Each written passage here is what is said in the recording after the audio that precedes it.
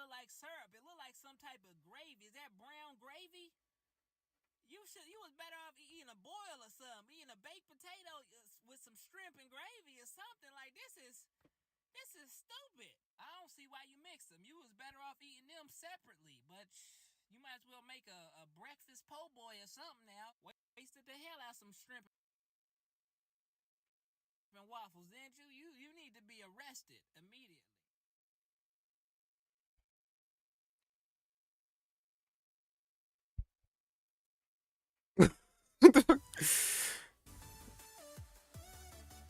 Hololive collaboration begins. Hold on for a second. What the hell am I looking at? Let me find out. Oh, beef ravioli and fucking cookies. What? Let me bite into a chocolate chip cookie infused with fucking ravioli. Let me bite into one. I'm taking the whole room out. And when I get to the courtroom, I'm taking them out too. Have you lost your damn mind? Who combines stuff like that? There's two different food categories. Them not supposed to touch each other. Raviolis and chocolate chip cookies. That's like putting mac and cheese into a damn bowl of ice cream. You know what? They did that shit already. And it was disgusting. Whoever made this needs to be banned from Earth. Cause you're not human. You can't be Banned from human Earth. eating this. What type of dope fiend dessert is this? If I ever bite into a damn struggle dessert like this, whoever created it going to see the upper room. You going. You gonna see the pictures on the wall. You gonna see how beautiful the clouds are. You're going to the upper room. This is a crackhead catastrophe. A cracktastrophe. You must have a Section 8 sweet tooth. That shit is sick, Section 8 man. sweet Disgusting. tooth. A struggle like that, you gonna mix raviolis with a dessert? Chocolate That's chip cookies nasty. at that too. That like, come on now. You That's know, yeah, like don't ruin chocolate chip cookies, bro. I love Jeff Brody plus the chocolate cookie. Don't fucking combine them. Don't try to twist my stomach around, top bro. tier. That's top shelf dessert. Chocolate chip cookies with some milk. What the hell? I look like dipping a meaty ass cookie in some milk. A protein filled cookie. Bitch, A you ain't meaty gonna whoop cookie. your ass. You feed me something like this. A housewarming gift or something. I bought you some beef ravioli cookies. Bitch, get out my face. Get off my porch. Hold on a second.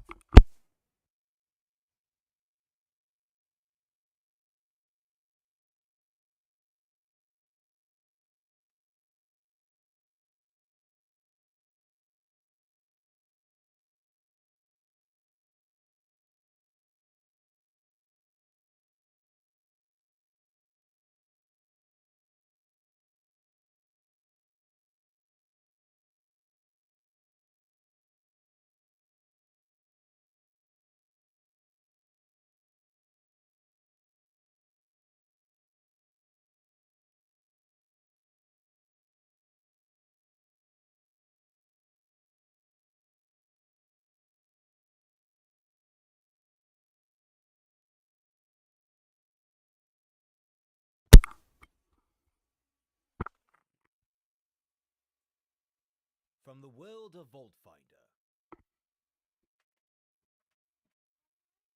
Aquarith, a legendary continent, almost entirely untouched by civilization.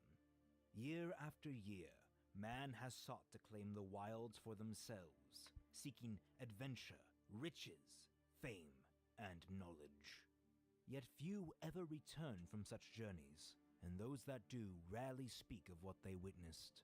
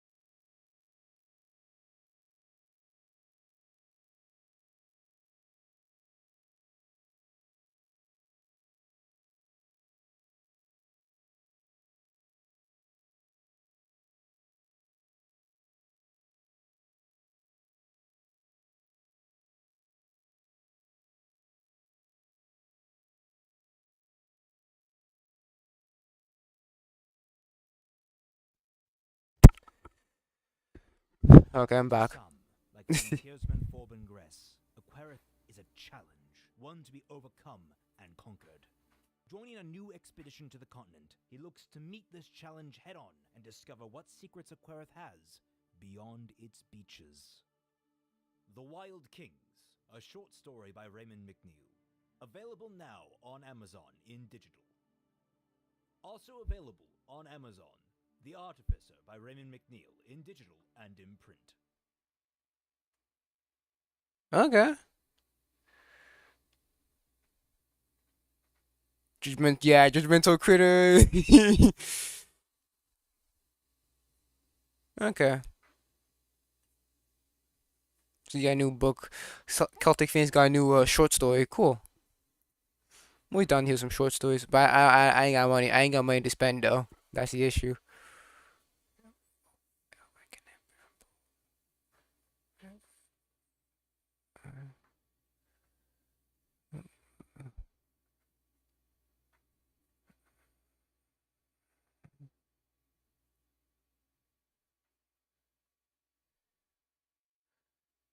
Dance of Dragons. Yeah. Oh, I'll do it on my own time. Lance thought he was MJ. Yeah, I saw that shit. Palming the ball and shit, moving around. Nigga think, yeah, he thinks he's MJ, bro.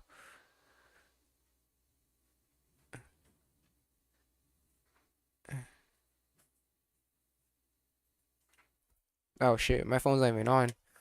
I have my phone on. Mm.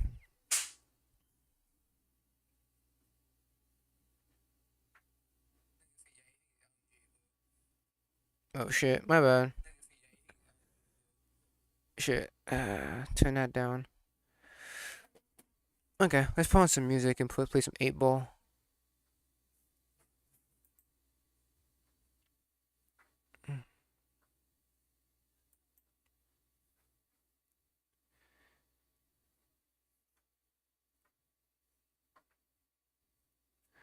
What the fuck is this? Oh, Buyokasa trade? Nope, don't know what this shit is. Delete. Don't need you. Alright, let's see. Who's the biggest doormat here? Ooh, I would say the biggest doormat. I'll probably say Mego. Fuck, I say Mego. I'll put probably Mego. Well, Kenny dies a lot though.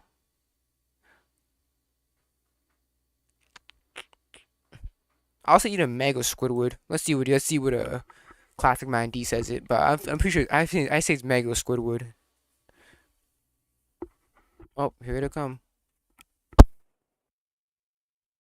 Well, folks, it's about that time, and I got tagged in this one today, and it says, which character here exists just to be a doormat? Usually people's top picks are Meg and Kenny for this one, and I can see why. Sure, the joke is that Kenny dies a lot, but it's not like he's not cared about. In fact, Kenny gets a lot of shine in the show, especially with his Mysterion episodes. Yes, Meg gets bullied maliciously by the family and everybody else all the time. The thing is, Meg has actually got her victory. Meg is becoming more of a character instead of a punching bag as of recent. I mean, Meg was a famous pop star at one point, and in some alternate universes, she's actually hot. Despite everything, they do love Meg. I feel like the most pathetic person on this list is Jerry Smith. Imagine being a person that's so infinitely pathetic across the entire multiverse that you have a daycare around you. His family don't care about him, and they've told him to his face that he is worthless and they don't love or respect him. Shame him publicly. This is what he looks like in Beth's head. The same guy who tried to force doctors to take his meat just so he could matter. He could care less whether he lives or dies. He's beyond a doormat. He's dirt.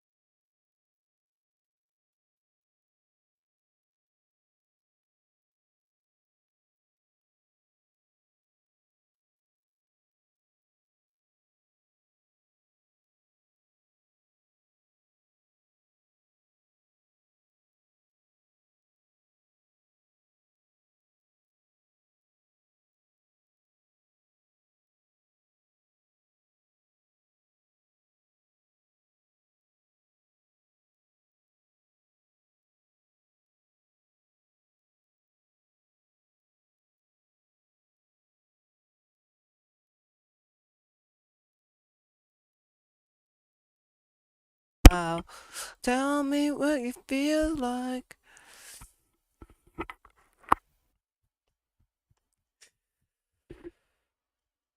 Down, down, down. Making it the time to escape the sun. Finding your place. And I won. Out to like the light, look at pain from the game. To light out stars in finding fair. Dark with sight was over, we're all played out, all play. Talk to me, talk to me, talk to me, talk to me. It's all played out, all play. Talk to me, talk to me, talk to me, talk to me. Don't dramatic.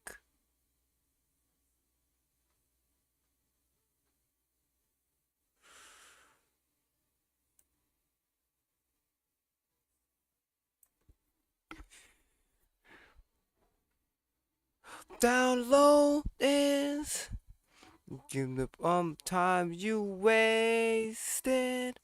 Come slowly. Lay back the bar. Don't still right up the brain from the game.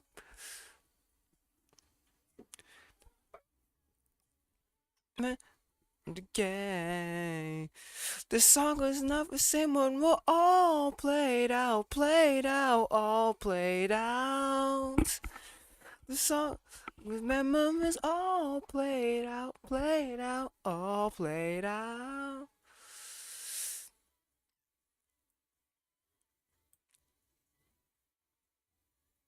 Talk to me, talk to me. Oh shit, fucked up.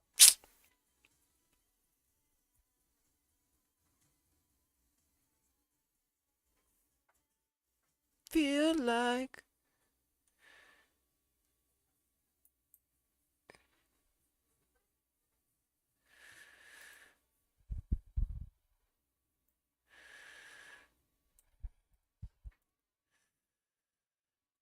harder, better, faster, stronger. Harder, better, faster, stronger.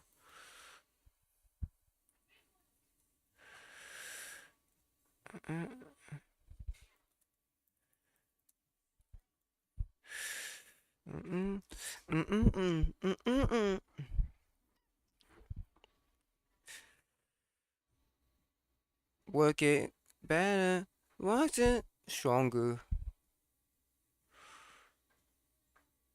Work it better, move it faster, work it better, work it longer. Work it, makes it, do it. XX. Better, better, faster, stronger. Looking better, power, ever. Better, faster, work it longer. Okay. Do it.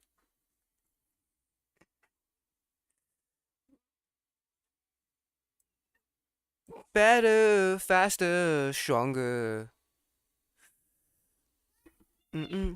Work it better, make it better, do it faster, makes it stronger. Work. Better, better, faster, power, work is ever longer.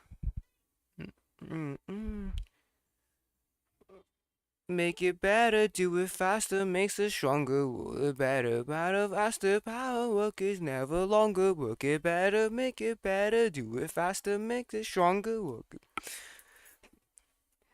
never longer. Power, make it better, do it faster, makes it stronger. Roll it better, power after power, work is never over. Make it better, makes it stronger. Power after longer. Looking better makes it, makes it. Make it better, make it faster, do it. Makes it stronger, work it better, power after power, work is over.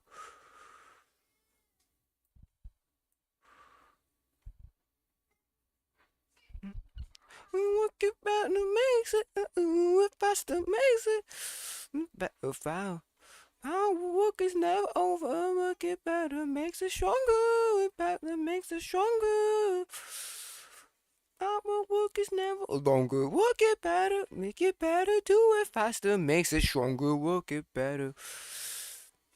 Never over, make it better, makes it stronger, it better makes it stronger.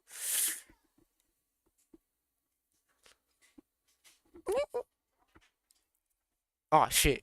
Work is never over, make it better. Do it faster, more and better. Power work is ever over, working better, make it better. Do it faster, makes it stronger. Never over. Yeah, fucking fuck. Oh, eh. Ooh, ooh. Ah. Charles Gambino. Eh, eh. Okay, that's pretty sure you spell it. Yeah, right? Yeah. Gambino. It's not Cambino. Gambino. Jeez. Then a day like you think it feels like summer. I feel like summer. I feel like summer. You can feel it in the streets on a day like you take me into like summer. It feels like summer. Uh, uh, uh, uh. I feel like summer. Wait, hold on. The days and souls upon the round the un. Fast and tell them to slow down. Slow down. Hey. Made machines all around the done. Tell the children please slow down. Slow down. I know. I, I know you know what it is. I know it doesn't other change. But if you like the same, you can feel it in the sheets. On the daylight you take me, it feels like summer. Like summer, it feel like summer. You feel like summer.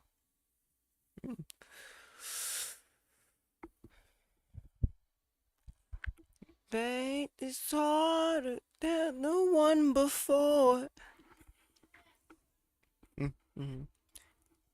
About to go down. Go down. Shit. Uh. Mind the sun. Machine down.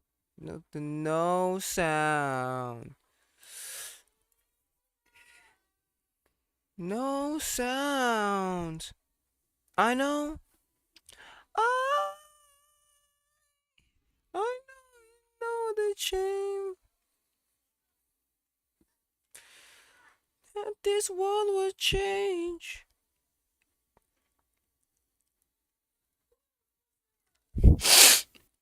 Just feels like the same. I know. I hope it change. this world would change. And it feels the same. I know.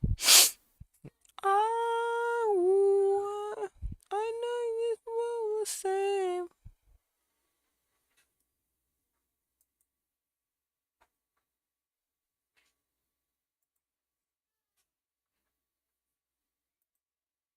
Oh my god, in? Bet.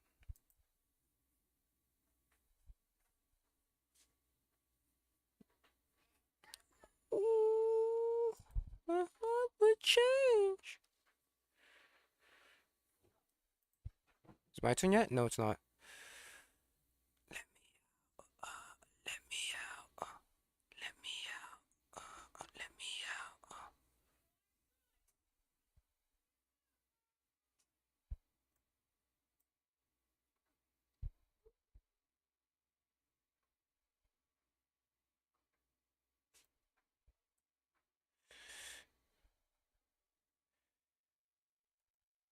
What's the song? Nope, don't want it.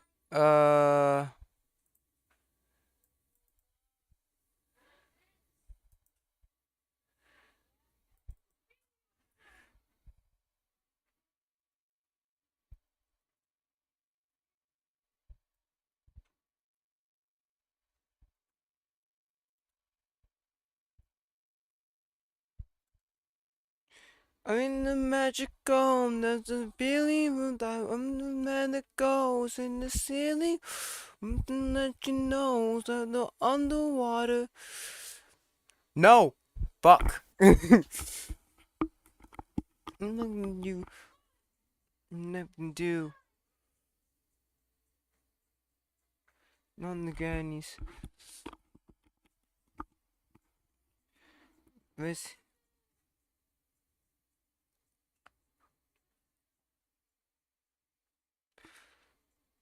Paul Revere.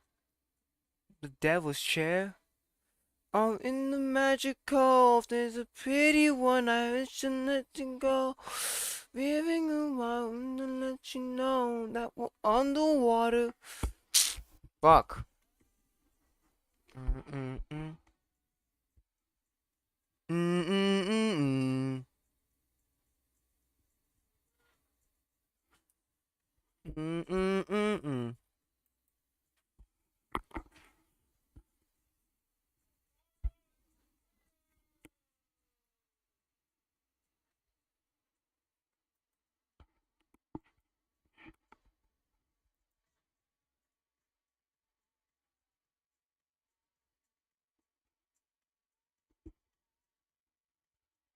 Ooh, you're just in time. New gold, fool's gold. Everything will disappear. Someone told you. Traveled for too many years. Nowhere. Nothing here is ever real. New gold, fool's gold. Everything will disappear, disappear, disappear, disappear, disappear. Disappear, disappear, disappear, disappear, disappear, disappear. I'm so magical, there's a pretty one, I am so magical. Really wanna to let you know that we're underwater. No. Pretty one, I hope some matter goes. And that pretty one, I wonder when she knows. Cause we're underwater. Go. Ah, you gold, fool's gold. Everything will disappear. Someone told you. Traveled for too many years. Nowhere. I'm cement never clear. New gold, fool's gold. Everything will disappear.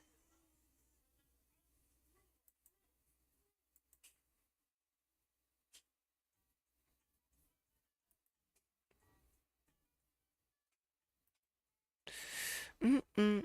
Ah, ah, ah, ah, ah. My world is driving too fast. I'll buy the Nike shoes to keep myself together to the days I can improve. Our mama said to slow down, you must make your own shoes. Stop dancing to the music. I gorillas in a happy mood. Keep in mind good times. They do the bop. They do the bop. They do the bop. Aliens, so they do the bop. They do the bop. They do the bop. Uh, uh. Here you go. Get the cool. Get the cool shoe shine. Get the cool. Now I'm going. 19 2000. Mm mm. Mm mm mm mm. Mm mm mm mm. Mm mm mm mm mm. Mm mm mm mm. Hey.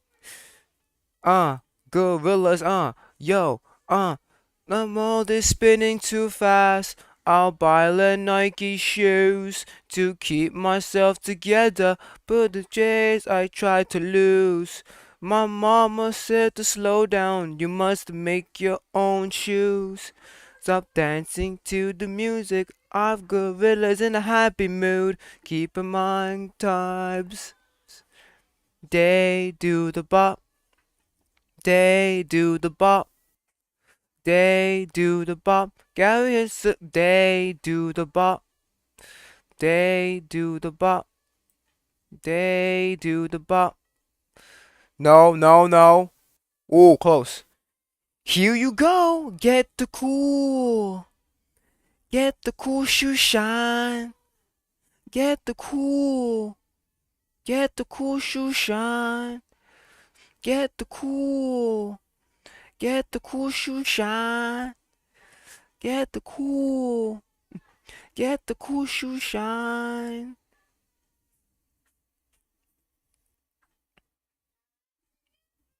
Dancing. Mm, mm, mm, mm. Ah, the monkey in the jungle will drink a vapor trail. Caught up in the conflict between his brain and its tail. Elimination, then we got nothing to lose. Please repeat the message, it's the music that produced. They do the bop, they do the bop, they do the bop, they do the bop, they do the bop, they do the bop. Hey, what's up, chat? Down, we'll come back out. Get the cool, get the cool shoe shine. Get the cool, get the cool shoe shine. Get the cool, get the cool shoe shine. Get the cool, get the cool shoe shine.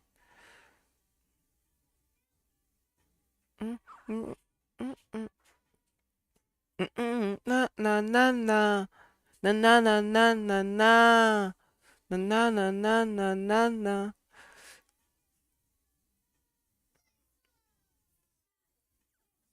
Na na na na na. Do the bop. They do the bop. They do the bop. They do the bop.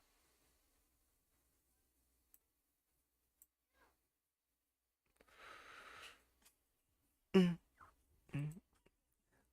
mm, Andromeda. Hey, I love this song too. Mm, mm, mm, mm, mm, mm, mm, mm, mm, mm, mm, mm, mm, mm, mm. And the darkness close to life form. Take it from your heart now, lover. Mm, mm, mm, mm, mm, mm, mm, mm, mm, mm, mm. When occasions toss and todd and sudden, take it in your heart. Take it in your heart. Before we know it's cool. 'Cause this is something new. Winner knows the truth. The truth. The truth. Mm-mm-mm-mm. Take it in your heart now, lover. Oh crap. Take it in your heart. Heart. There. Guys can hear it too? Take it in your heart. Take it in your heart. Outside cold and coasting out the jet lag. I took it to the right time. I took it a haul back. When the cars were closing, it was Bobby Grace, and I know that you got it in the right mind. You put it back.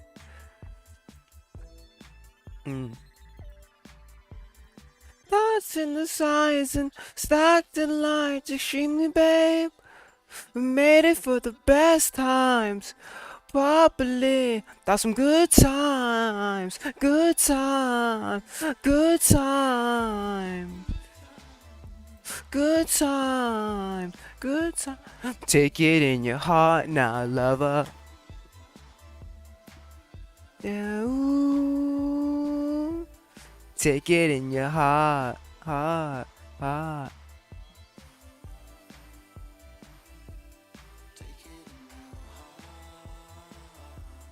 Take it in your heart. Andromeda, Andromeda, Andromeda, Andromeda, Andromeda, Andromeda.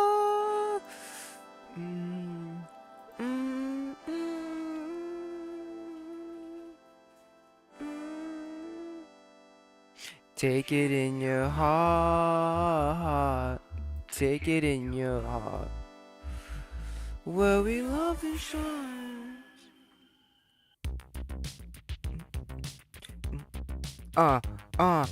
Old stylo.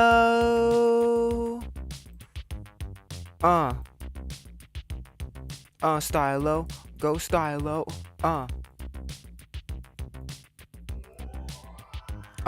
Look. Because these are the functional Maxwell, yes. Look, the overload everything underground. Yeah, rest in peace, Bobby Womack, man. Work it out, ow, ow, ow, ow, ow, ow, ow, ow, ow. Right now.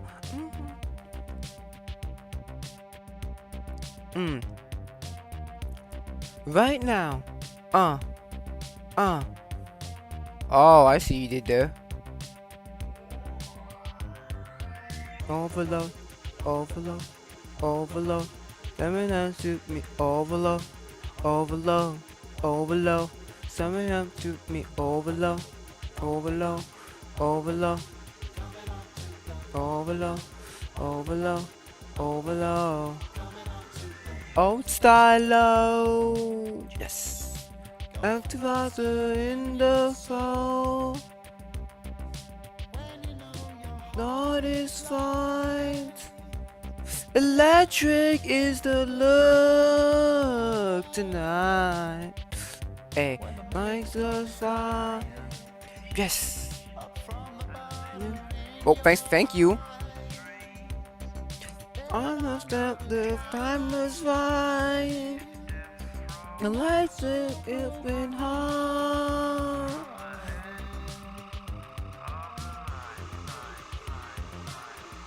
Oh, Melancholy Hill. Oh,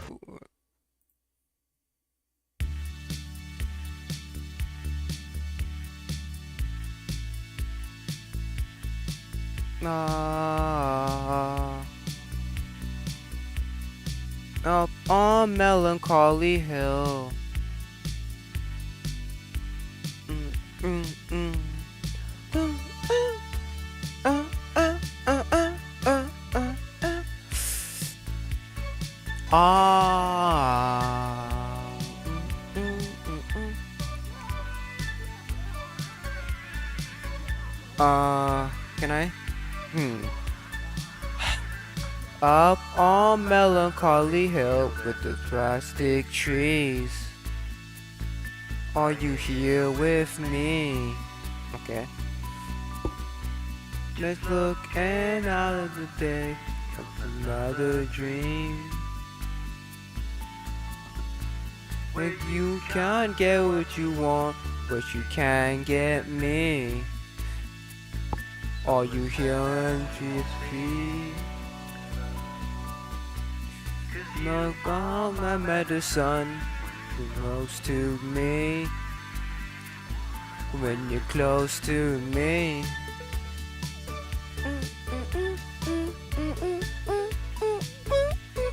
Ah.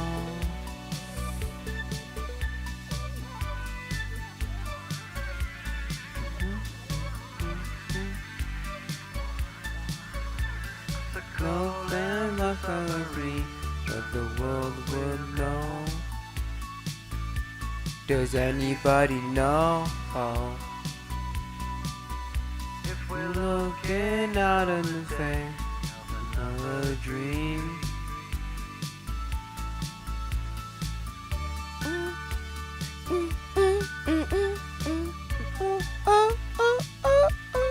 Ah.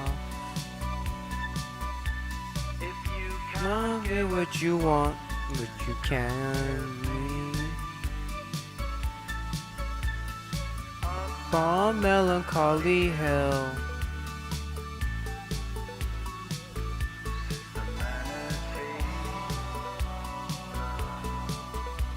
Just looking up on the day when you're close to me. Oh, oh, oh, oh, oh, oh. Ah. Ugh. Mm, mm, mm. Close to me.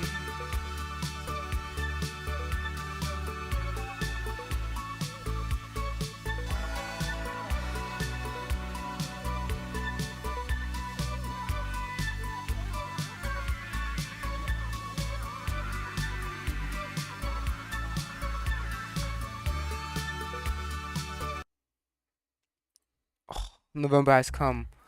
A.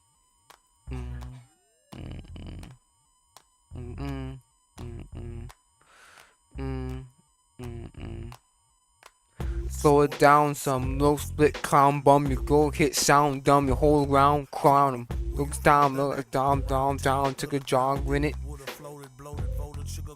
Oh, hold on a second. Draw for the poor, free coffee at the banks. Hit through the straw, none more for me, thanks. That blanks the raw, that dank sure stank lit. Sank past the pit for more hardcore prank spit. Crank it on blast, roll past Front Street. Blew the whole spot like some old ass with skunk meat. These kids is too fast, juiced off a junk tree. Who could get looser off a crunk or a funk beat? Something is starting today. Where did it go? Why you want it to be? Where you know November has come. It's gone away.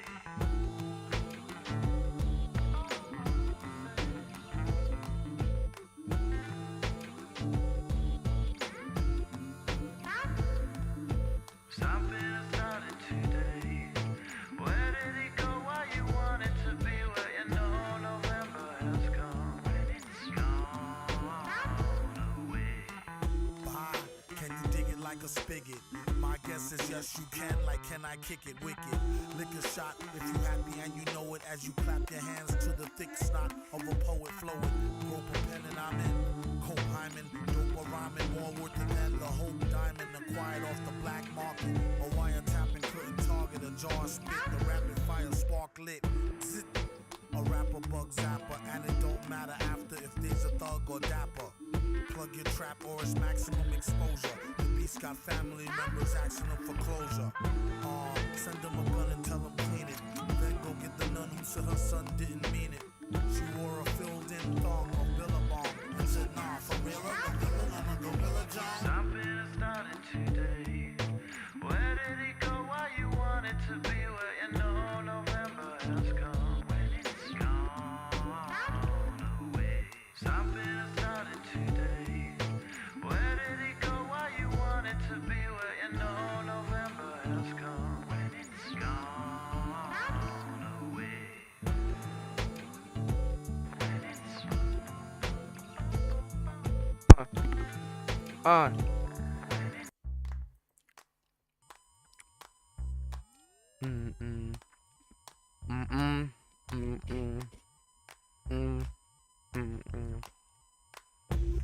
Down, something, no split, found dummy, home hit sound, dummy, homebound, crown 'em. Where you found them at? Got I'm round town, took a drowned in it. Would've floated, bloated, voted, sugar coated, loaded, hip shooter.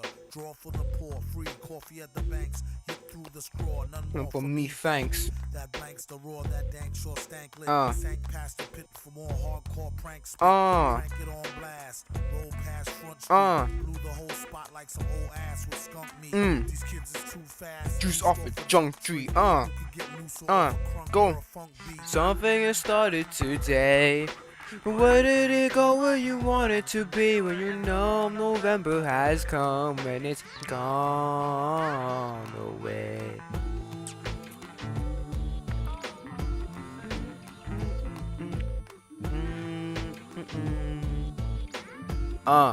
Look. Something has started today. Where did it go? Where you want it to be? When you know November has come and it's gone away. Zaha. Can you dig it like a spigot? My guess is yes you can. Like and they can't take it wicked. If you happy and you know it as you clap your hands to the thick snot. No, pull it forward. Dope Hyman. Black market.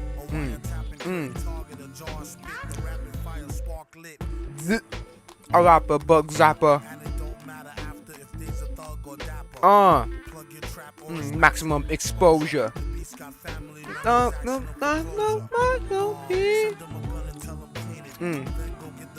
The sun didn't mean it. You were the fourth in bong, a billabong. They're not for gorilla or for gorilla or gorillas. Nothing has started today. Where did it go? Where you want it to be? When you know November has come and it's gone away. Something has started today.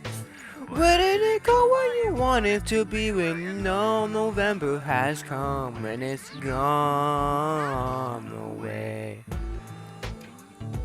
When it's when it's what? When it's 2D? When it's gone away.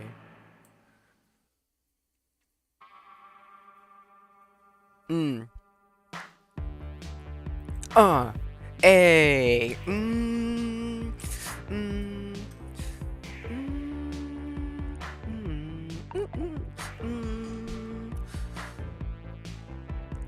Lost of late, yourself tonight. When you're in your bed, simulate the dopamine passing through your head. When you get back on a Saturday night, when your look is kicking in, do you look like me? Do you feel like? Do you turn into your energy? Do you dance like this forever?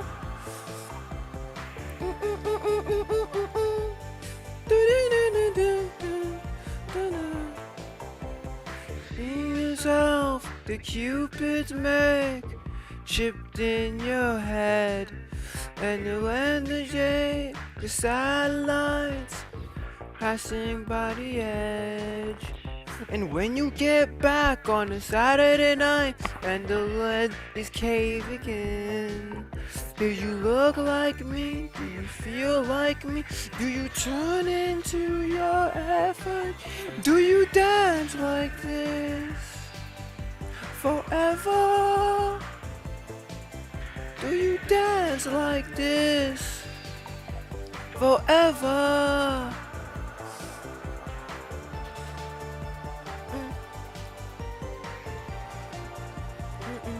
Uh, uh.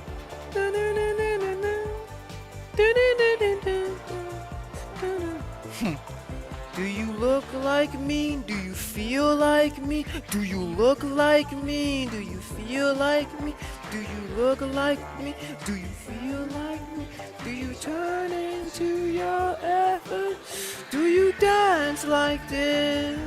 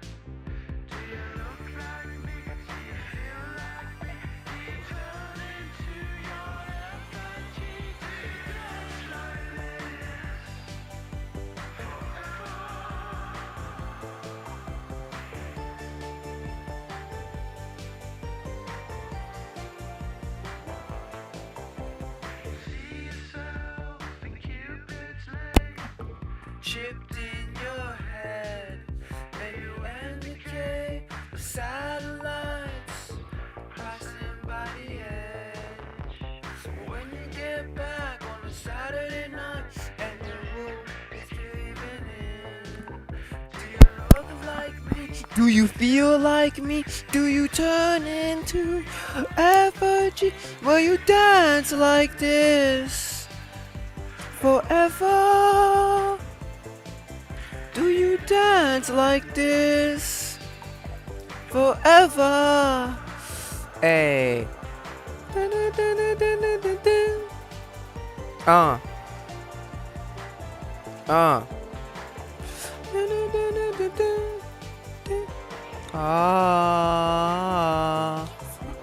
Do you look like me? Do you feel like me? Do you look like me? Do you feel like me? Do you look like me? Do you feel like me?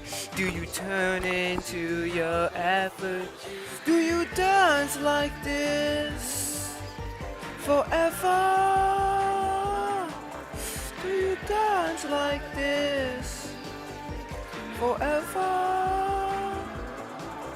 In your trance, in your trance, in your trance.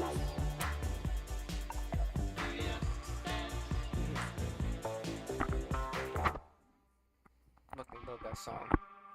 Love trance. Dad, you went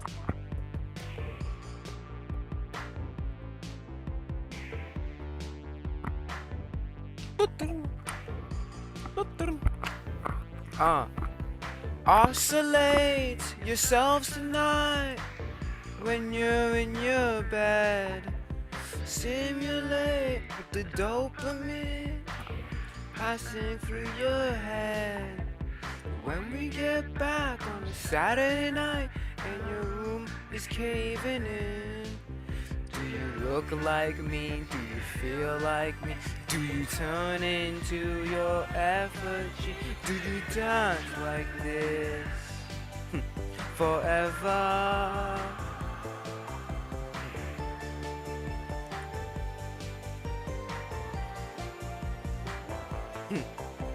See yourself, the Cupid's name chipped in your head. It will indicate the satellites passing by the edge. When you get back on Saturday night and your head is caving in, do you look like me? Do you feel like me? Do you turn into your effigy? Do you dance like this forever? Do you dance like this forever? You brush your teeth.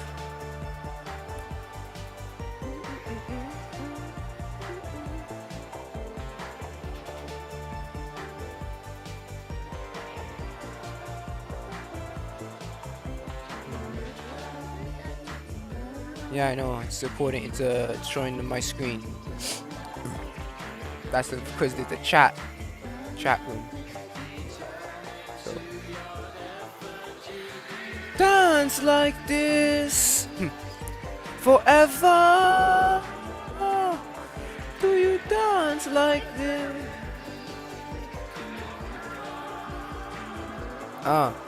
In your dance. In your dance. In your dance. Wow. Shit, I should put more power into that one. We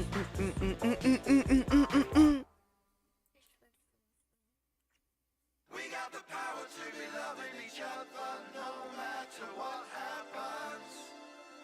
We got the power.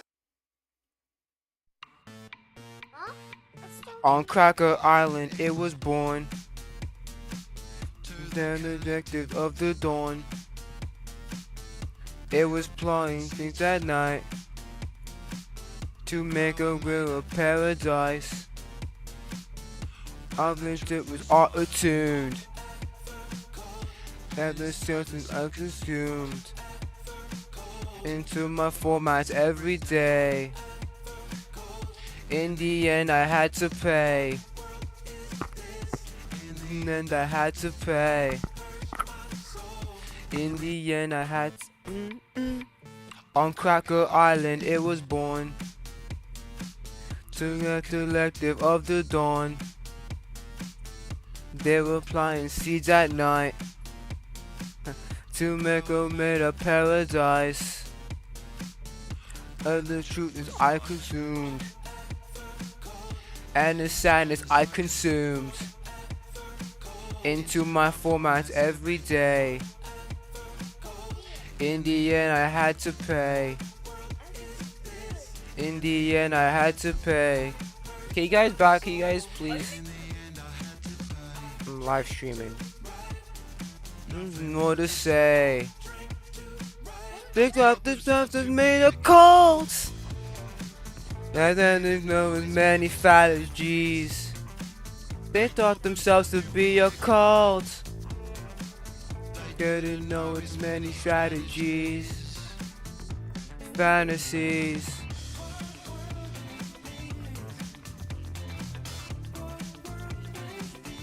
Crack Island, it was raised. Collective from. Can you guys stop? Guys, stop. Nah. Night. Paradise.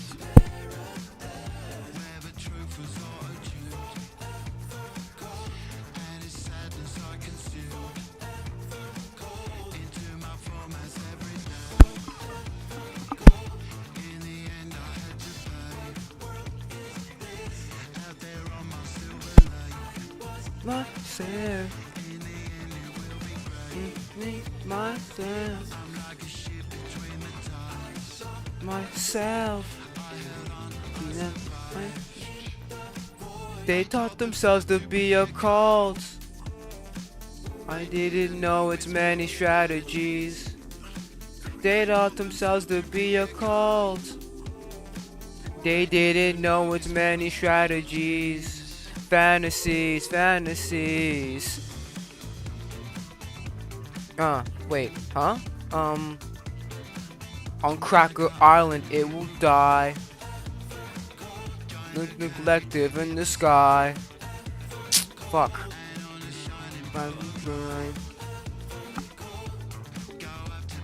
Dies.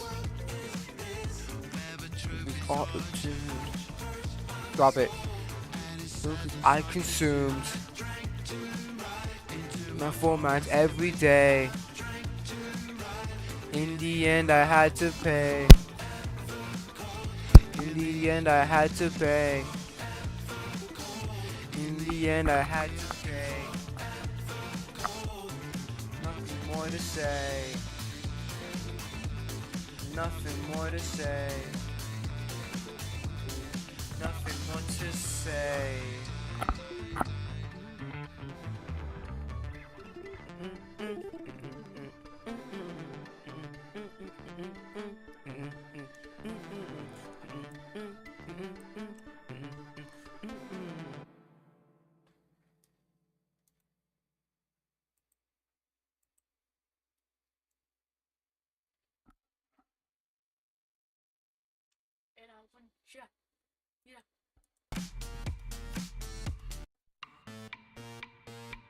On Cracker Island it was born.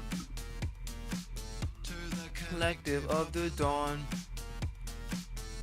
It was planting seeds at night. The river made a paradise.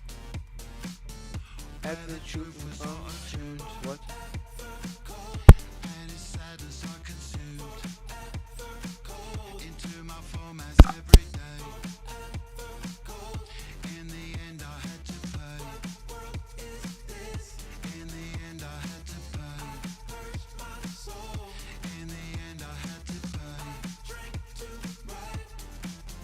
More to say.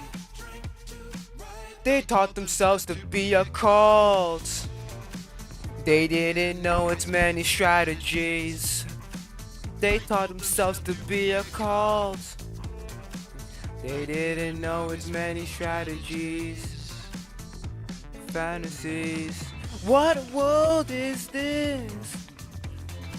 What world is this?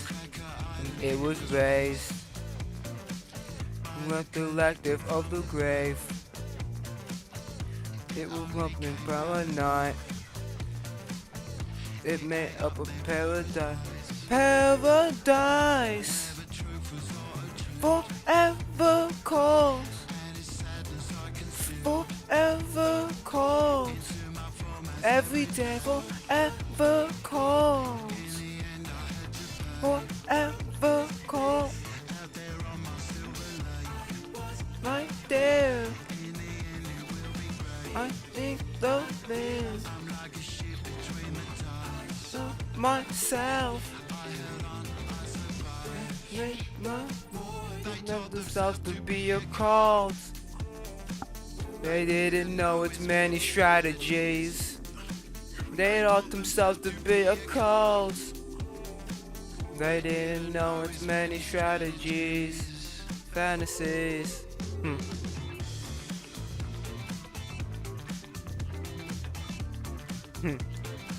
On Cracker Island it will die. The collective in the sky. Nothing's meant to lie. To never dies. Shoot with auto-tuned. I consumed in my formats every day. In the end I had to pay. In the end I had to pay. In the end I had to pay. Nothing more to say. Hey. Nothing more to say. I have nothing more to say.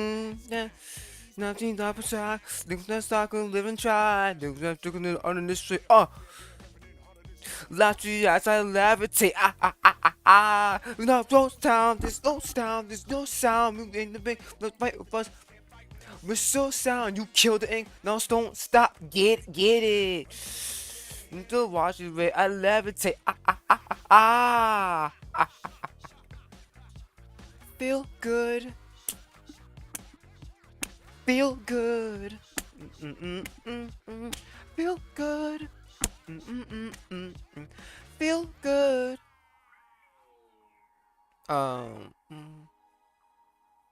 Go noodle.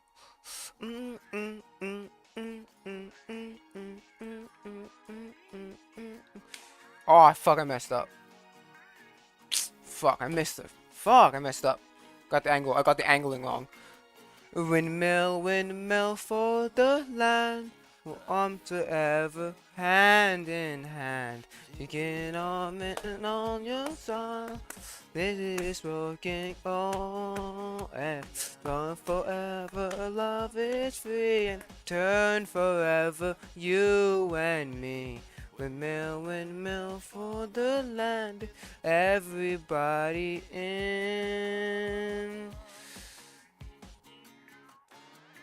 Don't stop, get shitty, looking like a spirit, looking like a levitate. Don't stop, shit get it. Like a spirit, save it as a levitate. Shabba, feel good.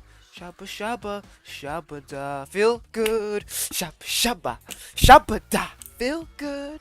Shabba da, feel good.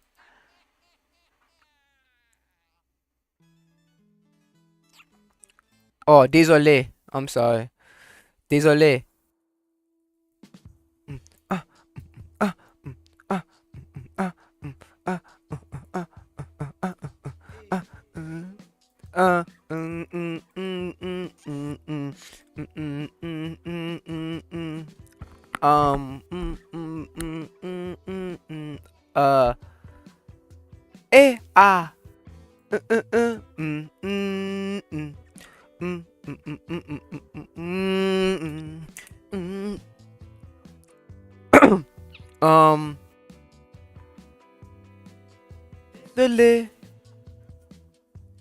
Désolé contreband.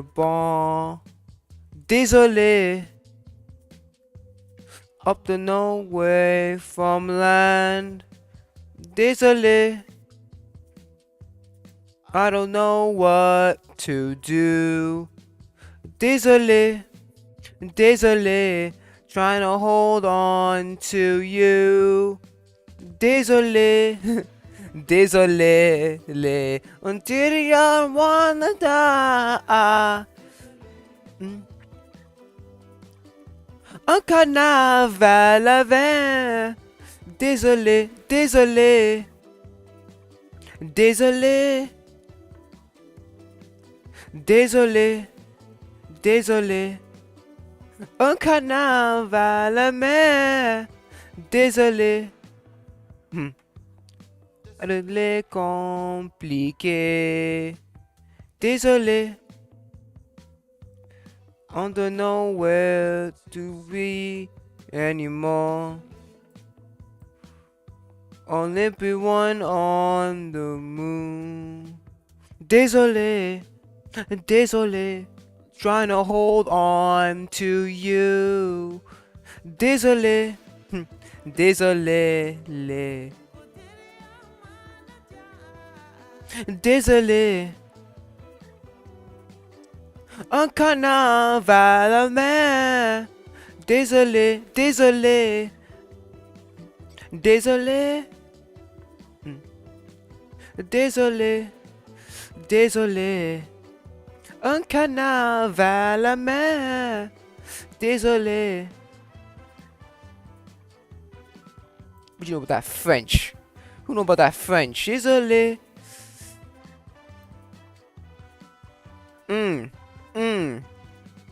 What?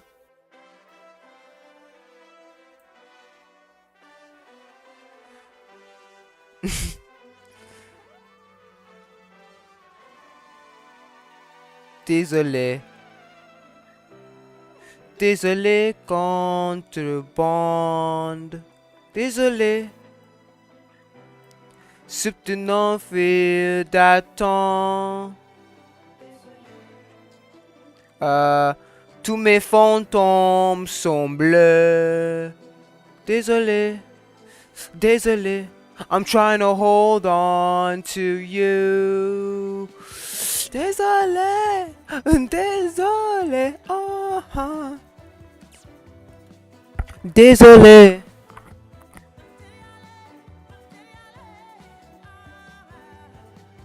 Désolé. Désolé. Yeah. Désolé.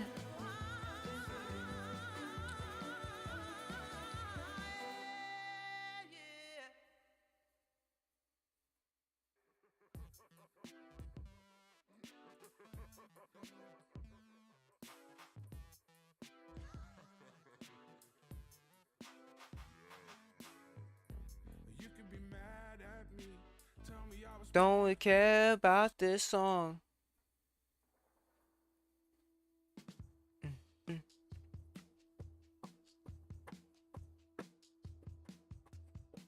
Hey. Uh. Uh.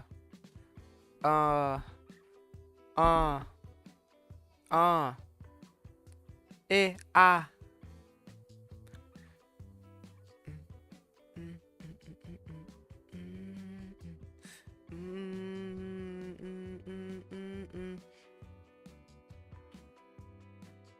Désolé. Désolé contrebande. Désolé.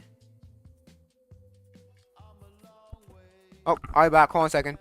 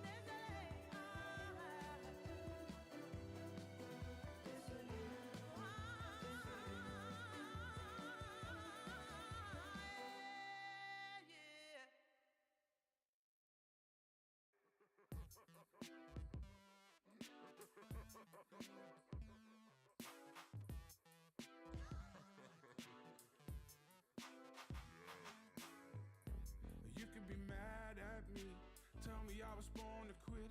I was checking gold.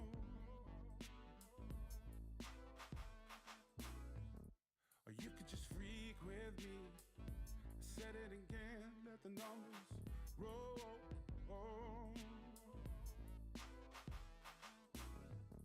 I hear that about you, baby.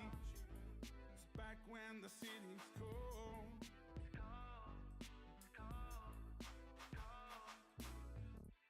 Don't ever look at me like that. It's just in the days I know. It's just in the days I know. I am a broken screen, I'm a map routine that just bottomed out and I'm over it.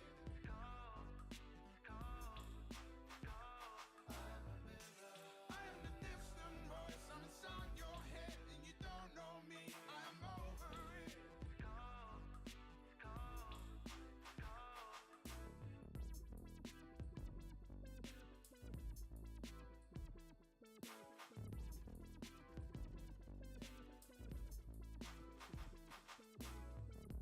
Why you mad at me?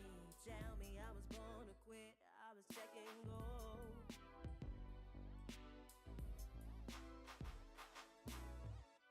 You should just freak with me, and let the numbers roll. I'm made by the fire. I'm waiting back where the city's cold.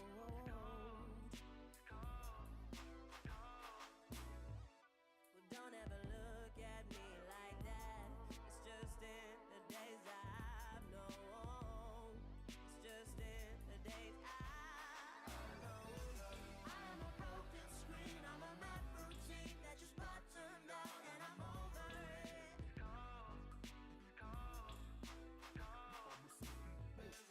I am a distant voice. I'm inside your head and you don't know me. And I'm over it.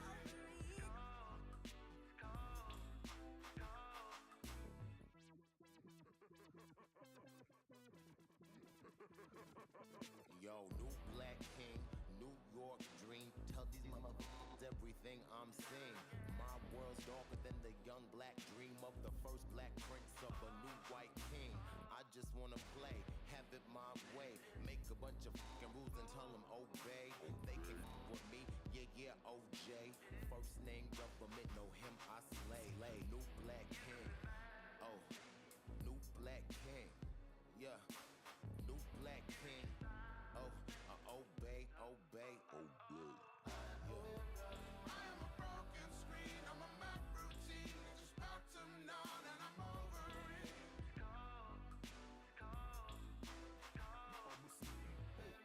I am the distant voice, I'm inside your head and you don't know me. I am over it.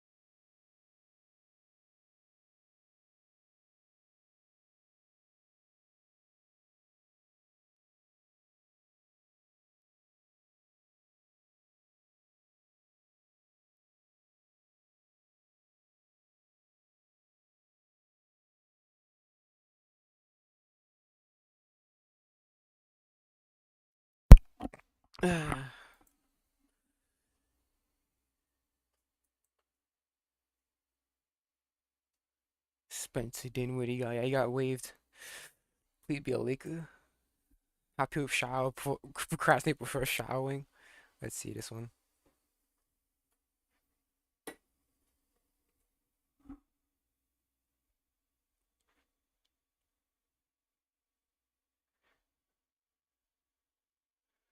Eight ball, freaking yeah. Too much. I've been playing too much pool, billiards. Thing to connect.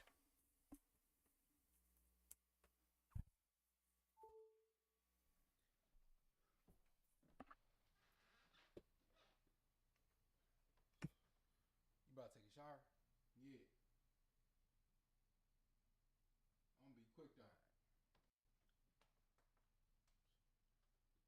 He didn't want to get in the shower until he heard me get up. You know I was about to take a shower, bro.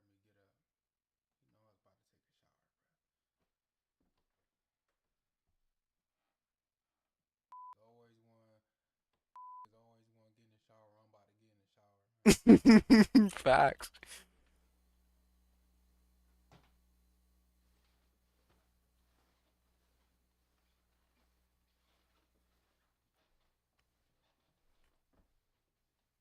Bro, get in the shower, man. Getting in, bro.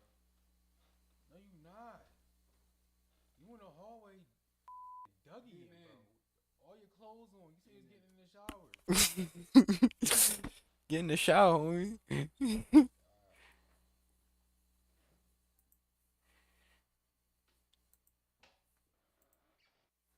My bad.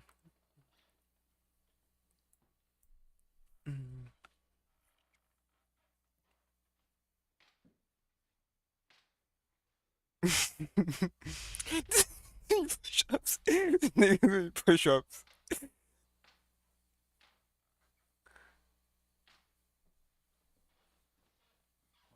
Bro, get in the shower, man. No, I had to do push-ups. I'm getting in, man. I'm getting in. I'm going. I could have been in the shower by now. I could have got in the shower, got out, been finished by now, man. No, wouldn't have. I was only like outside for like 5 minutes.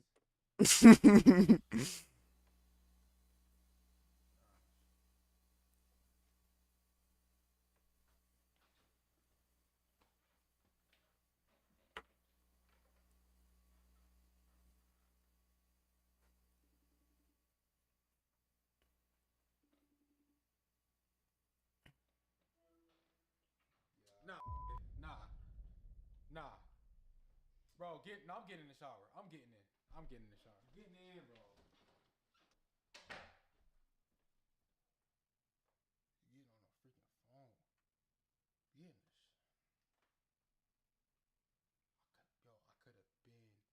I could have been out the shower.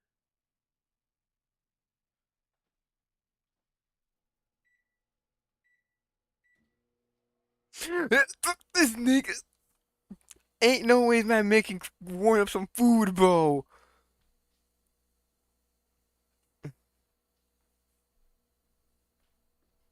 Bro, are you serious? He warm me up. Bro, hold on. I'm getting in. No. Eat your food. I'm getting in the shower. Yo, I gotta get my protein before after I do my push-ups. Nah, yeah, people do that shit, man. It's do anything but get the shower. Um,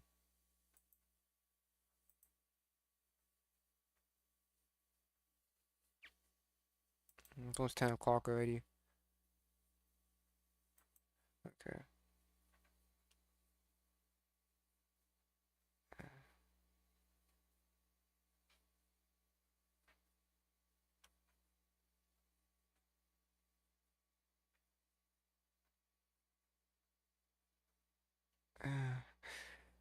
Nah,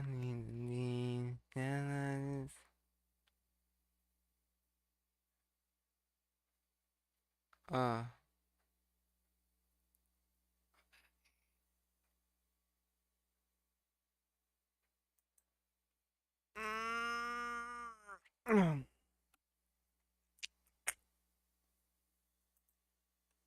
Mm.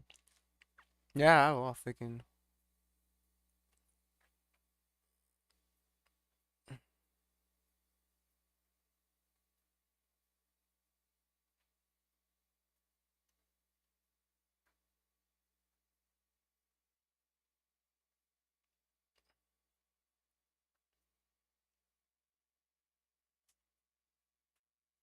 Hmm.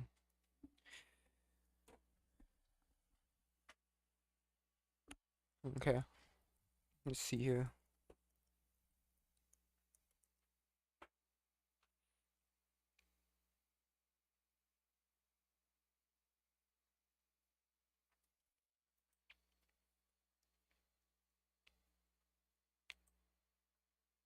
Mm. Trying to figure. I don't know what to do.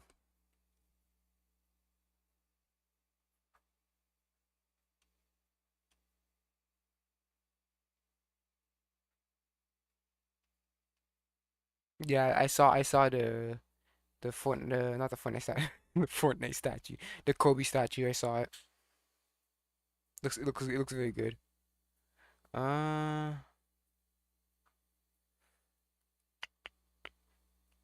Patrick Beverly. Yeah. Inside Out 2. Oh God, I forgot. They're still making Inside Out 2. I did not know they're making Inside Out 2.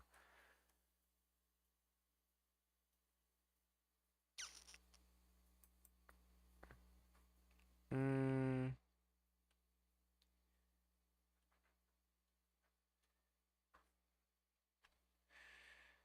Oh, that's it. Okay. $1 million building competition. You crazy? Uh, I personally do not care about the building competition, so I'll move that.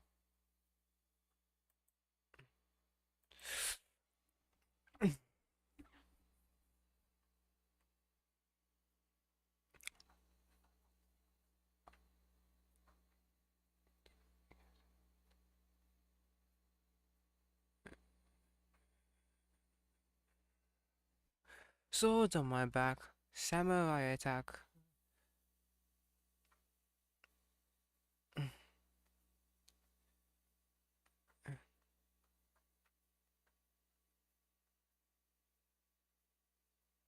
The Lakers game.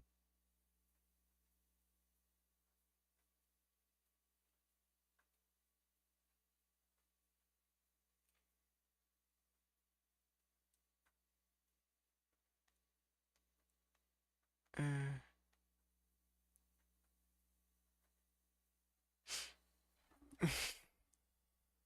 yeah, I think a long time to load. No, like, give me like, you know what an income is, right? Not know what income is. You don't know what an income is? If I ask you out, does that mean that I have to pay for the date? No, I could pay for myself too. You invite me for the first round, I invite you for the second round. So if we go get drinks, Yeah. and I cover the first round, Mm-hmm. cover in the next one. Yeah, and plus an appetizer because we're women. We're very hungry. So we'll probably get some guac, you know. Especially as Moxie. I like the little like tuna tacos, like little bites. So it's I like a woman who could eat. Yeah, exactly. I invite you. You invited me, I invite you. What's the thing about I it? cover the dinner, you cover the tip. Yeah, I'll put fucking like $30 on top of that. Why not? As somebody who makes $100K per year, how much do you want the man to bring? Just match me or more. So, And if you're under me, that's great. As long as you love me, I'm here to support you and make you the best man there is. okay, 35K. Yeah, why not? We can take our 4 kids. You can be there for us. I could be the head honcho. I don't mind it. I just turned down a first date I had said yes to. I like that he had made solid plans, but here's the deal breaker. I asked if he was going to send a car for me, and he responded with, "Do you really need that?" I mean, technically no one needs anything, but yes, that's what I want. A car? A car? Which is fair, but ladies, we need to step our game up. Following that, I nicely declined the date, thanked him for planning, then told him we can stay friends. What? Ladies, we need to step our game up? Ma'am, how are you going to have a car sent for you when there's obvious hickeys all over your neck that are not from me? You want relationship treatment from men when you display for the streets activity. Lego. Then told him we can stay friends. You might think I'm crazy for that, but after going on multiple dates this past year, I realized there are very specific things I need and want. How someone approaches something goes to show their values. If you're not aligned, you'll have bigger issues down the road. And then you'll be stuck convincing someone to change. Or even worse, having to beg for certain things. I've done all the above and never again. When feelings get involved, it's much harder to let go that you end up settling. So remember, you're not asking for too much, you're asking the wrong person. Ma'am, you are not pretty enough to be this petty. Avoid women like this because women like this will never want to build with you. They just delusion themselves into what they feel entitled to. It's crazy to me that she's coaching other women into her delusion. Direct pathway to be single in your 40s, asking where did all the good men go. But yeah, and weird way to flex that you don't have a car, ma'am.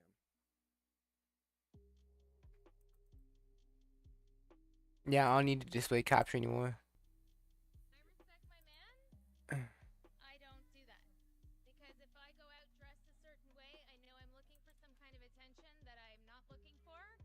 Yeah, I was using display capture for the game, but I don't need it anymore. Real quick, do y'all believe in women's intuition?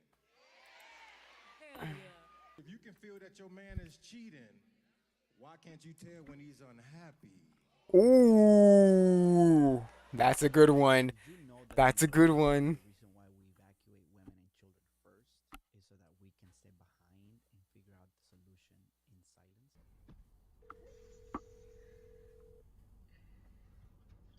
Hello? Hey, can we talk for a sec? Yeah, I guess. What's up? I know we've been through our ups and downs, but I still really have feelings for you. You're joking. No, like... Am I just supposed to overlook the fact that you fucked my dad? Fuck you. You.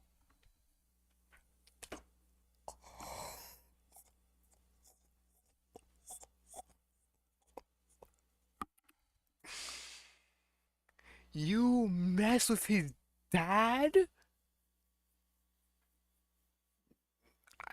You mess with his dad and you actually expect him to take you back? Dismiss that. That's crazy. And you did not at the end of the video from the girl on the right is the funniest part of this damn video. yeah, because there's like no way you actually did that. She didn't tell your ass the entire story. This chick's insanity aside, what kind of father does this to his son? What would you go for? That one, this one, or this one? Neither. Why? I can tell you all three.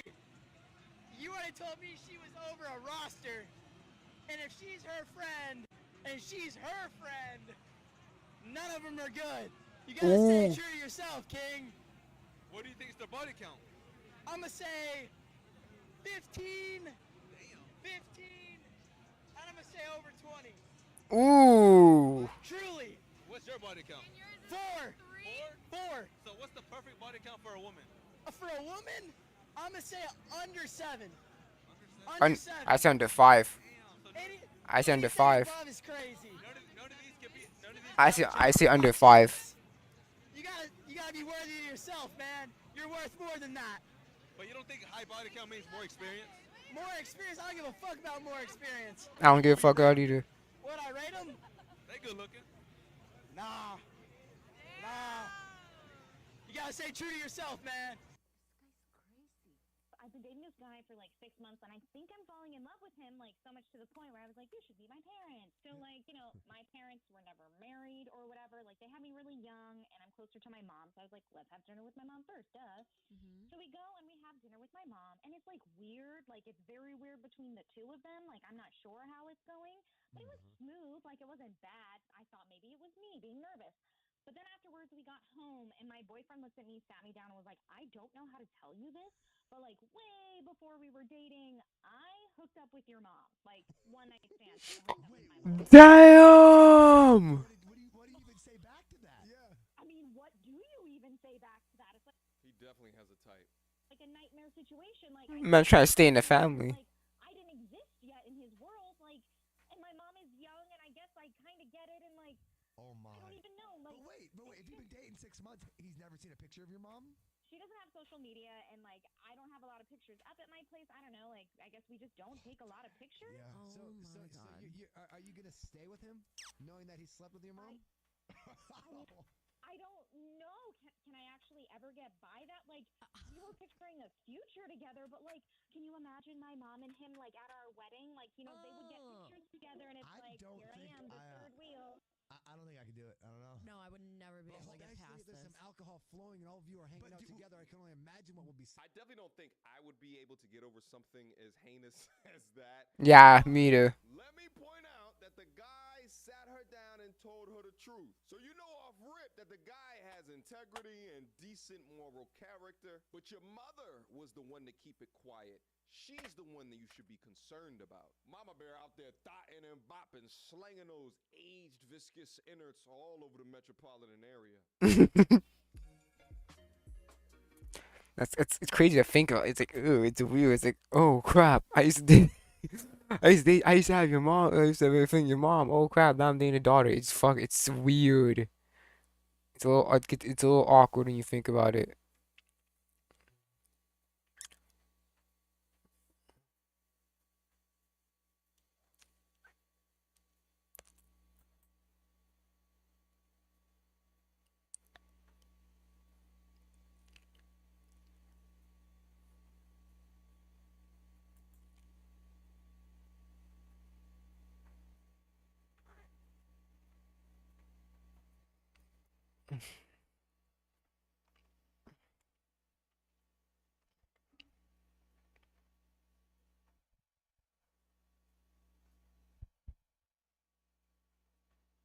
Oh crap, Lakers are playing. Shit, hold on a second. Starting five, LeBron, AD, Max Christie, us. Max Christie is D'Lo not playing? Oh yeah, he did get a surgery. Oh okay. Yeah, he did get a surgery before he went into the thing. So the point guard is gonna be what? Point guard's gonna be probably Austin Reeves. He's a new point guard. Hold on a second.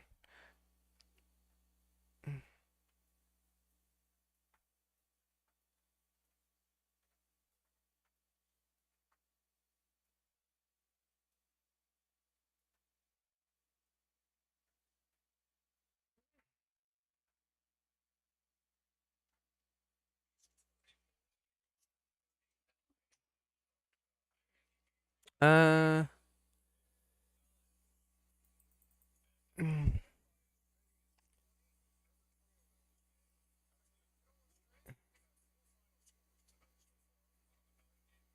let's see about Michael Jackson's house. They put this guy that always wants to subliminally know show people that he can dance. Oh yeah, I want to see this one.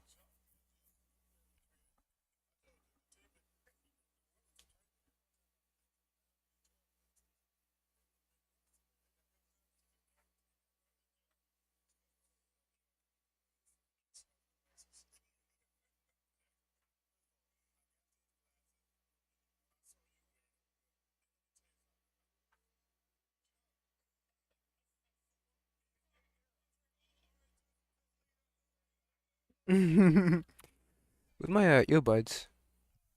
Oh, it's in my pocket. Nestle Niles. Nile. Nilesley Nile.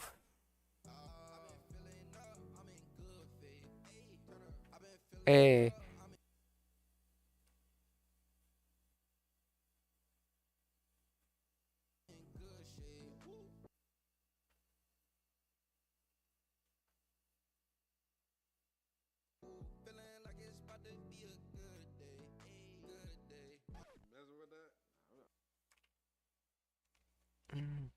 Now laptop's dying. Shoot, it look like it to me. I mean, you vibing and everything, bro. Nah, yeah, I'm not. I'm rocking with the song. The song tell it. I'm chilling. Nah, I feel you. I feel you. I'm gonna run it back.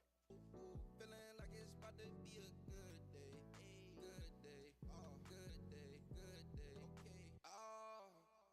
Chain on my neck got me feeling like ice. I ain't never look, I paid that price. Hey. Just my type. Hey. You must mess with the song, bro.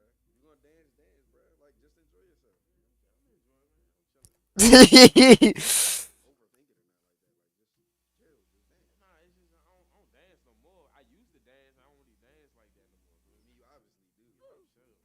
dancing right now. Nah, man, it's chill, bro. I don't dance no more, bro. I'm not no dancer, bro. Yeah, I'm saying because you like dancing, like you moving all around, like. That dancing shit, that's behind me. Just Mike tight, a little bit of hood with a little bit of Christ, a little bit of Tina and a little bit of Ike. Take a little chance, I roll that dice. I remember nights we was sleeping at Trice. Got me up feeling a little hype. Ayy, got me feeling up like a kite. He's dancing. Hey, hey, hey, hey, hey, hey.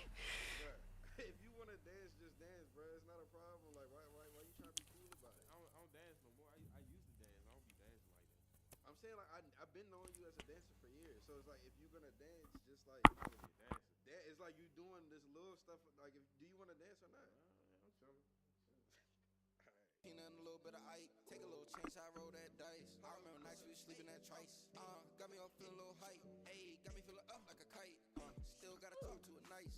Hey. Don't fix it. If it is, put it in rice. Man, you bumping the chair and everything, bro. He bumping the chair and everything. He bumping the chair. Dance like if you need more space, bro. Just say that, bro. Stop leaning against that wall, bro. You can dance freely, bro. Dance freely, bro. Dance freely, bro.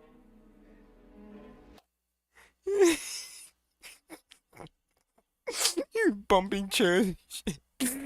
You so into that bumping everywhere. That point, I just start dancing, bro.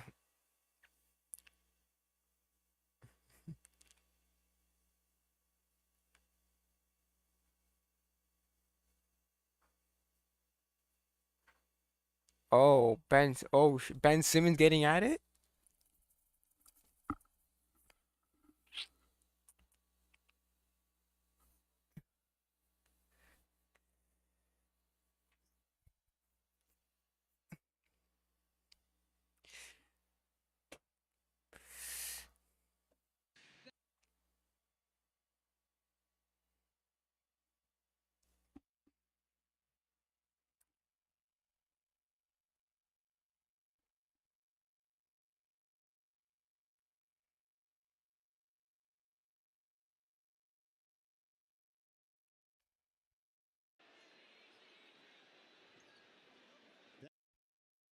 What the fuck? I didn't see it. You could say you did it off the box. And then a technical foul. Oh, Jared Allen wants a piece of Ben Simmons. I didn't see it. Say you did it off the box. Happy birthday, Bernie. Thank you. Thanks, Coop. Thank you. Okay.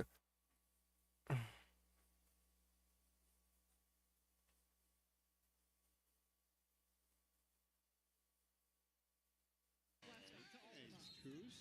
Mobley is fouled on the inside, and then a tech off the box. Happy birthday, Bernie. Thank you. Thanks, Coos.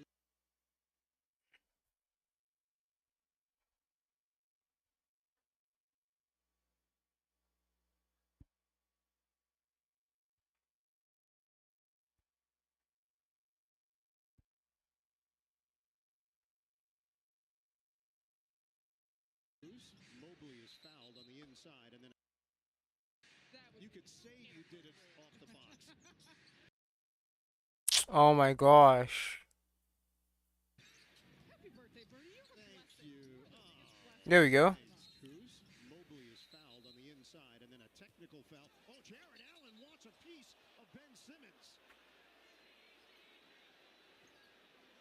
That is rare that you see Jared Allen react in that fashion. Took exception. Let's take a look at this again. On the right side of your screen, they're a little bit tied up. We have a personal foul call on number 22 for Brooklyn. Now the play's up for a hostile physical act. So Donovan Mitchell got in between. Allen went back at Simmons, and Simmons stood there and was ready to take it. We'll take a look again, live action. We'll watch the shove. They're locked up, and then the extra shove after the whistle had been blown, and that's where Jared Allen, you see him pop up.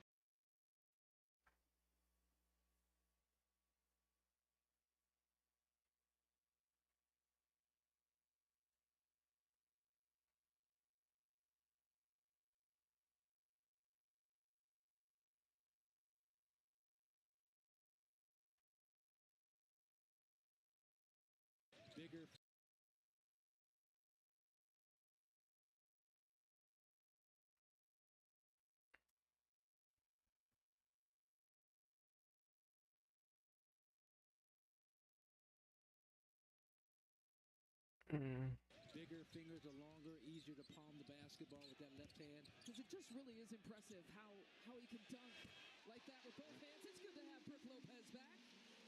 Splash Mountain sinking his first and his brother's in attendance. You see that? Reading a book. Brooke Lopez's career. Wasn't a three-point shooter for his first 8 years in the NBA. Oh, and there's his brother. We told you. He's got the Groucho Marx T-shirt on too. Traded to Sacramento, and he's going to be waived. And now he's not even watching the game, Jim Pete. He's just reading. He's reading Backstory 2. Really engaged. He is he's not a looking up Stanford at guy. all. He's a Stanford guy. And you know what? He's not at the beginning either. He's been reading this book for a while. And did he check? Okay. Alright, hold on a second. I need to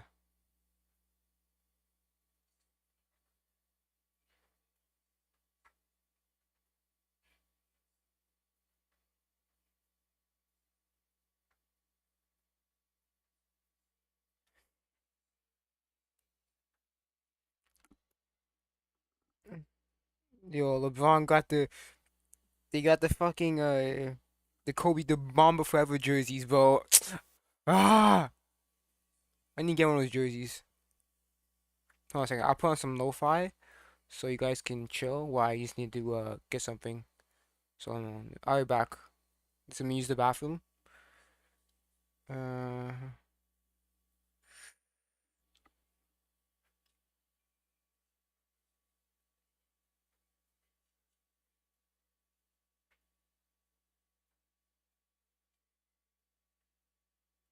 Hold on, let me put on some like lo-fi so you guys can chill while I go use the bathroom.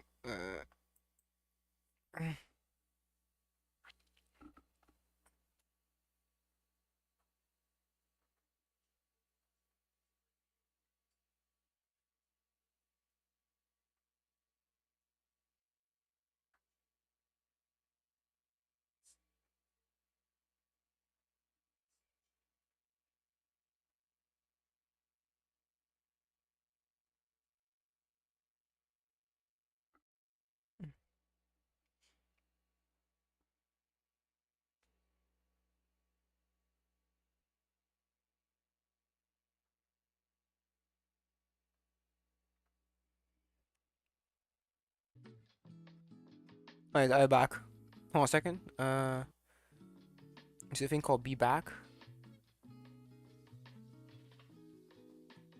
Yeah, right there. And I'll be right back. I just need to use the bathroom.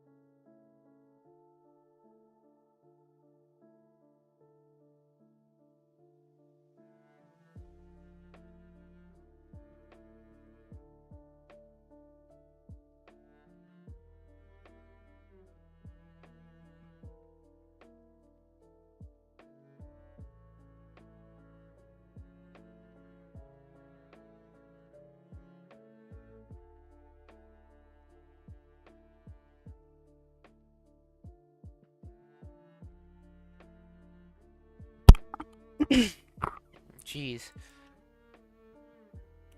How long was I gone? I was gone for a while, huh?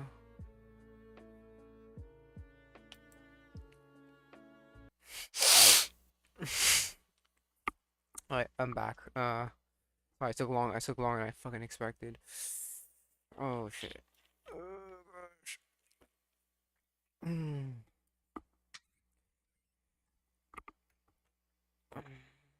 Crank that soldier boy.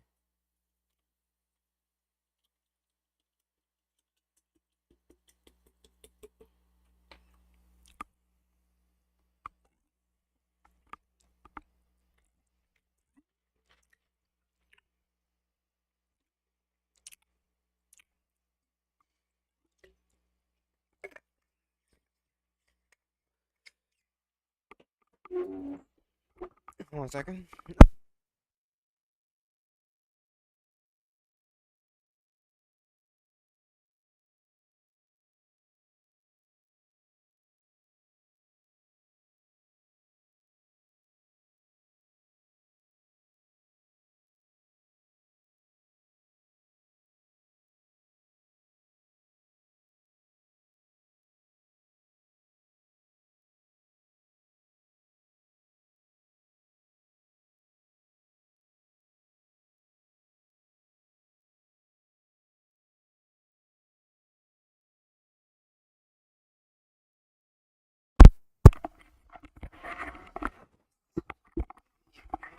Thing you should know.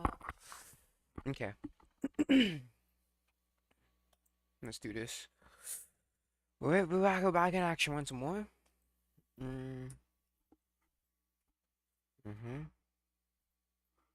Okay. What's the notification? For me, Doggard. Doggard's a good guy.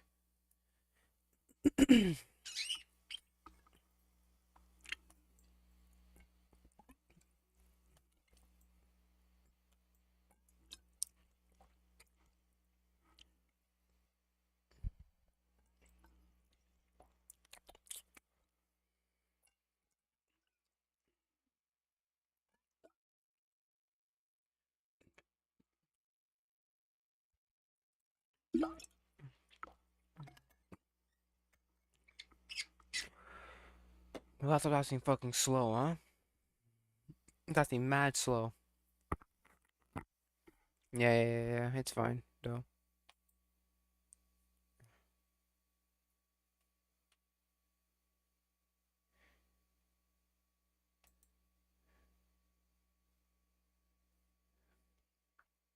Captain Mac.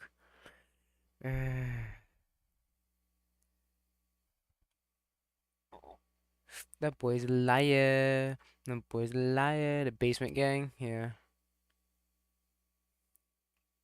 That boy's a liar. That boy's a liar. Yeah, I know that song. Disney is teaming up with Epic Games to create.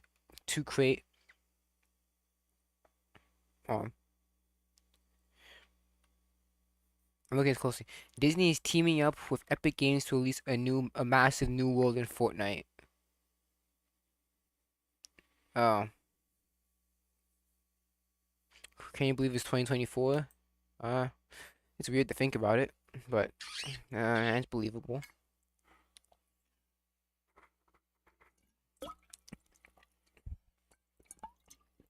It takes overall strength. Garb. Maybe you say Whitebeard. I say Garb.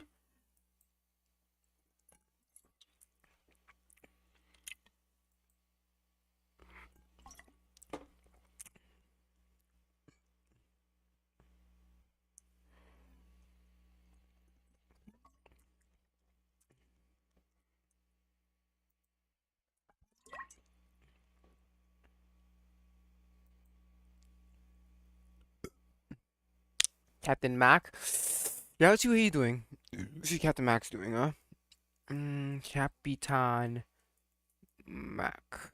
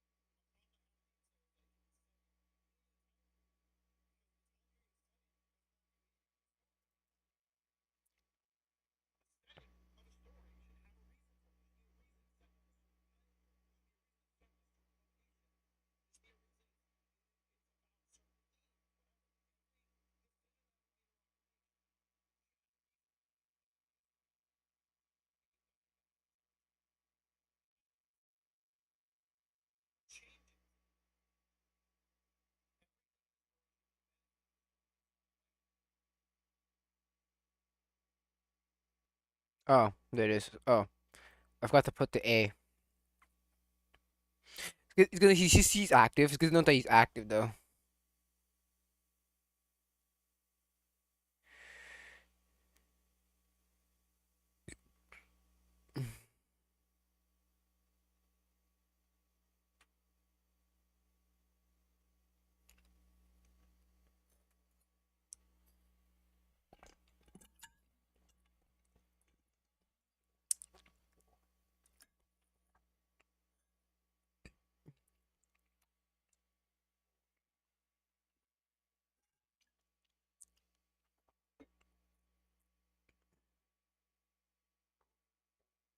Mm.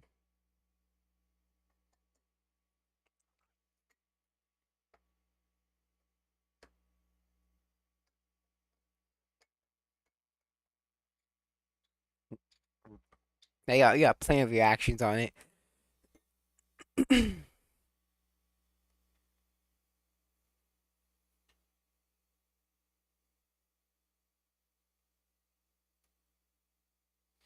Hold on a second.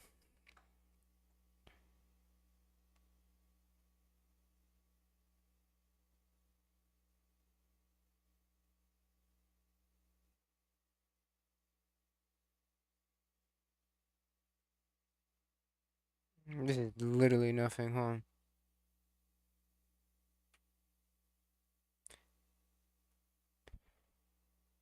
This man has a fucking 3 hour forfeit video. I'll I'll watch when I catch up on the forfeit show.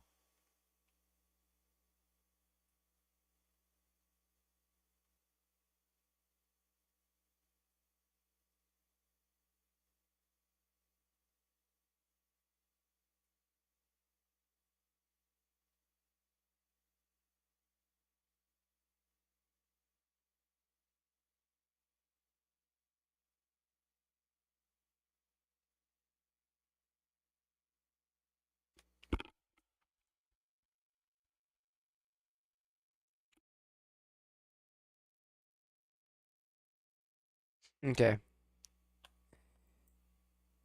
This is the reaction video.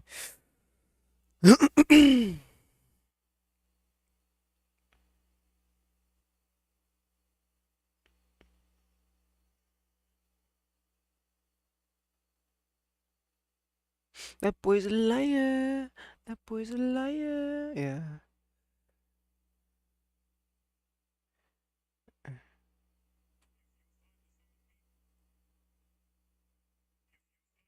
Beach. Take it on home. Ugh.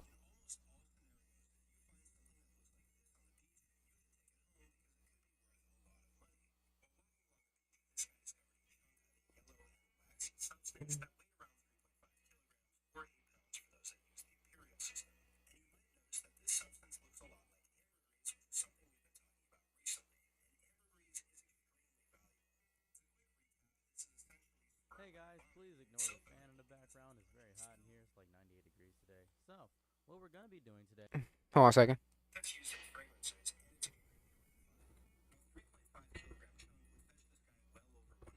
but after testing, he found out that this is most likely just paraffin wax. A lot of people confuse paraffin wax they find on the beach, which is relatively common, with ambergris because they do look similar. But the real kicker is this guy is selling a very small amount of this wax that he found on eBay. There's still 5 days left, and it's over $10,000. Yes. Using it this summer, this is some information that you should know. So this is a video that I got tagged in that shows this guy attempting to empty this out-of-ground pool. You can see that his method of choice is just to push down the pool wall, allowing all of the water to flow out over the yard. There's a few different reasons why this is such a horrible Too much idea. water. It's the exact thing you don't want to do when emptying the pool. First and foremost, because the backyard here is so small, this water ended up piling up above the door line, meaning when they open the door, a bunch of water is going to flood in the house. But beyond that, if you have grass in your backyard and you end up dumping a bunch of chlorinated water onto this grass, it is going to end up killing it. Essentially, your backyard is going to end up looking like this right here if you end up spilling too much of this water out. Fortunately, these people here have turf, not grass, but this water could still overflow into the neighbor's yard and kill their plants as well. After a relatively quiet month, the memes have finally disappeared. IDK Sterling Guyouts have been seen less and less in comments. That is until I checked the subreddit and I saw something very disturbing. First and foremost, this photo right here stuck out like a red flag on the subreddit. This right here is me as an 8-year-old. I ignored it. Everything was completely fine. That is until That's you, Sterling. fake you are posting photos of me from high school and middle school without my beard and my ruggedly handsome good looks. I don't know who you are, but if I ever find out who you are, you're gonna end up in one of my videos, man. This man is already dead, just doesn't know it yet. That's gonna be you. And guess what? There isn't going to be a if there is, though, there have been some really cool memes coming out lately. Ninja Turtles or Santa, Pufferfish, Mr. Krabs, and of course myself. This right here is fire. This is what we feed on. This is what we live for. But I swear, if I see They're no longer yours. this right here is exactly why I never store my shoes outside. This video that I got tagged in shows this man walking outside to discover that his shoes are filled with a creature that most people dislike. You can see him dumping out hundreds of millipedes that have decided to make their temporary home his shoes. And at this point, these are no longer his shoes, these are the millipede shoes. The video you guys watched was recorded in Florida, and typically the millipedes down there are either red or black. When millipedes swarm together like this is caused by one of two things. Number one, these are either juvenile millipedes and they're swarming together for protection in numbers, or number two, this was recorded during mating season and there's a whole lot of nasty stuff going on inside of this guy's shoes. As for these shoes, this guy is probably going to want to toss them in the trash because many millipedes have scent glands, they put off a compound similar to cyanide, and it is just overall a very bad smell. Would you walk across this for $1 million? This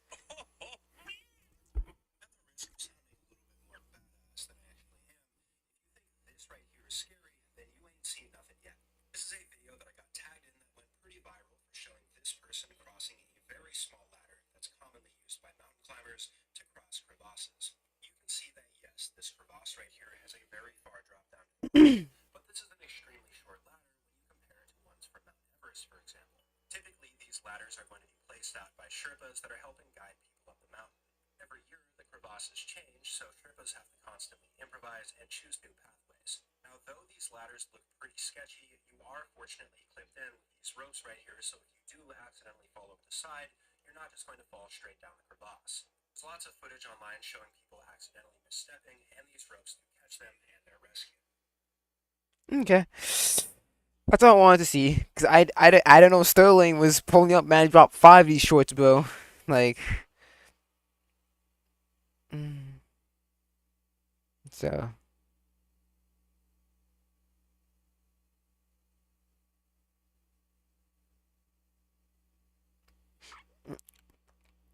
Sorry. How I see the Lakers doing. Lakers, how my Lakers doing?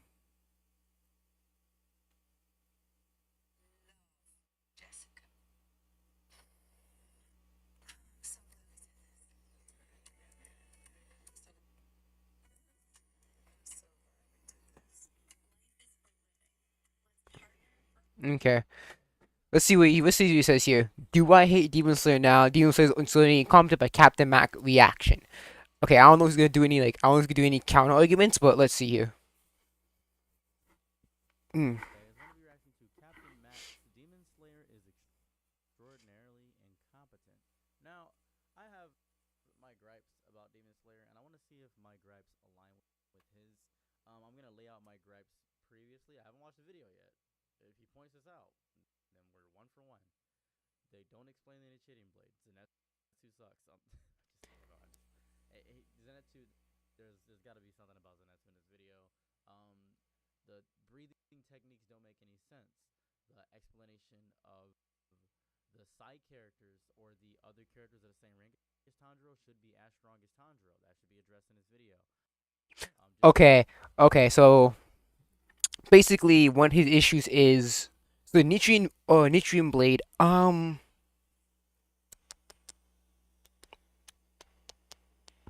I think the Nitrian Orin sword is explained in this series. I think It was it the origin of it, or was it the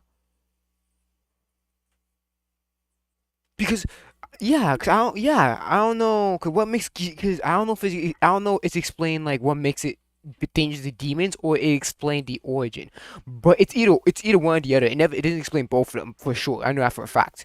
It's either or one of them. Techniques make no sense. No, techniques are not the technique. The power system itself in Demon Slayer is underexplained. Like the techniques, they don't show all the techniques of each breathing style. They don't show the different breathing, like um love breathing. Do you have to like the tempo of breathing? You have to like for lightning breathing, you have to like you have like a fast tempo, like like in like quick inhales, quick exhales, like something like that. Yeah, that's not explained in Demon Slayer, but yeah, yeah. And the other one is power scaling issues. I see. Yeah, let's see here. That boy's a liar.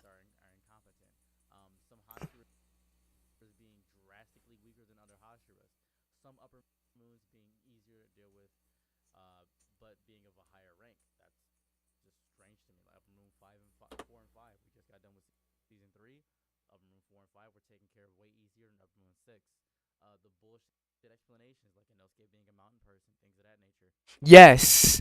Him able to shift his organs. That you can't do that. Flexibility, you can't shift your organs for flexible because you're flexible. Yes, the shifting organs thing. Yeah, that's an issue.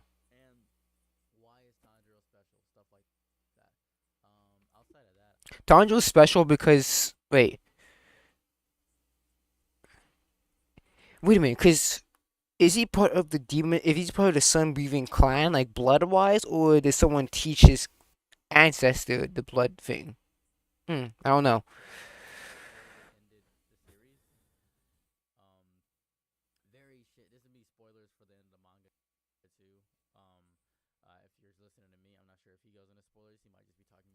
No, he talks about the manga. Nah, he talks about the manga too. But let's see what if he agrees on some things.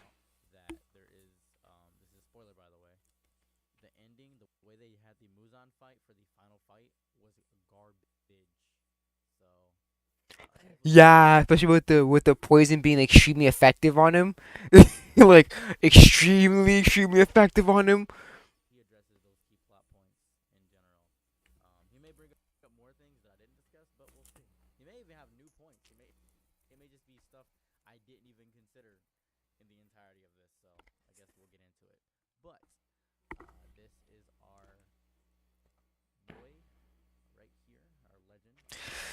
That boy's a liar.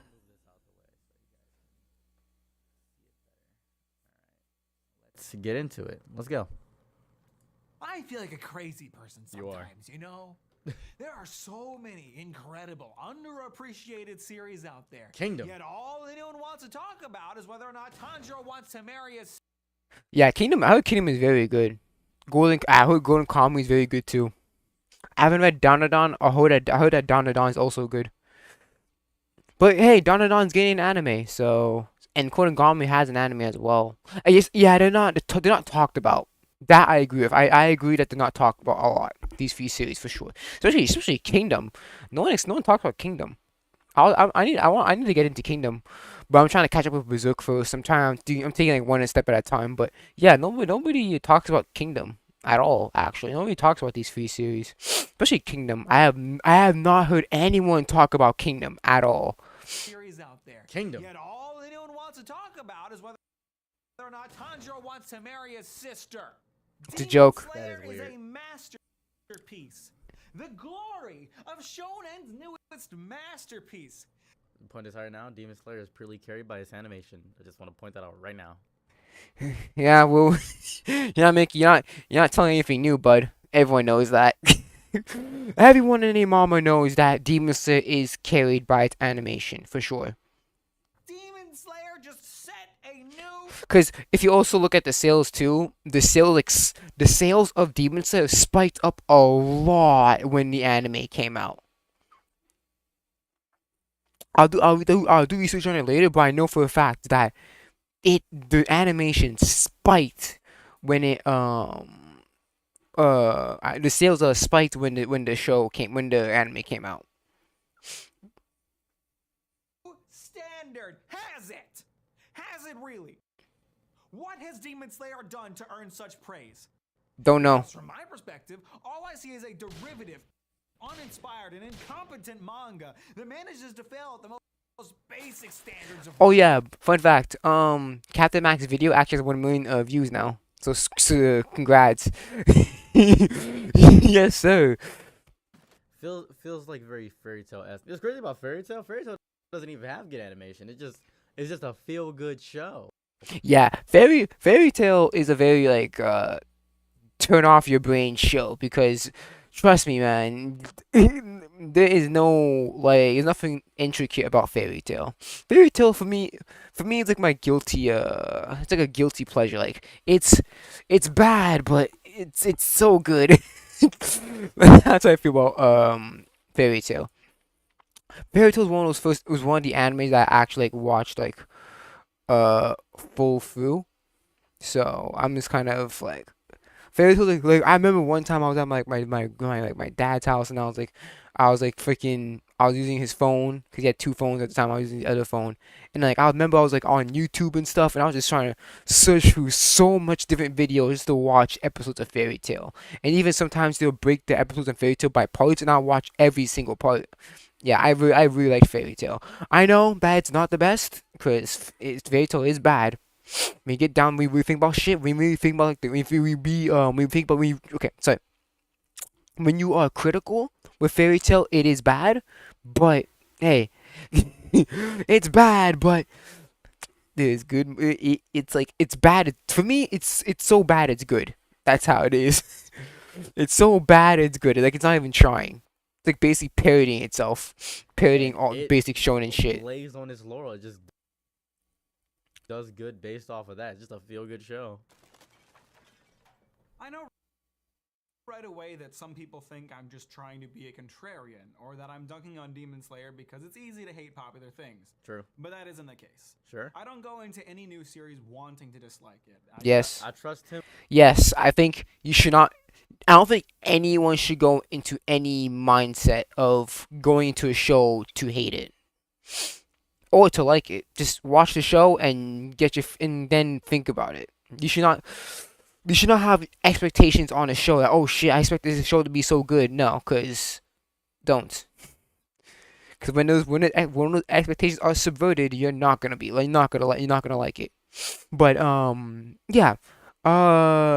Yeah, I don't go into when I watch shows, I don't go into a mindset of hating it or liking it. I just go into it, see what I see, I see it, I see how it is, if it's good or not, and if it's good, I keep going. If it's not, I stop. A perfect example: Violet Evergarden. When I first watched that series, I didn't go into it whether it was bad or not. I'm like, I'm kind of curious. What does the show look like? The Apocryphy Diaries. I went into that show like, I had no expectations for the show, but when I watched it, I'm like, it's pretty okay. So yeah, I think when you go into any show, you should not have any you should not go into any show hoping to love it or hate it. Just go into it, and if you start loving it in like the first few episodes, then keep going. If you don't, then you can either drop it or just keep going and then critique it. That's how I see it. Because of the massive amount of One Piece I see. I see a crazy amount of One Piece. I trust him. I just trust this person indefinitely. Don't want to waste my time on something that I won't enjoy. He likes one Shonen Shogun likes One Piece. Yeah, One Piece is very good. I think One Piece is my would I say it's my favorite shonen? Yes, in the shonen demographic, because again, shonen is not a genre, it's a demographic. Out of the shonen manga that I have seen, I would say my favorite is One Piece. After that, it's Death Note. Yeah. But after reading Demon Slayer, I just felt genuinely confused about what exactly people enjoy about this series. I understand. And then I saw the anime. Oh, look at that. Hold on. Animation go crazy. Yeah, animation go Ugh, look at blur. the animation. Ugh. Carried by the animation. Ugh. And it's good animation too. It's crazy good. Love that. Oh. Hard. Yeah, it's so funny. Yeah, you can definitely. It's definitely for spectacle. Cause first of all this like all these freaking lightning fire shit. That's not in the manga. It's not like that. It's just normal slashes. So There it is. Pretty animation go burr. Look, I like good animation as much as the next guy. Me too. Probably more, actually. I could make a whole video about why I love animators and think they're insane. But good animation is only worth so much if the story that it's attached to isn't of the same quality. yes, yes, that is true. I think you should. I think when you're analyzing a story, you should very much focus on the story. It's when you're analyzing like a show, focus on the story. Fuck the animation. When you're trying to, or just read the manga. Just read the manga then, because if you're gonna get distracted by the animation, read the manga. But yeah, animation can only take you so far because look at perfect example. Look at season 3 of Demon Slayer. Nobody's talking about season 3. People be yapping about season 1. People were yapping about Mugen Train. People were yapping about Entertainment District. What about Swordsmith Village arc? Nobody's talking about that.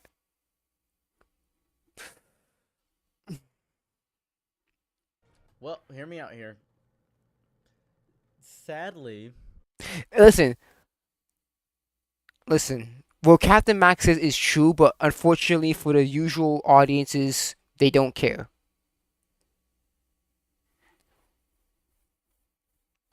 Like that mindset that he has about animation can take you so far.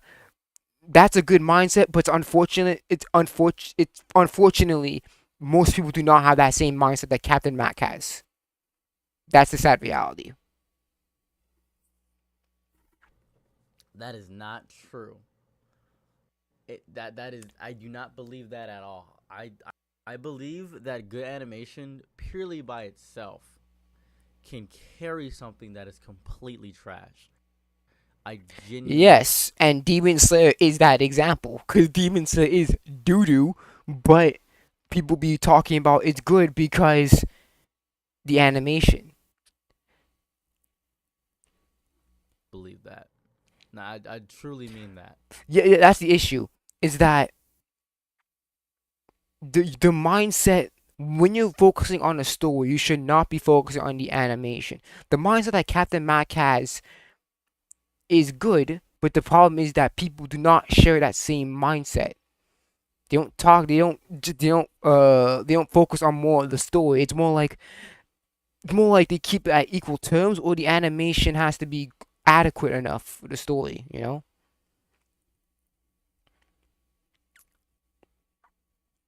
it's an unfortunate reality that Because people. some shows have great animation, great animation, and then the story is a big nothing burger. It's Like what? Huge, just two slices of bread. Just Like garbage. what? Like what? Incredible. He should have given. He's an issue. Shit. He should have given an example. Directed character moments don't make you Pause. feel it. Pause. He should have given an example of an anime. He should have given an example. He should have given an example of which another show that does the same thing. But again, Demon Slayer is the most popular example of carried by animation. Anything if the build up to that point is non-existent. So To be fair, that's not. I think a good story is amazing. Like Villain Saga season 2, I love it indefinitely. And there was a specific fight scene. And I just want to point this out right quick. There was a specific fight scene in, I believe, My Hero Academia. What is it? In which All Might fought All for One. Yeah, I think what he's talking about. It's the when you fight off one and then like the tornado started forming. I think that's what he's talking about. That's the only thing I think would I think that's the only moment I think is what he's gonna talk about, because that's the only one I really remember. Much of the All Might fight scene is the All Might punching off one, then like a tornado started forming because of the impact. But we'll see. But it has to be that. I can't think of Yeah, anything go else. all for one. Can't think of anything else memorable. This fight sucked. This fight was nothing but talking. I hate this fight. And it has like 43 million views. But let me explain why it does so good. You believe it's the narrative and stuff of that nature, but I think the narratives of My Hero suck. I'm just gonna point this out right now. I think the narrative of My Hero sucks. Pause. I think my Hero had potential, but it just. I think the issues that. Let me pull this. I think, in my opinion, they should have focused more on the slice of life aspect of it. Like, basically, we should have seen these kids like learn more about being heroes. But hold on. Salad saying, how do you subscribe to fucking salad saying, homie? Sorry. I think the issue for My Hero is that basically, here's the problem for My Hero. My Hero is basically, if you're not part of the, if you're a good guy, you're not part of the main trio, you are irrelevant. That's the issue. Literally half of Class 1A is irrelevant. Completely irrelevant. Some of them don't even have fucking character development. So, or any form of character development, would that be just learning about the guy's favorite freaking color in the series? That's an issue. That's just an issue of My Hero. I think the problem is that My Hero, it doesn't give any of the inner side characters a shine, because basically if you're not, like, if you think about the characters, literally half the characters in Class 1A get some sort of development. Most of them are pretty much, everyone else is pretty much irrelevant in the story. Because it went from dumb. I think it should focus more on the slice of life aspect. Because I think now, obviously, the stakes now are fucking huge with All for One dead and Shigaraki taking his place. It's just a whole bundle of just like punch shit now. The narrative completely turned from kids out of school learning the basics of being a hero, from now just fucking like a fucking Shibuya incident all over again.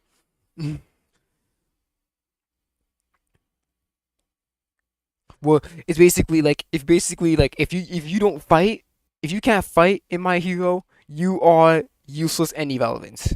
It's the spectacle. It's the spectacle of it, because we like All Might. It's the spectacle of it. It's the pure spectacle.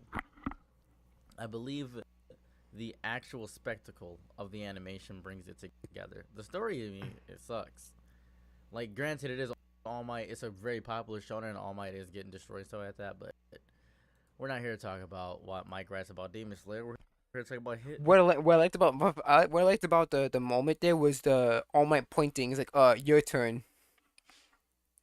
Like when he pointed at the camera, it's like, your turn, and Deku started crying and shit. That I like that moment, cause it's just saying, yo, it's your time. It's your time. You gotta take my place now. I like that. That part I liked about the fight. It's the ending of the fight. His gripes about the legendary Demon Slayer. My slice about My Hero. We're here to talk about his gripes about Demon Slayer. I'm goofy. So yes, I need you to forget the flashy animation for a moment. No. Because today we're talking about the writing behind Demon Slayer and the many ways that it simply doesn't work. And yes, there will be Demon Slayer spoilers ahead. That's a warning. Disclaimer: throughout this video, I mistakenly referred to the author of Demon Slayer by. I am very sorry about that. That was my mistake. I will be more careful in the future. I don't know where Demon Slayer goes is a by, so I'm shonen using manga created by No. Gotoge, which was first serialized. Gotoge is a female. Gotoge is a female that went non-binary, but yeah, Gotoge is a female biologically. Weekly Shonen Jump. To say that Demon Slayer was Gotoge's first big success would be an understatement. In fact, it's been so successful that Gotoge was included in the Times 100 Most Influential People list, the first mangaka to receive such an honor. Sorry. You know who didn't receive? Yeah, I'm shocked too. Bro, I never heard of this. When I first watched the video, I was like, I never heard of that. Even if when I first did, I kind of like breezed past it. I'm like, whatever. I don't really care about Time magazine. But then when I watched it again, I'm like, what? Like, really? Gotoge and one most influential people? Really? Like, really? That's going way too far on that one. That shocked me when it was The released late again. Kentaro Miura, the brilliant author of Berserk, which has been a massive inspiration for other manga creators and artists the world over. Yep, that's true. That's true. Ichiro Oda, the author of One Piece. Yes, Oda should have been in that fucking magazine because this man has the highest selling manga of all time. No, matter of fact, no, he has the highest selling. He's the second highest selling comic. He has the second highest comic of all time. It's only the only one's above One Piece is Superman, and Superman's been going on for like what, almost what, 60 what, about like almost 80 years, and yet One Piece in a span of what 20, because it was 97 if I'm correct, in a span of what 25, 26 years, it's now like it passed Batman and shit. Fucking put you that Oda should have been that shit. Has eclipsed Batman in comic sales. That's kind of crazy. Akira Toriyama. Yes, I think Akira Toriyama should have been doing Dragon Ball and shit. And everyone's like, give me your energy. I think Akira Toriyama should have been there too. I don't even like Dragon Ball, and I think that's bullshit. Demon Slayer is set sometime in Japan's Taisho era and follows the story of Tanjiro Kamado. Tanjiro is just a normal kid from a small remote village. Very normal. Not special at all. He cares deeply for his large... He being sarcastic, by the way. I remember I was watching a reaction video to this. This guy, man, was really able to understand shit, but yeah, it's a joke. He's being ironic here. Family, but chapter 1 plot twist. They're all dead. Killed overnight while Tanjiro was away. No killer in sight. Tanjiro acts fast, realizing that his sister Nezuko may still be alive. Can't have the primary love interest die too quickly now. Nope. He rushes You can't. to adopt, but chapter 1 plot twist. She's a demon. In the world of Demon Slayer, demons are monsters with superhuman strength and abilities that feed on humans in order to grow stronger. Demons can regenerate almost any damage they take, but they die in the sunlight, so they can only hunt at night. They're a lot like Reddit mods in our world. The only way for Nezuko to become a demon would be if Tanjiro's family was attacked by a demon. But that's not important right now. What matters is that Nezuko is a demon. Yep. Meaning just like a woman from Alabama, she wants a piece of her brother. Tanjiro fends her off and tries to plead with her until a man with a sword tries to kill Nezuko in order. Yeah, man. I was watching the Trigger reaction to this. He had a big issue with like the sex jokes, but if I'm not correct, I'm pretty sure incest was relatively common during that era. I think it wasn't. I know it wasn't like brother and sister, if I'm correct, but I'm pretty sure it was like cousins. It was relatively common back then. But again, I might be wrong. But from last time I did my research, last time I searched it up, it was relatively like it wasn't uncommon. That's what I want to say. It wasn't. I'm not gonna say it was regular practice or something like that, but it wasn't uncommon. Like you wouldn't be surprised if this man married a relative of his. Like that's what I meant. That's what I mean by that. In order to protect Tanjiro. This man is a demon slayer. What's that, you might be asking? Yeah, what is it? Oh god, I hope you aren't asking. Ask it. What kills me the most, I'm not even paying attention to the scene. I'm just watching this person dance. I'm just watching them dance like, yeah. Yeah, they got good moves, say that. Hey man, did you beat Max Payne yet? No, I've been playing Demon Slayer. Demon Slayer. What are you doing that?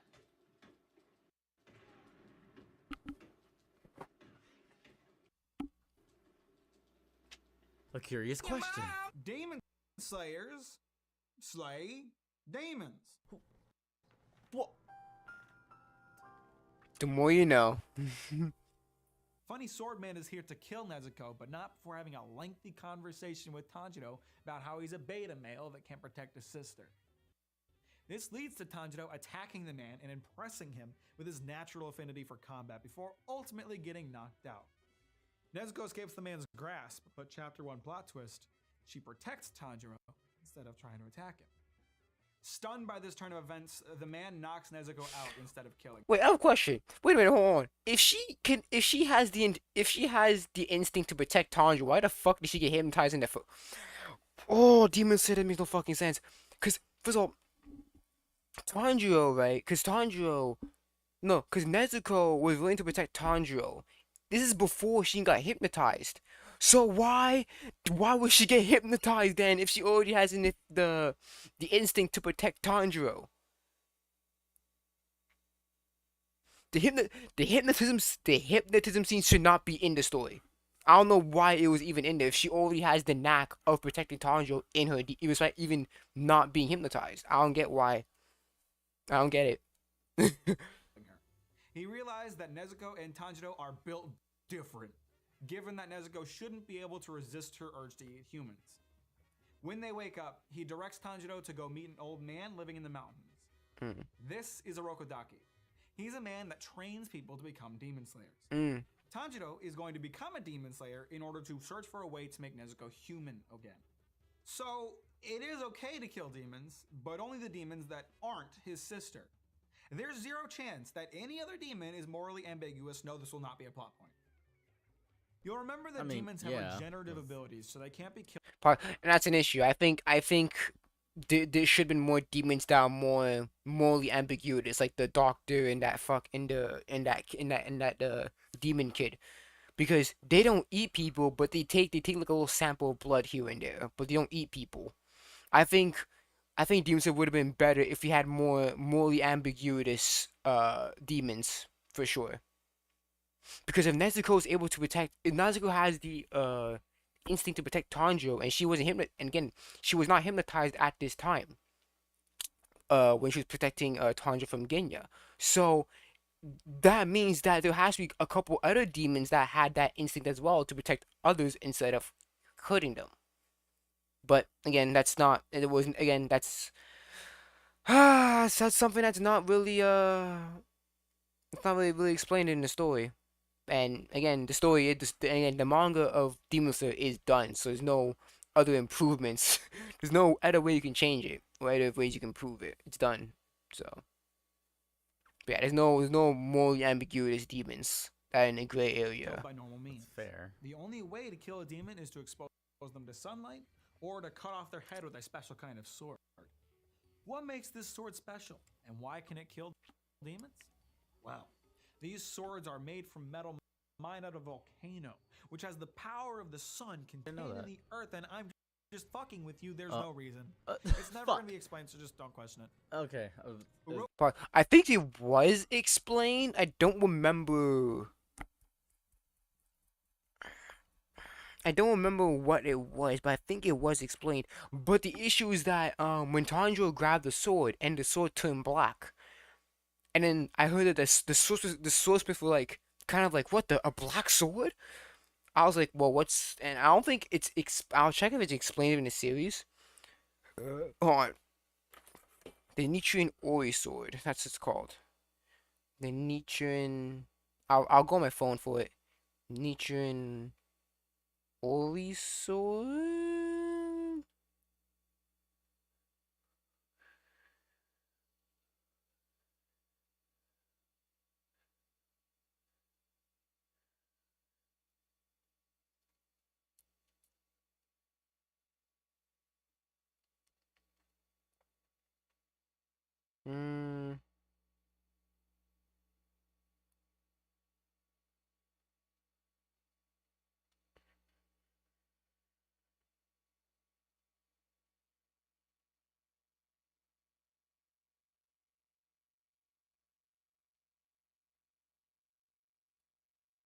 Wait, what? So according to the fandom, it says Nichiren swords take a distinct color when it's first drawn by its owner, which is why they refer to the color changing katanas. However, the holder is required to have a certain amount of skill, or the blade will not change color. So what make? So that doesn't make any sense. So how would the katana know if the okay. Wow. Wait, how would the katana know? How would the blade how would the blade able to tell if the owner if the holder does not have the same amount of skill? How could it tell that? That doesn't make any sense.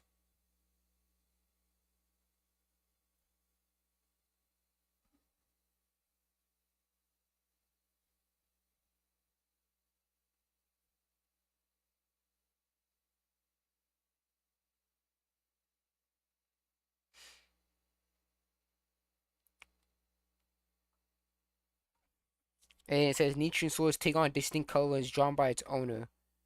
But why? Why does it change color? Why does it change the black? Why does some red? Why is some of them blue? It doesn't make any sense. But yeah, that's not really explained, isn't it? Huh? Jesus Christ. Rokodaki teaches Tanjiro the basics of swordsmanship, and then tells him he has to cut a big rock if he wants a chance to take the test to become a demon slayer. Tanjiro struggles with how to approach this issue until he meets Urokodaki's other students, Sabito and Makomo. For the next 6 months, they train Tanjiro in Urokodaki's stead. They teach Tanjiro about total concentration breathing, the main weapon a demon slayer utilizes. By breathing a certain way, demon slayers can give their blood and muscles extra air, allowing them to move faster and stronger.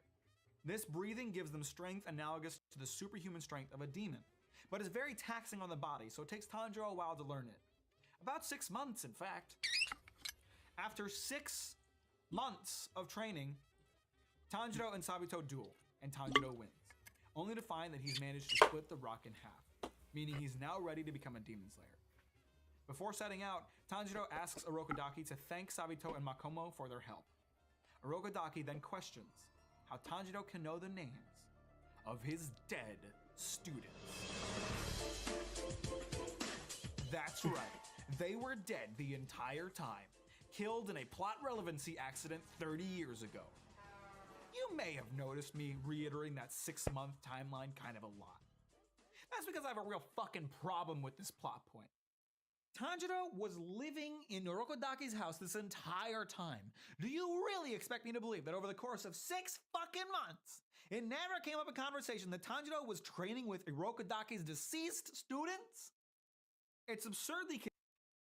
That is kind of strange. I guess that is kind of strange. That... It is, because... I don't know why I'm saying a guess. It's not a guess. It is, because you're telling me out of the 6 months that Tanjiro never brought them up? Again, Tanjiro doesn't know that they're dead, so it doesn't make sense for him not to say anything. That's the issue. For Urokodaki not say anything to Tanjiro about them, that makes sense. But for Tanjiro to not say talk to Urokodaki about... For Tanjiro to not tell Urokodaki about them, or talk about them at all, it makes no sense. She's telling me for half a year straight, he did not mention the 2 students. Again, Tanjiro doesn't know that they're dead. But he never talked about it?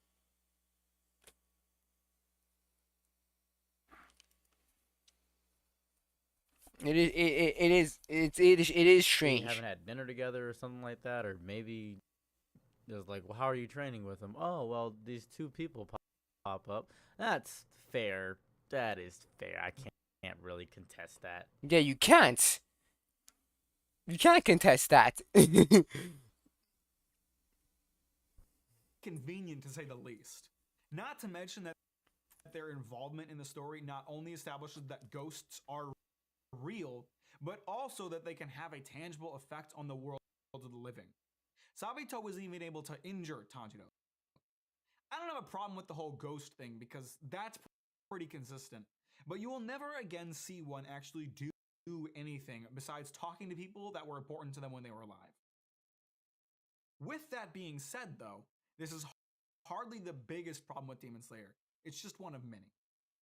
Let's talk about that total concentration breathing from before, since it's the primary power system in Demon Slayer. You would think from the description that there is only one special way of breathing to strengthen a Demon Slayer, but no. There are in fact many different ways. to breathe. They're breathing, everybody. I just want to make that clear.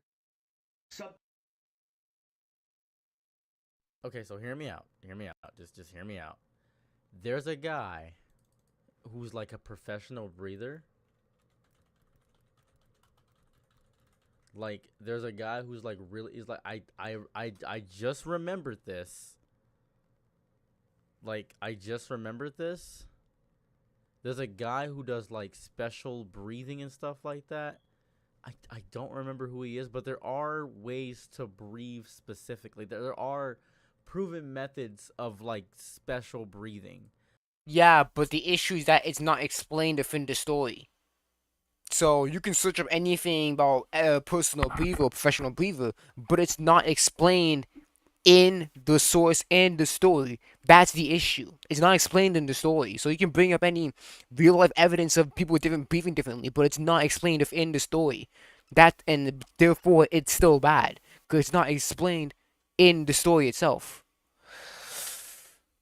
Like there are special breathing methods. I just want to point this out before he says anything about how they're like, oh, they're just. But there is like.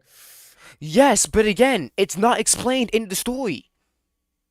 So you can bring up anybody, any real life person that does that, but it's not explained in the story itself. That's the issue. It's not explained in the story.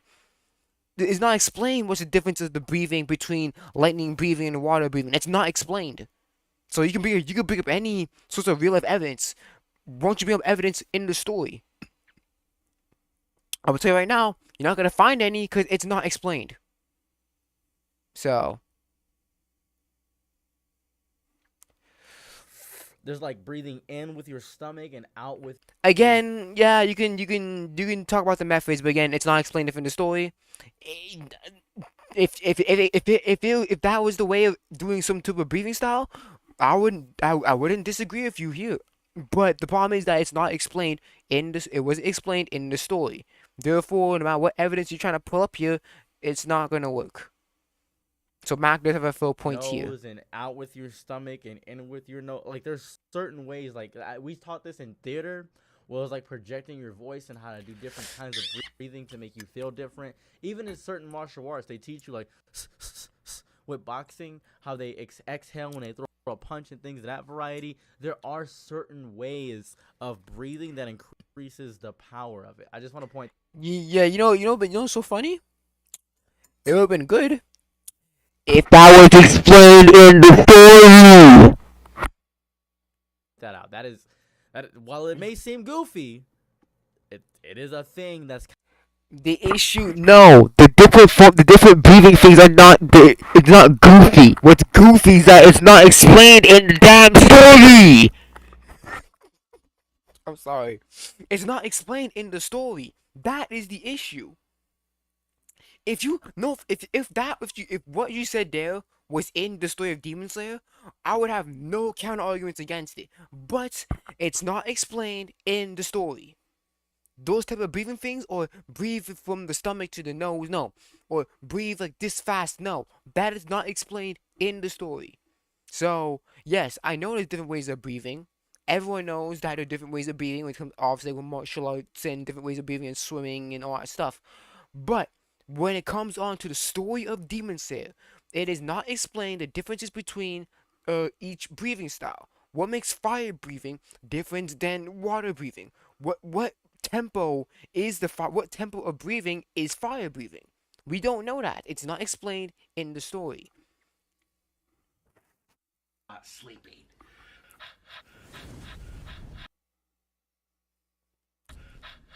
Sabito specifically taught Tanjiro one form of breathing, water breathing. This means that when he attacks, it appears as though water is rushing out of his sword. But don't be fooled. As far as I can tell, this is just visual flair for us as the audience to enjoy. In reality, he's just swinging his sword around. There's no actual water. Not that I would blame you for thinking otherwise, given that it is never explained or even alluded to. Even through conducting research for this video, I wasn't able to find a solid consensus on whether or not that's true. It's just my own interpretation at this point. Why give clear indication? No, it was said in an interview that the breathing styles aren't It was said in a interview that it's not the visual effects are not real. But even then, the story kind of contradicts that because Tandra says I heard cackling in the air, and that wouldn't be possible if there was if because since Zenitsu cannot use obviously electricity, there would be no cackling at all. So yeah, the story even contradicts itself the story even contradicts itself. So there's no definitive answer, but as of right now, it is the visual effects aren't real. So. So when you see Rengoku using fire breathing and you see fire around him, that's not actual fire. That's his visual effects. Mm. Indicators of plot information when you can just not. Answering important questions is just so much work. There are other breathing styles such as flame breathing and thunder breathing, which give off the appearance of their title. My main problem with breathing comes from a lack of differentiation. Now, I know at first that may not make any sense, given that each style is very visually distinct. But what I'm talking about is functionality. Functionally speaking, most of the breathing types are exactly the same. Yes. When you create different forms Yes, of they the are. same ability, there needs to be strengths and weaknesses. I'll to see you each counter of them. against that. So hear me out. He's right. He's right that there should be strengths and differences, and it's kind of strange how you don't explain the differences. But I found the breather. I found the breathing guy. His name is Wim Hof. Wim Hof. Why are we still talking about Wim Hof? Again, it's not explained in the story. So, whoever you're bringing up, it does not make Max Point any less valid because it's not explained in the story. In the story itself, it is not explained. So you can bring up any person here, it's not explained in the story.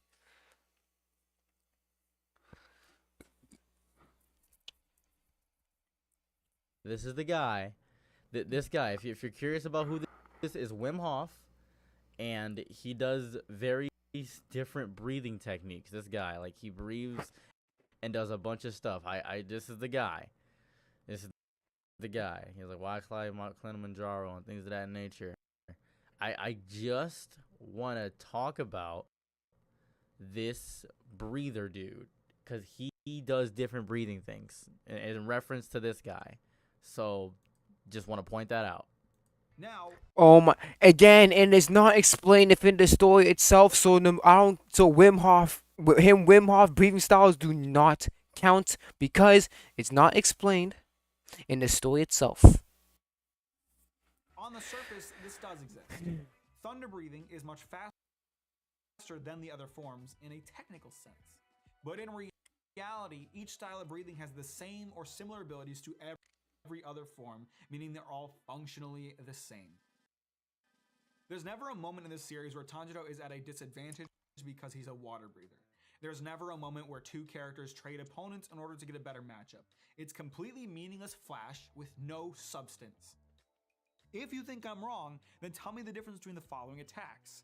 Sound breathing, 4th form, water breathing, 4th form turbulent, and beast breathing, 5th bang. The answer is that there is no difference. I think it's the sword. Nah, this is gonna sound weird. I have arched my back. It might be the swords. Oh, that's the issue. Now that's the issue. You're saying it might be. That's the issue. There's no definitive answer in Demon Slayer that differentiates the techniques of each of these breathing styles. So you're saying that means you're saying I think. That means is that you don't know or it's not explained in the story. And I'll show you right now. It's the latter.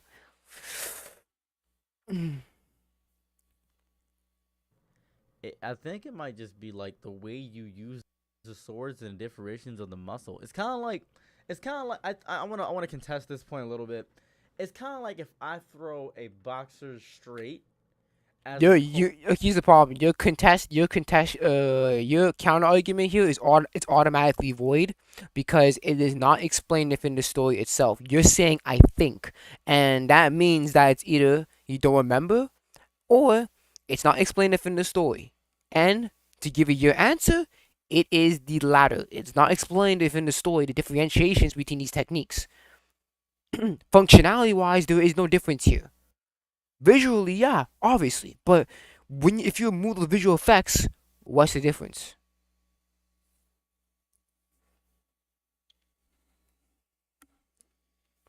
Opposed to like a quick jab. Like there's a difference in it, right?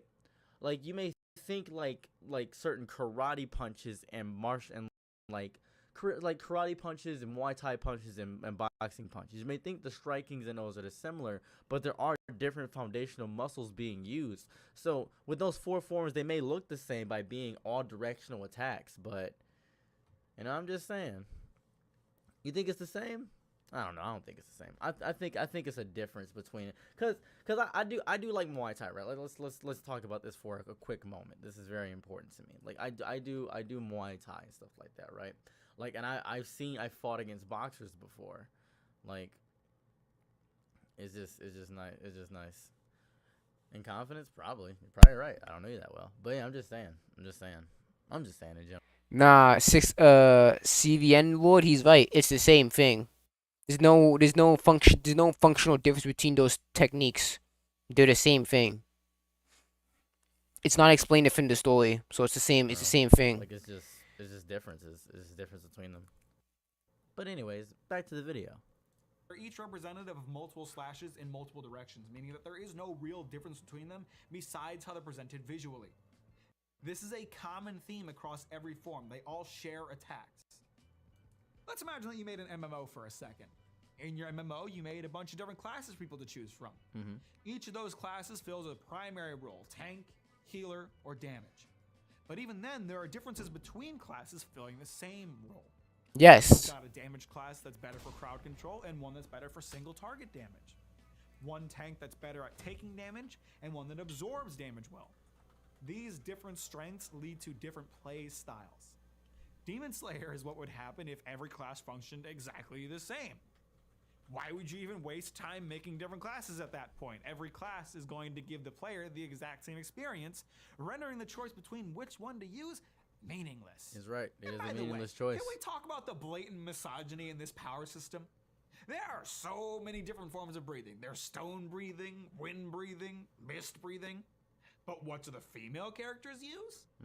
Insect breathing, flower breathing, love breathing. Okay, There's so not a alright, so hear me out, right?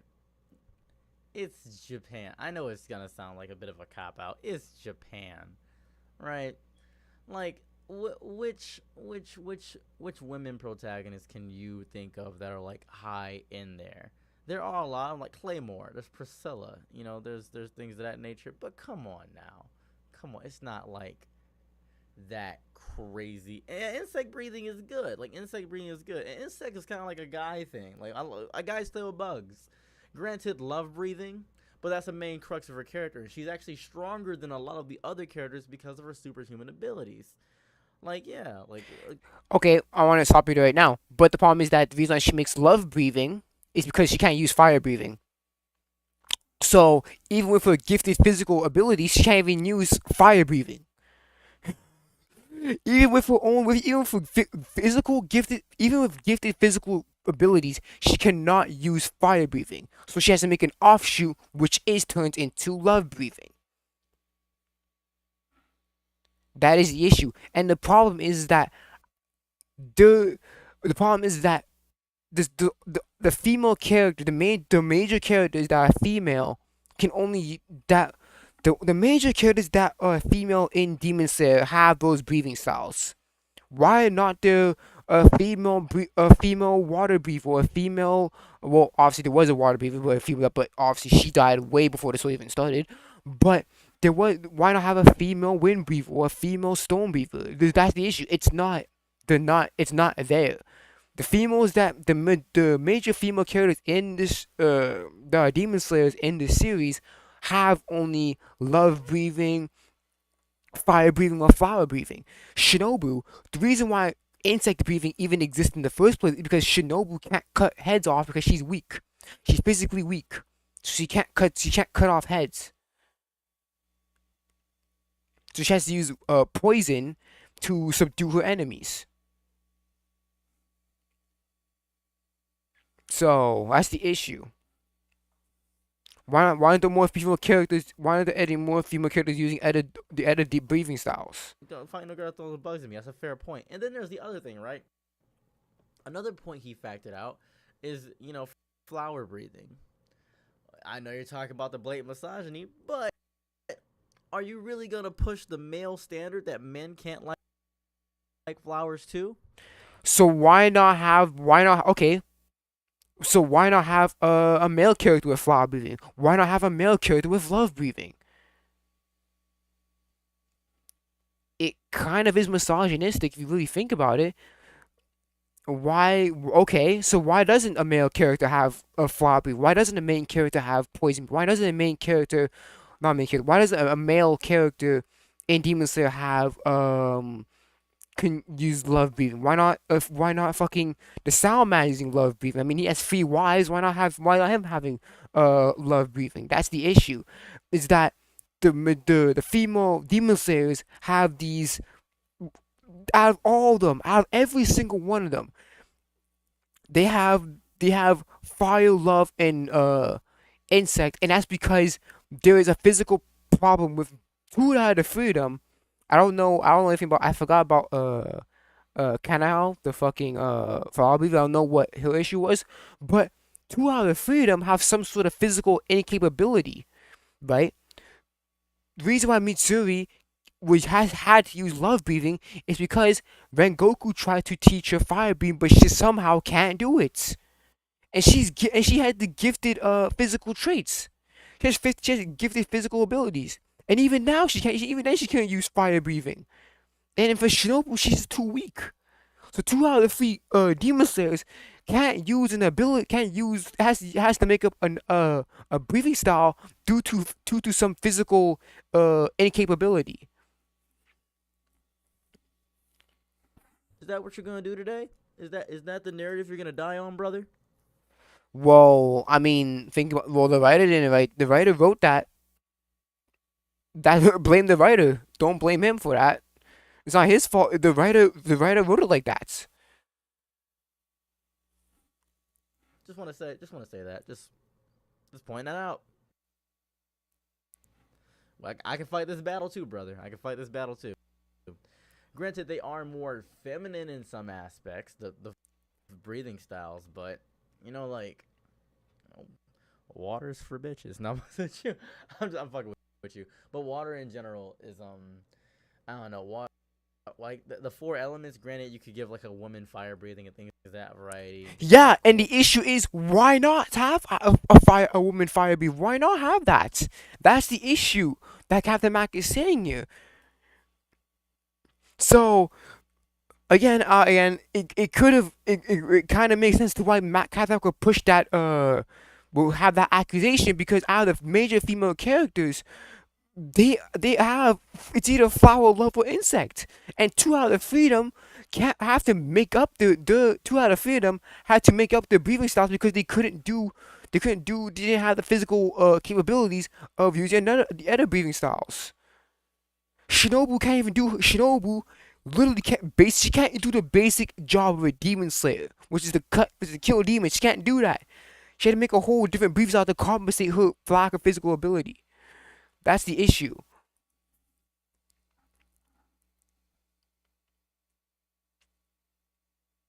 Like, Mist feels very feminine. But again, sure, it could feel feminine, but is there any female demon slayers that use that breathing style? No. That's the issue. From the female breeds that we know in the series, it's love, insect, or flower. That's the issue. I think there was the only one that was left was like I think it was, I don't know if it was like a sister or something like that, but she was a previous Hashira. She was the water Hashira, but she died way before even the story even began. So again, why not? Why not have more female demon slayers have those techniques, have those breathing styles? That's the issue. They're just not there. So who cares if the breathing styles one breathing style could feel feminine or masculine? The issue is that why does the female characters have these ones? That's the issue.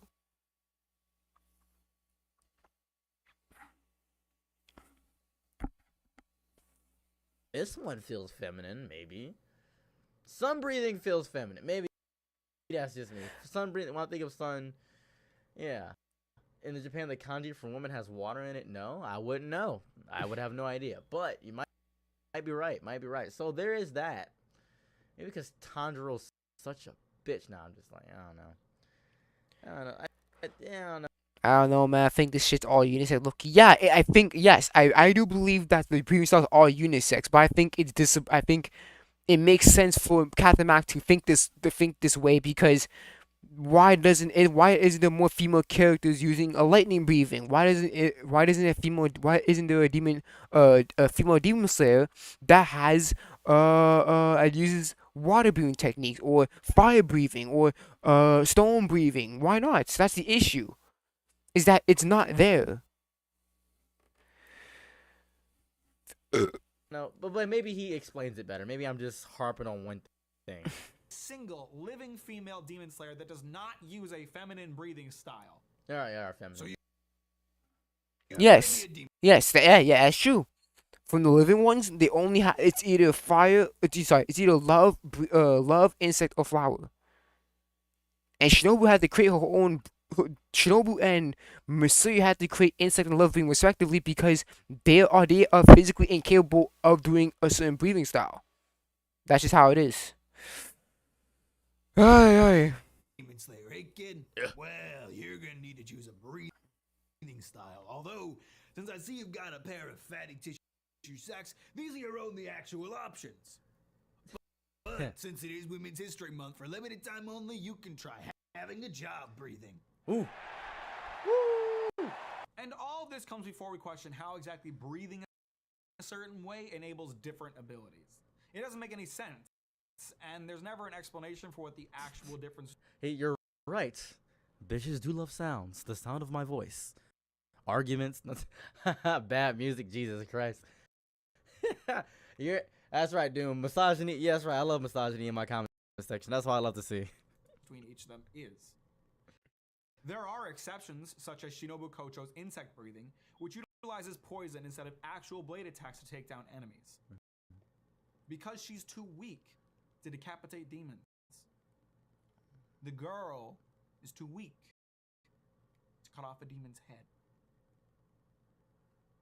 Would it be so hard to make each style this distinct? Am I asking too much? Actually, I don't think I'm asking enough. Let's talk about Shinobu's poison for a second. Okay, let's talk about the love breathing right quick. I did say that. I will talk about this as soon as you get a chance. You can get your stuff. Got you. But I do want to point out, like, in general, like, the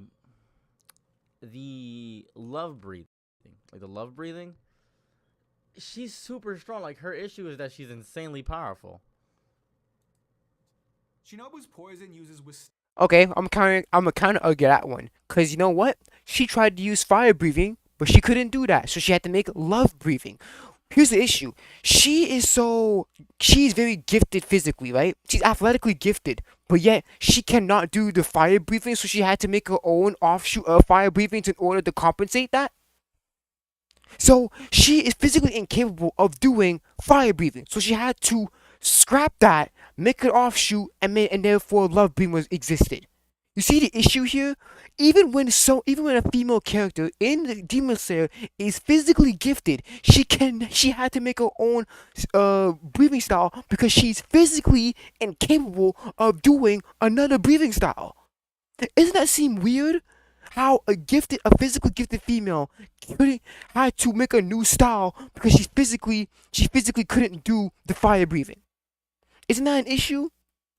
So even a physically gifted female can't even do has to make her own technique because she had a physical issue with the breathing, with the other breathing style. Isn't that an issue? That's a pretty big issue. Wisteria flower, a type of plant that demons are weak to. Even if the demons don't die from this poison, it does render them weak and slows their ability to regenerate. Yeah. So why the fuck doesn't every Demon Slayer coat their blade with this shit? He's right. That sounds like a pretty useful debuff to carry around. Really good way to level the playing field. It's not even established that wisteria flowers are particularly rare. There shouldn't be any reason the other Demon Slayers can't use it. That's true. When you write a power system into a And not only that, what's also an issue is that why not plant them all around like villages and shit, therefore preventing people from getting murdered from demons. I'm sorry, but the Demon Slayer Corps are terrible at their jobs. Because if they really think about protecting people, they would have thought about shit like this. Maybe plant the stray flowers around the outskirts of the village. Therefore, the demons can't get through. Or maybe plant some by your house. Therefore, demons can't get through. That's the issue. But that's never established throughout the story. It's not explained.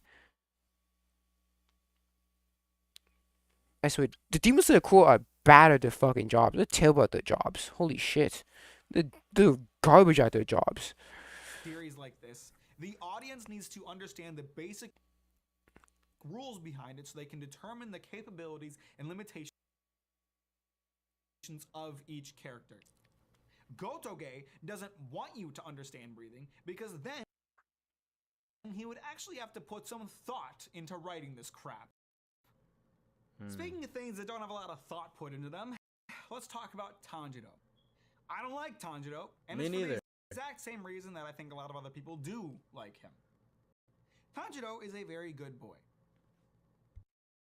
That's pretty much his entire character. I would describe Tanjiro as a character that is designed to be liked. Yes. Yep. I agree with that. I think Tanjiro had. I think when this is my assumption. Okay, my assumption here. I think when Getsuge was making Tanjiro, I'm pretty sure she had the intention of making Tanjiro very as likable as possible. But again, I don't know if there's any interview that proves or debunks my theory, but that is my little assumption here based off what I've saw in Demon Slayer myself. Again, I'm watching the anime. I've read the manga. I finished it, but I finished the manga, so I'm watching the anime. I'm on Swordsman Village arc. I slogged on that one. That one's fucking slow as shit.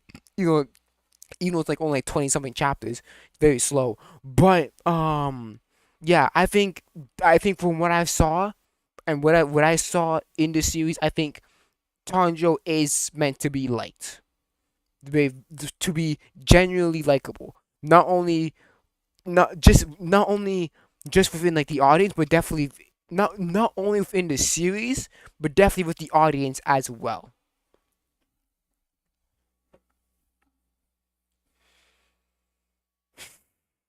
Now, obviously, most characters are designed for the audience to like them, but the problem with Tanjiro is that Yeah. Okay, good thing you said most, because not all characters are designed to be liked. Not all characters are designed to be liked. I'll bet differ like Light. I don't think Light is meant to be liked. I don't think he's meant to be liked. It really depends, but yeah. Good thing you said most characters, because not every character is meant to be liked. Well, if maybe enjoyable, that could be one. But again, enjoyable and liked are not the same thing. You can still enjoy a character that you do not like. designed to be liked first, and designed as an actual character second. Something I've talked about across every manga video I've ever made is that writing a good character means writing them to be human. And to be human is to have flaws. You want your character to have flaws because you want the audience to be able to relate to them. You want them to look and say, hey, this character struggles with anxiety. That's something I can relate to. Me personally, I don't care about relatability. I don't. Yeah, for me personally, I do not care about relatability. But I understand where he's coming. But I know that most people nowadays really do care about relatability in the pieces of fiction that they read. But for me personally, I don't care about relatability. But yeah, if you want to make a character more human, definitely have some flaws within that character. Definitely, for sure. That I agree with. To make a character more human, you need to put some flaws into that character. So, for example, a character that goofs around a lot. Maybe their flaw is that they take it to the point where they take nothing serious. Like any grave situation, they take nothing seriously. What makes some characters make a mistake, which can lead to big consequences. Or the characters that have like anger issue problems, which leads to that character hurting someone close to them. Yeah, definitely. I think having flaws within a character is good, because if you have a flaw within a character, you can put them in situations to where they have to suppress that flaw, or not to fall back, or not to fall back, or not fall back, but fall into that flaw. You know what I'm saying? Like guts has anger. Like guts, it gets angry, gets like anger issues. Like one of big guts flaws that he has. He gets angry very quickly, and obviously the story throughout the story, he's pushed to delve deep into that darkness, delve deep into that anger. You know. So yeah, I do agree with him that it makes a character more interesting, and I think also it gives much more flexibility. Like it gives you much more options for your character. Like, okay, if this character gets angry easier, how about we put him or her in a situation to where they need to cool themselves down, or they need to put their emotions in check and think things through. That's like that. That is what's good. That's why I think that having flaws is good, because then you can expand. You can put your character in different situations and then expand on it. You know. That's why I think having flaws is good. But as of relatability, I don't care about relatability. But again, to make a character, if I want to make a character more human and much more easier to write, I suggest having flaws in that character. Now I can empathize with their struggles. Don't care about empathy. Tanjiro doesn't have flaws. He's a perfect ray of sunshine that does no wrong. His personality does not conflict with the other characters once they get to know him. Also, yeah. Also, another thing they should also do is probably like care. Yeah, I think conflict is good. Like, for example, having like characters that some like, oh, this character, for example, how about I was making a random dude. Three people. John, Michael, and Sheen. There. You could be like, Sheen doesn't like John, and they'll argue against each other and combat each other. That makes it a bunch more interesting, because then when you see them develop and become much more close with each other, be like, oh shit, like we get to see how they used to fucking loathe each other, and now they actually they like each other, even though we know that, even though sometimes they might fight every now and then, we know that deep down they love each other and shit like that. Like Gray and Natsu. Gray and Natsu they're always fighting against each other. But we know that deep down, when push comes to shove, they got each other's back. That's like that. I believe that having conflictions within within like friendships and shit, that can make dynamics so much interesting. Yeah, for sure. It makes the dynamic much more good. Just get along.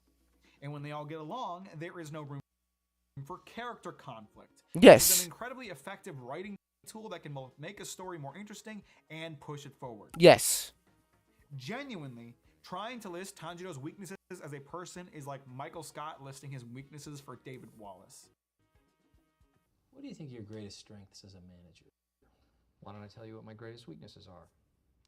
I work too hard, I care too much, and sometimes I can be too invested in my job. It's so funny. It's so funny. That's actually correlating to Tanya as a character. It's so funny. It's so funny how it actually connects to the series, to Tanjiro itself. That's a good clip. That's actually good editing skit. Thank you.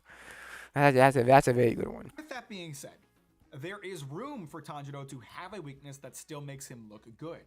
When Urokodaki first meets Tanjiro, his first thought is that Tanjiro is too kind for his own good, which makes him hesitate to kill his enemies. Yeah. He hesitates so much that the sun comes up and kills the demon before Tanjiro can. In Coward. this story, caring too much could be a really big weakness for Tanjiro because it would prevent him from killing dangerous enemies quickly. Yet after training with the Rokodaki, Yes, and you know what I've done? It would. I think what I've done is that could have led to like a grave mistake. Tanjiro's way too nice, right? He's too nice to kill people. That could have led to like a consequence to where an innocent dies because of Tanjiro's flaw of being too nice. That would have been great. Something like that would have been awesome. But again, that's not in the story, which is unfortunate, right?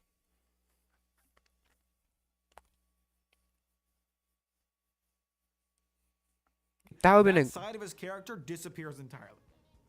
Don't He's get still me wrong, kind, he's though. still extremely kind, but No, he's still extremely kind, but it's not to a detriment. That's the issue. It's not to the point where it becomes like it becomes a detriment to him. He's still nice, yes, but it's not a detriment. If Tanjiro was like way too nice and end up like innocent dying, or even like better, even if it led to like a close Zenitsu getting injured, like gravely injured or nearly dying, or Inosuke nearly dying, that would have been great. That can force Tanjiro to be like, you know what? I understand these people. I understand these used to be people, but they're not people anymore. These are demons. These are people who kill people. These are demon monsters who kill people. I would have enjoyed that, but the problem that it's not in the series. It's not the problem is that Tanjiro's never in the situation that he has to challenge his morals. That's what I wanted to say. Because he's never it's like the setup is there. The Goatsuke was getting up there. Was like, hey, Tanjiro's getting too nice with this demon. Yes, then that could be a foreshadowing to like Tanjiro fucking up again, which leads to a friend of his getting injured or at worst dying even, and he has to take the blame for his inaction or something like that. That I would have enjoyed in something like Demon Slayer, but again, that's never really a flaw throughout the rest of the series. It's only from that scene on, and after that, it's pretty much gone. Doesn't hold him back anymore. You could call this character development, but it isn't.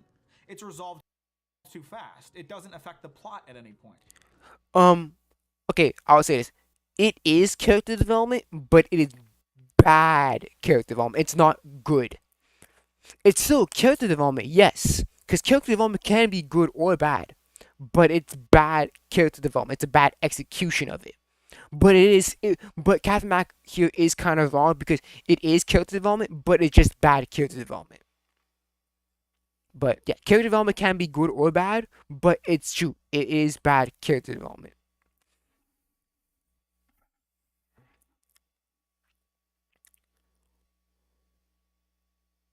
Tanjiro doesn't actually go through the steps of developing, it just kinda happens. Yes, that is true.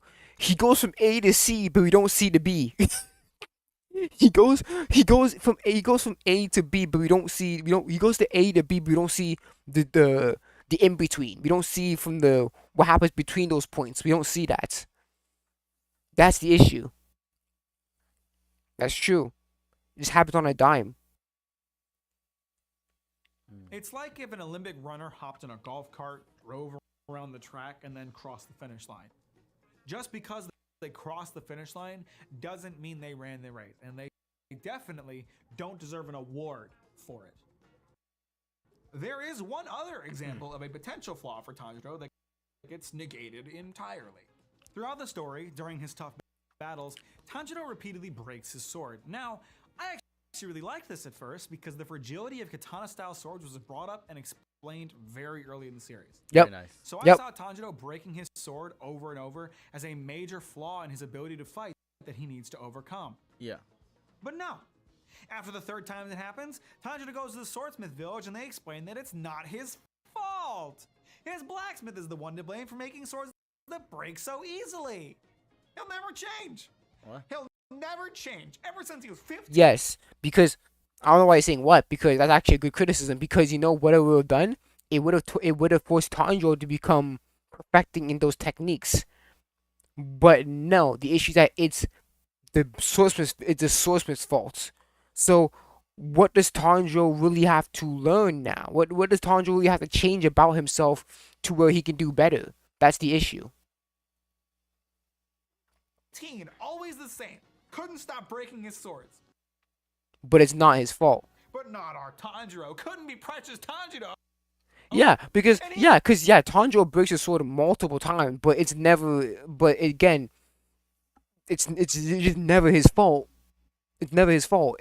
It was never his fault. It's always he breaks his sword multiple times. At that point, is it really the blacks? Is it the blacksmith's fault or is it the user?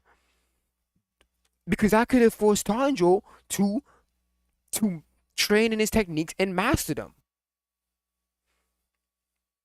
and to hone them. Gets to be a demon slayer? What a sick joke!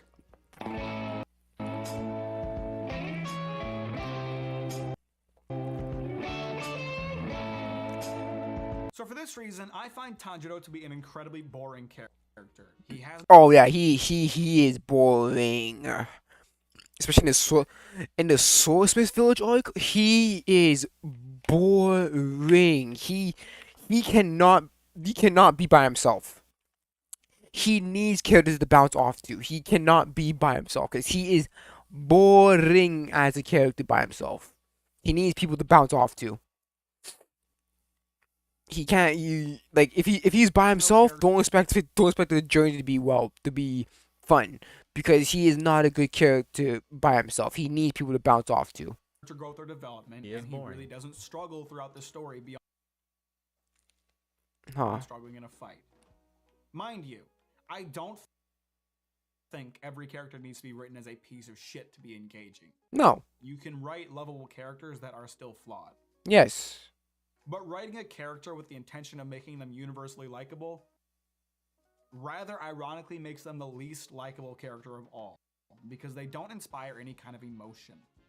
What's engaging about a character that doesn't have to struggle or change? They're just boring.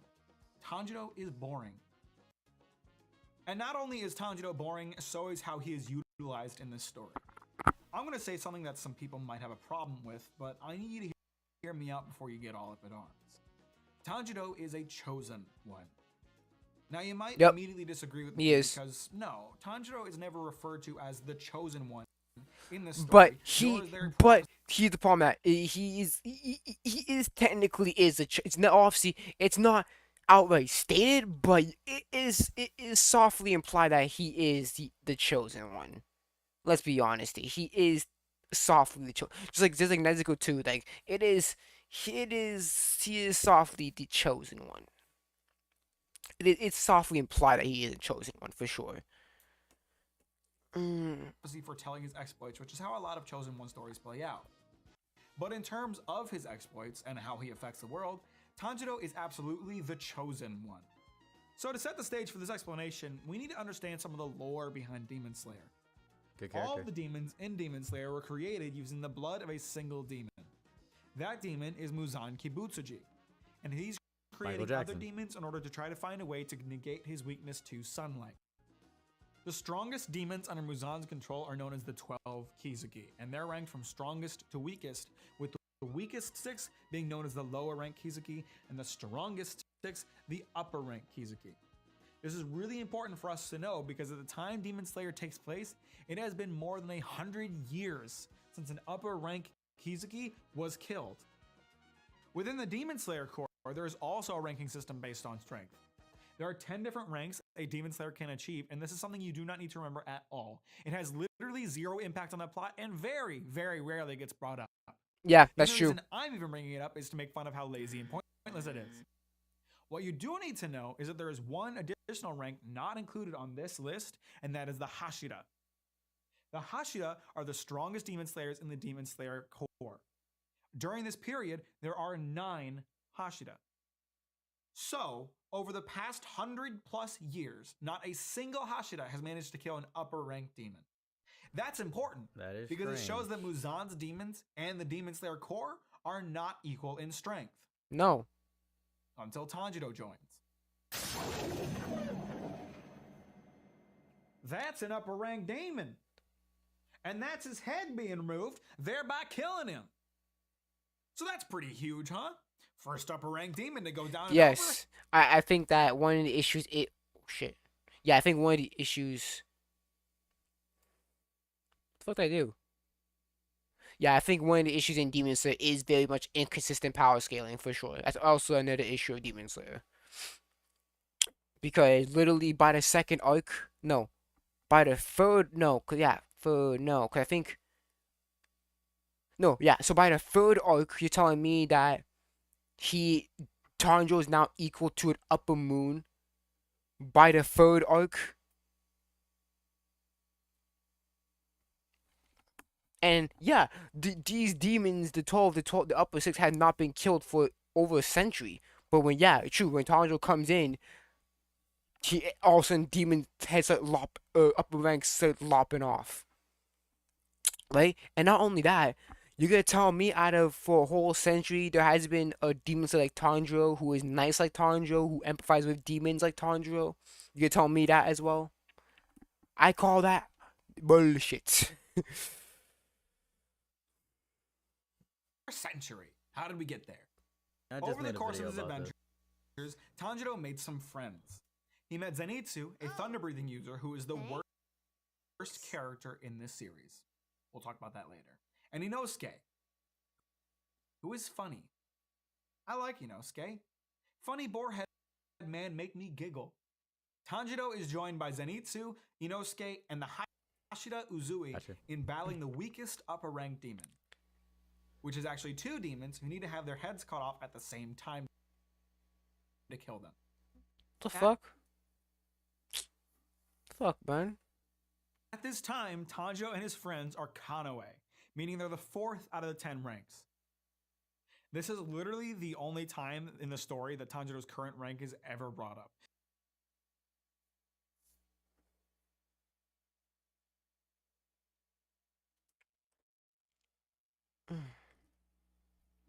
So don't get confused and thinking this matters, but I'm glad we have it so I can establish where are the other below Hashira people at? Tanjiro and his Yes, and what are the other above as well? What about the people between Tanjiro's rank and the Hashira rank? What about all these people? Yes, true. Also, that's true. What about the weaker ones? I guess it's just this rank and then Hashira. Niggas over here don't fucking exist here. Like, that's true. Friends are still in the bottom half don't know. of the ranks. You've got 3 4 out of 10 Slayers, 1 demon, and 1 Hashira fighting an upper rank demon level pair. Now, it could be argued that Tanjiro is actually stronger than his current rank would suggest, and I would argue that he is. The Obviously. reason for that is because before this battle, Tanjiro awakened to a new power.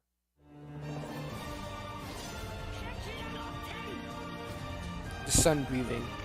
This is the Hinokami Kagura, later revealed to be sun breathing. Sun breathing is the first and strongest form of breathing, which was passed down in Tanjiro's family line in the form of a ceremonial dance. Now, I have a question about sun breathing. Why is it the strongest? Or more specifically, why is Tanjiro stronger for being able to use it? The first breathing. It's established that sun breathing is the first form of That's total why it's concentration strong. breathing, and that every other form of Just because it's first doesn't mean it's the strongest. Is the first ever car better than the modern cars that we have now? Is the first ever computer better than the computers that we have now? No. Just because you're the first or something, doesn't mean that you're the best. Doesn't mean that it's the best.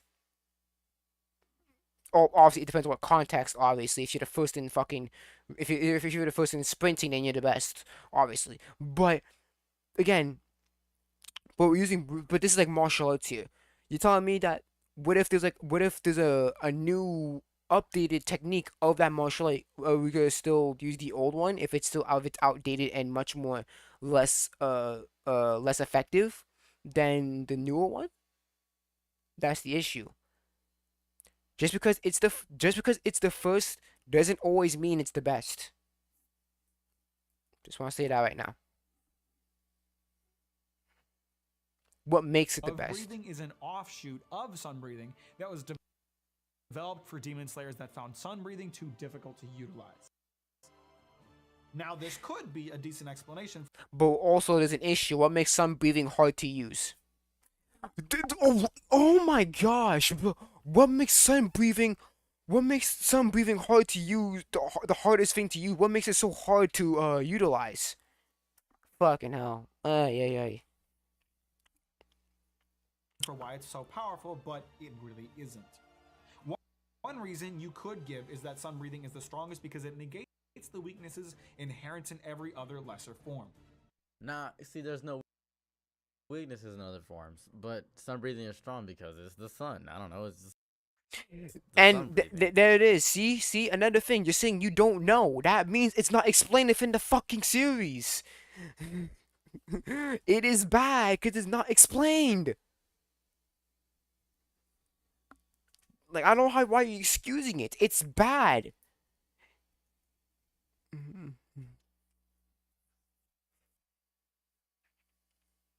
I think he's looking too deep. That's fair. How's he looking too deep?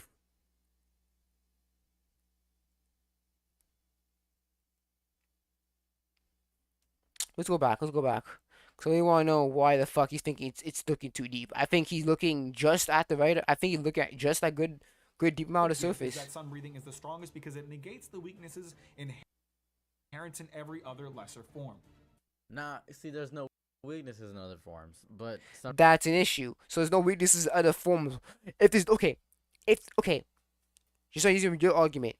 If there's no weaknesses in the other forms, what makes sun breathing the strongest? And what makes a certain breathing style better than the other if none of the breathing styles have any weaknesses?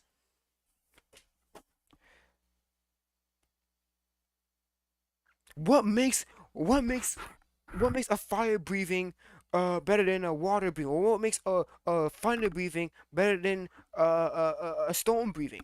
There's nothing. It's not explained. If there's no weaknesses in any of the breathing styles, what makes one stronger than the other?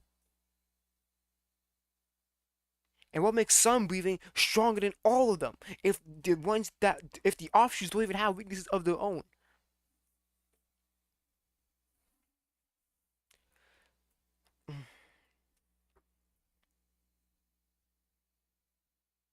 sun breathing is strong because it's the sun. I don't know. It's just the sun breathing. You don't know. I think he's looking too deep. I just think you're not thinking critically. I think you're just excusing it. No. I think at this point, with this point, you're just excusing the lack of explanation of the fucking power system. That's just for you. It's just lack of critical thinking. It's not thinking about it. That's the issue. No, I don't think Mac is thinking too deep. I think he's thinking at just the right amount here. Because if there's no weaknesses in any of the breathing styles, by your logic here, what makes it strong? What makes the sun breathing stronger than all of them? Then that's fair. That's a fair complaint, but I think he's looking too deep. I think he's looking for analytical battle shonen explanation in a spectacle battle shonen. And is that bad? Even in Fairy Tail, which you said is also a spectacle, it at least explains some things. Natsu, he can eat fire. And at least it explains some things. His weaknesses, he's not good at transportation. Well, anything that's like vehicular transportation or motion sickness or whatever the fuck he is. Is it bad to look at it? Who cares if it's just, again, that's bad. Even in Dragon Ball, there's some analytical moments and shit. Even in Super, there was some analytical moments when Goku was fighting. I think it was it Jiren? Yeah, I think it was Jiren. And then Goku, I think he's like Goku was fighting Jiren, right? And then Goku, if I remember correctly, he was falling back, and then what he did is he used two destructo discs to cut like the ledge, and he used instant transmission, and he knocked the I think it was I don't know if it was Jun or Kefla, but then he used the to knock it down. Bam! Or when Goku had to dodge a blast from Kefla, or yeah, Kefla, so he put his feet into the ground to stabilize him, and then he went back.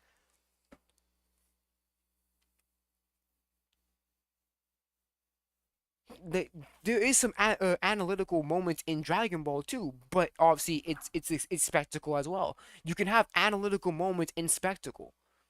Is it bad that he's trying to find someone and by the way, this is a battle shonen, so the power system is one of the most important factors in the battle shonen.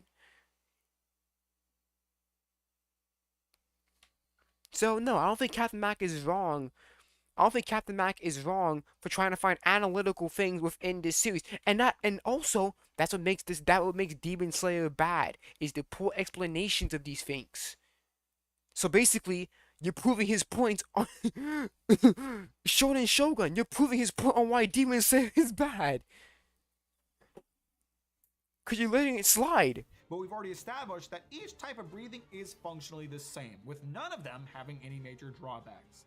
So what we're left with is the explanation that sun breathing is strong because it's hard to do, which is a pretty terrible explanation. You know what else is hard to do?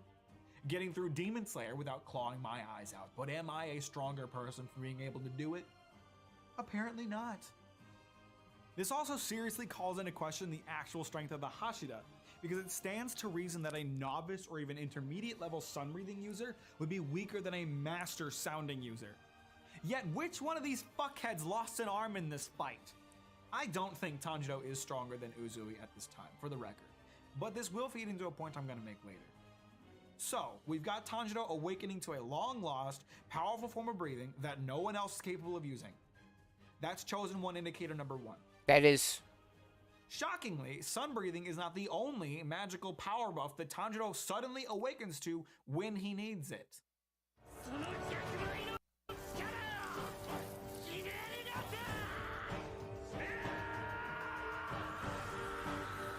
I ain't gonna hold you, the mark is kind of hard. This is the mark. Mark's kind of hard. The mark is explained Mark. pretty vaguely, but the basic idea is that manifesting the mark just makes you stronger. Kind of hard. It's Demon Slayer's version of Super Saiyan, and just like Super Saiyan, it stops being special pretty quickly. See, the interesting thing about the mark is that it can only be manifested if the user has been in contact with someone else who has already manifested the mark. So that begs the question, how did Tanjiro manifest it? Ooh. Well, Ooh, that's a good one. Let's see we'll see you slide, let that shit slide by. Tanjiro was born on the first full moon during a summer equinox in the 20th century, making him, I'm just fucking with you, there's no reason. It's established that the first mark user was born with it already on his face. This is not the case for Tanjiro, as it's established that the scar on his face came from an injury. No explanation for why Tanjiro gets the mark is ever offered. He's just special that way, I guess. And as just explained, after Tanjiro manifests the mark, so do some of the other Demon Slayers, allowing the Demon Slayer core to grow in strength thanks to Tanjiro. So now we have. Is this like some Naruto? Yeah, it's like some Naruto shit when Naruto was spending giving people his chakra and shit. The same as that shit right here. Fucking crazy. Another long-lost, powerful ability, inexplicably, which allows other people to be stronger just by the very nature of Tanjiro's existence.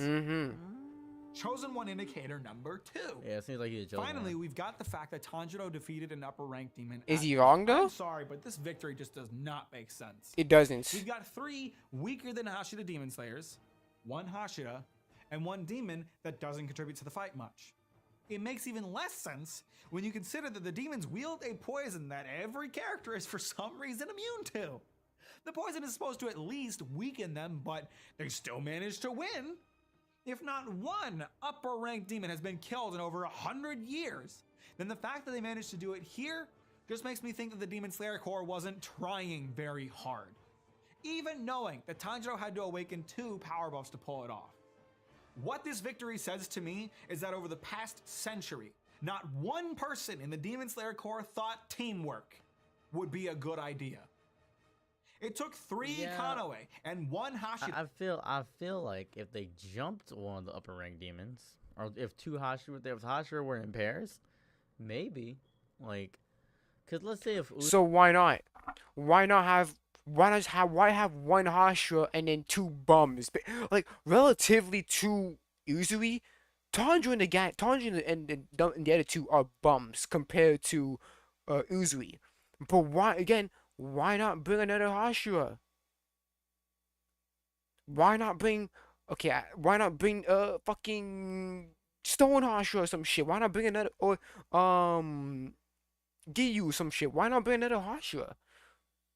Or the fucking Love Girl, or the Snake Dude, or the Mist Dude, or the Wind Dude, or Genya. Why not bring another Hashira? Or another very strong or someone that is close to being a Hashira. That's the issue. It's why freaking just have a Hashira and 3 bums? That's an issue. Uzui and the Miss Hashira fought those 2, probably would have been a lot easier. Yes, and that's an issue. Why does the Demon Corps not think of this? How incompetent are they? How stupid are they? Oh shit, there's an upper rank demon. I'm gonna just use 1 Hashira and 4 bums and 3 other bums. Yeah, sure. Oh my goodness. And a demon who, again, that might be a detriment to the team. Like, oh my goodness. Again, yes. The Demon Slayer Corps are fucking idiots. That's all I'm gonna say. There are 9 Hashira! Yes, there are 9 Hashira. You're telling me that they couldn't bring at least 2 more? Why not bring Shinobu and and Giyu? Or why not bring the Snake Dude and the Love Girls? Just 2, at least another Hashira. I prefer 2. I'd prefer 2, but why not just bring just 1 more? Tengen and the Love Girl, or Tengen. Or those 8s. There's 8s technically, because at this point, Rengoku is dead. So there's 7 other more. So why not Tengen and the Love Girl, Tengen and the Wind Dude? Because I want to see. Because not only would obviously they'll be much more prepared, but then we can also see the chemistry. How does the Sound Dude? What's the dynamic with Tengen with the Wind Dude? I think his name is Sonami, if I'm correct. What's their chemistry? What are they like? What do they fucking talk about? What's their dynamic with each other? It's not in the story. So logically, it would have made so much more sense that holy shit, let's bring 2 Hashiras or maybe even 3, and then you can bring in the 4 bums if you want to as backup or some shit. Easy work. But again, makes no sense to just have 1 Hashira. Are you really telling me that none of them ever thought to work together to take down an upper rank? There is a possible defense here. It's stated at some point, I can't remember when, that the Hashira are each busy because they cover a territory that they protect from demons. So maybe an explanation is that they simply can't get the Hashira together at the same time to fight an upper rank. But this is bullshit for a number of reasons. Number 1, they all gather in one spot twice a year to meet with the leader of the Demon Slayer Corps. Number 2. Who can see the future, by the way. I don't know how he didn't see the... Whatever. If that is the explanation, then it's indicative of very poor strategic thinking on the leader of the Demon Slayers that they can't organize other Demon Slayers to cover the Hashira's territory while they hunt the upper ranks. Yep. And number 3, if the Hashira can't get together, then why not make a requirement that he turned on his mic. He turned on his mic. He's gonna say some shit. You say something. At any given time in case they encounter an upper rank. Yeah, why are the other... The problem here is an issue of convincing the audience. Where are the other ones? The idea that it has been 100 years since an upper rank was killed is a huge bar to clear. It suggests that even several Hashira would not be enough to take one down. So that means Gotoge needs to put in the work to show that Tanjiro and his friends are strong enough to change that. And what we have now is just not very convincing. Remember the lower rank Kizuki? The Yep. 6 weakest out of the 12 strongest demons? Yeah. Tanjiro fought only 2 of these and seriously struggled with them before taking on the upper ranks. After that, Gotoge just wrote them out of the story completely. This was a huge mistake. Tanjiro should not have defeated an upper rank until it was shown that he could single-handedly take down a lower rank with relative ease, because that would be great evidence of his growth. That would be great evidence. Instead, and that would have been good. That would have been consistent in good power scaling, because then we can see Tanjiro slowly climb up the ranks in strength.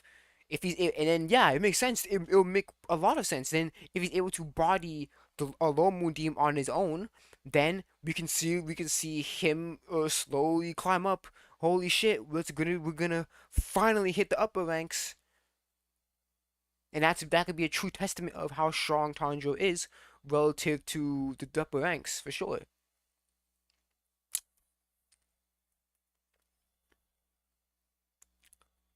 They're treated like worthless cannon fodder by Muzan, which just makes it harder to believe that Tanjiro can take down an upper rank since he struggled so much with the lower ranks.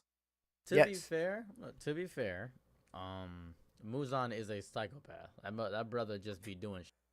But okay, that doesn't change. Okay, first of all, that doesn't make any sense, because first of all, keep in mind, what does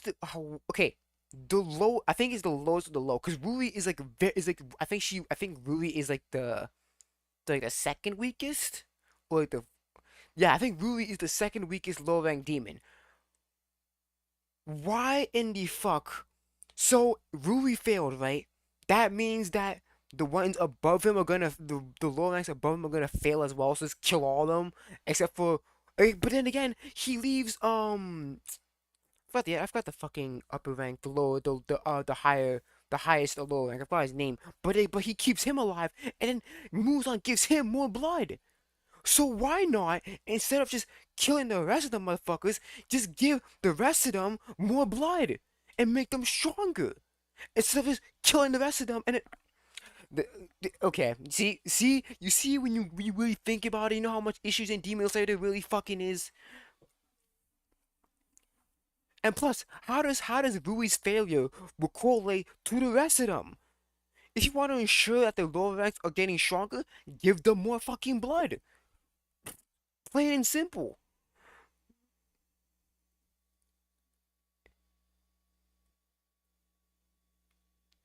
But you're excusing Muzan's a psychopath. You're excusing it. This is what Demon Slayer is catering to. The Demon Slayer anime is catering to people who do not think deeply like this. They don't think critically like this. Demon Slayer is catering to these type of people. Bruh. To make demons. He just did it so he could have more power. No, it isn't. What power does Muzan gain from killing those demons? None. He wasted the blood. His blood is wasted.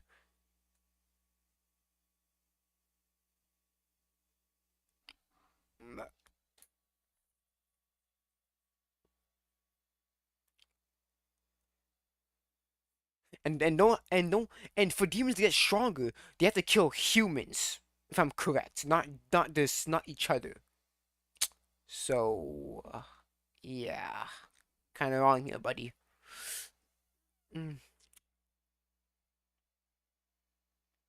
The reality is that there is no valid explanation for why not a single upper rank demon has been killed over the past 100 years. And this is the final and greatest indicator that Tanjiro is the chosen one. This is what I like to call the center of the world protagonist writing method. The idea behind it is that the entire world is stagnant and unchanging until the protagonist becomes a part of it, at which point the world suddenly starts changing and moving forward. I have never seen an example of this writing method being used that works. It is always bad because it suggests that nothing can happen in a story's world without the involvement of the protagonist.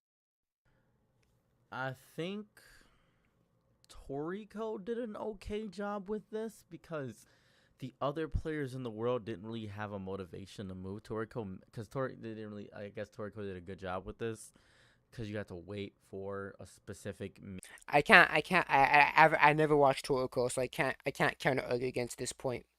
So yeah, I can't counter argument against it because I can't again, but that's also pretty poor world building because what the point of world building is make your world function to make your world much more believable in that it's able to function even without the impact of the main character being there. You know what I'm saying? So. Oh, whoops, my bad. I paused it. Meal in Toriko. It was like cooking or something of that nature. I can't say But anything. the only one that does, the best example of the opposite of this story style where the world moves around is probably One Piece. Yes. Villain Saga does this in some capacities. Kingdom does this as well, but One Piece is just the best example of world move around. Yes, that's why many people regard as One Piece being the best the anime with the best that's why many people regard One Piece as being the best manga series in terms of world building because the world moves around, the world different plot lines and stuff go around even without Luffy being there. That's what makes the world building so good is that there can be shit going on. There's this shit going on in other places even when Luffy's not even close to being. That's what makes it so good. Because of protagonist. And I guess Dragon Ball Z kind of does a good example with it too. Because Goku moving around causes things to happen. Because of Goku's direct involvement, Frieza discovers about the Dragon Balls, which causes Frieza to look for the Dragon Balls in general. So that makes his protagonist intervention causes the world to move in a healthier way. So I guess Dragon Ball Z is a good example in my eyes. To me, it's just in general, I think that's a good idea. But he is correct about specifically the Demon Slayer aspect.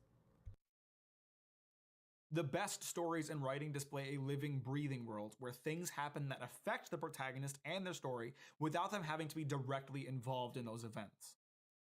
The worst stories do the opposite. It is not impossible to write a character as a chosen one and have it be good, but this is not one of those examples. Speaking of being the chosen one, did you know that I have a Patreon? If this video didn't make you hate me, then for just $5 a month, you get access to all the character writing in Demon Slayer is atrocious. Hell, it's a I'm like, I thought I'd do some fucking skipping. Well, good, he skipped the Patreon thing. Good. a bit insulting to other writers to even call it character writing. I should say the caricature writing in Demon Slayer is atrocious. Caricature. These characters have no depth, they are obnoxious, and I can't stand them. This is Zenitsu. I hate Zenitsu.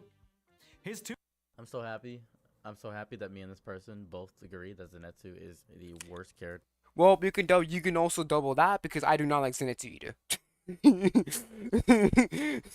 Three peas in the pod on this argument because I do not like Zenitsu as well.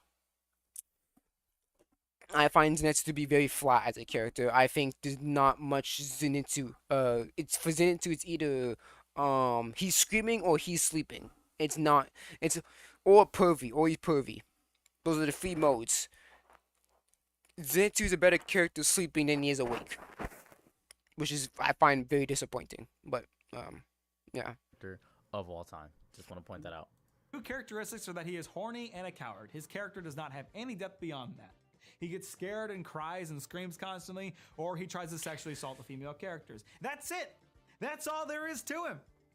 Yep. Now, the cowardly part of Zenitsu's character could be and should be thought of as a personal flaw for him to overcome, given that, as a demon slayer, he is too scared to fight demons.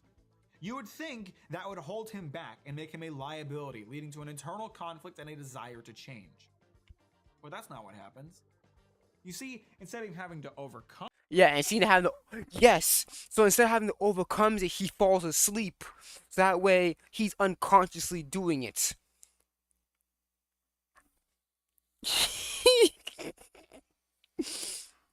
Shit, I'm sorry. His personal flaw and change to be a better person.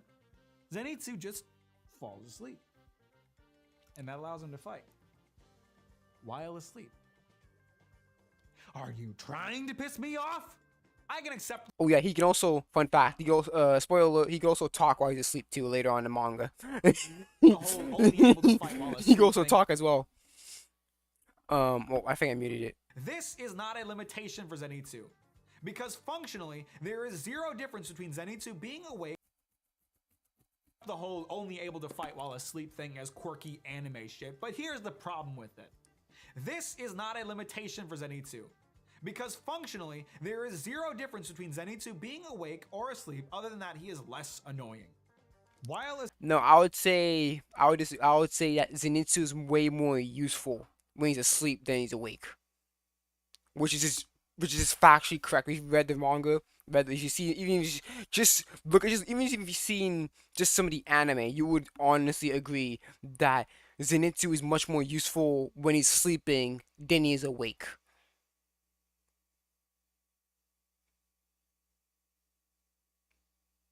Can you imagine being such a weak link to your team that you have to be asleep in order to be useful?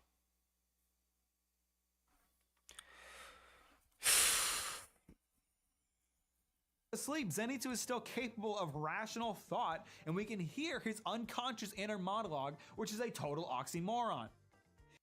I had somebody argue with me. They were like, well, have you ever spoke to a sleepwalker? And I said, yeah, I've spoken to a sleepwalker, but they're not as coherent as Zenitsu is. Like, it's a vast difference between the coherency between the two. It's vast. It's insane. He's even capable of speaking and communicating with other characters and strategizing with them. Yes, which a sleepwalker cannot do. Sleepwalkers cannot do that. Like, sleepwalkers are barely coherent in their thought. Obviously, do like the basic function, which is obviously like walking, but besides that, or touching things, but besides that, they basically lack the basic coherence of knowing where they're going. So like one of the ways of helping a sleepwalker is to lead them back to their bed, because it's gonna be extremely hard for a sleepwalker to do that on their own. So yeah. So it doesn't make sense for Zenitsu to be so coherent when he's asleep.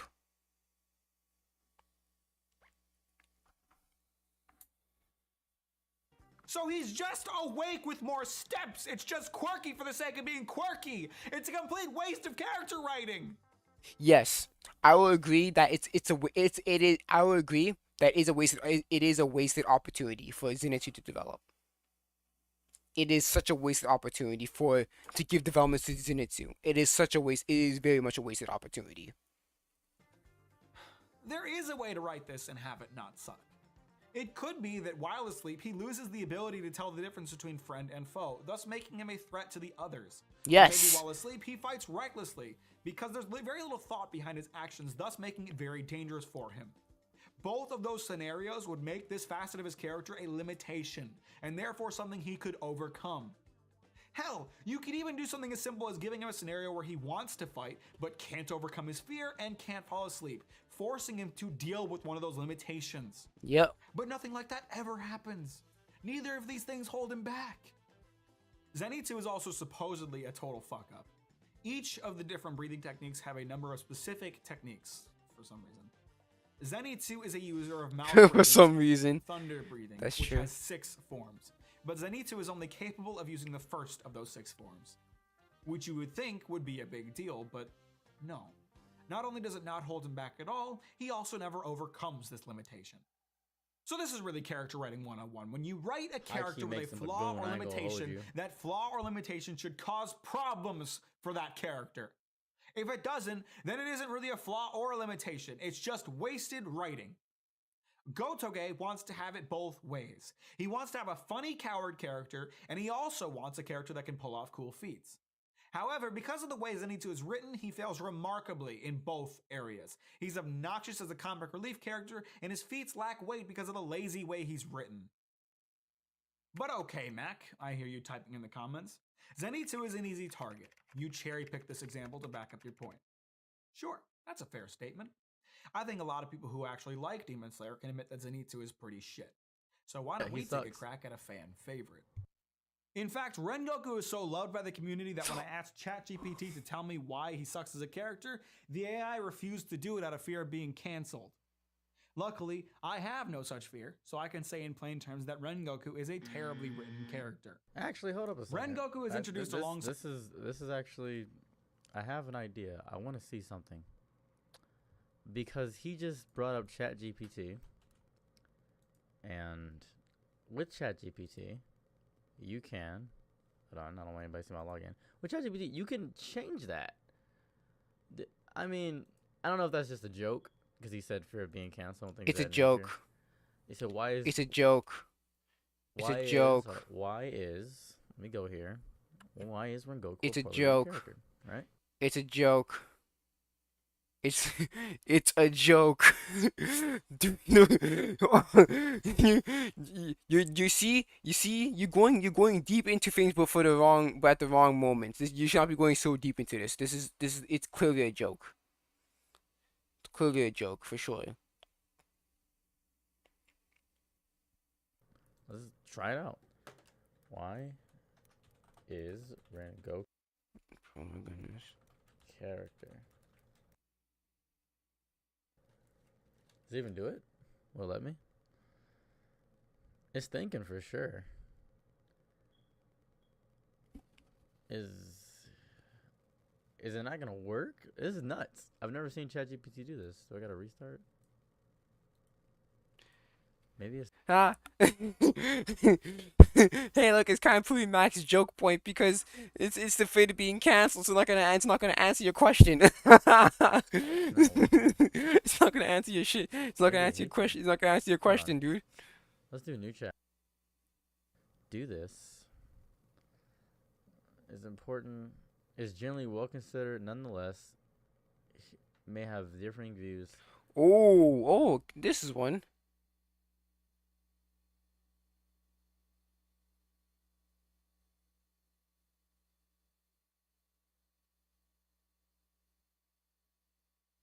Yeah, yeah.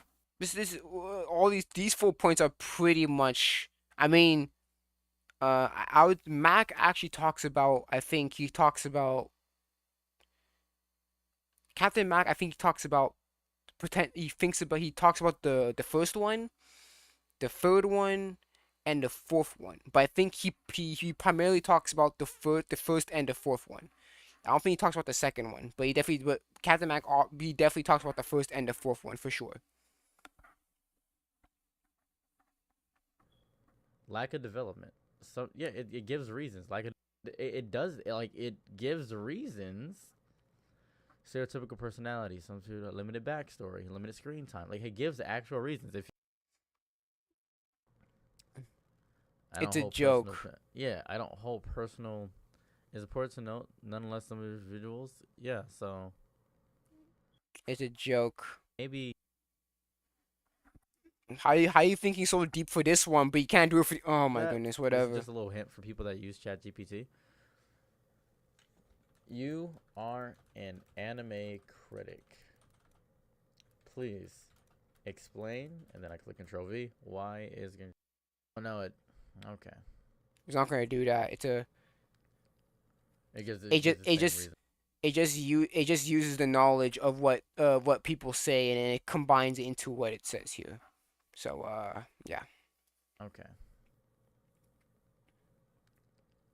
It gives the same reason. It just gives the same reason. But you can make it role play. I just want to point that out. You can make it role play. Anyways, I don't feel like dealing with that right now. Back to this video. Inside the rest of the Hashira. He's immediately introduced by talking about how Nezuko is a demon and should therefore be killed without being given a proper chance, and that Tanjiro should also be killed for protecting her. After that, we don't see Rengoku again until Tanjiro and his gang get sent to a demon-slaying job on a train, where Rengoku immediately makes a complete 180 by being very friendly towards Tanjiro and his friends. Now, credit where credit is due. One of Rengoku's characteristics is that he's a very direct character. He doesn't hold back when he's talking. So you could chalk this up to that aspect of his character. But we're also going to see that he's an extremely kind and caring person. Wanting to kill Tanjiro without giving him a chance to explain himself kind of goes against that. Yes, it does. Listen, Tanjiro, I think you're a great guy and I'm sure you have your reasons. But as you can clearly see in the Demon Slayer handbook, you broke the dress code policy, so I'm gonna have to kill you and your entire family. Now, in terms of Rengoku's character writing, he's really not that bad. He's not good either. He's an incredibly boring character. He's a generic good boy, a lot like Tanjiro in many ways, but I don't actively hate him like Zenitsu. The real problem with Rengoku is how he is utilized in this story. Rengoku's primary involvement takes place during the Mugen train arc, where the crew has to fight a demon that has melded with a train, and Jesus! Look at that! Demon Slayer really does have peak animation quality. Throughout the arc, Rengoku puts a lot of faith in Tanjiro and his boys, while Rengoku focuses on protecting the humans riding the train. That is, until they defeat the demon and the train derails, spilling gallons of toxic chemicals. None of this would have happened if the demon had prioritized rail safety over its bottom line. Tanjiro inhaled some of the vinyl chloride, so he's out of commission, when suddenly...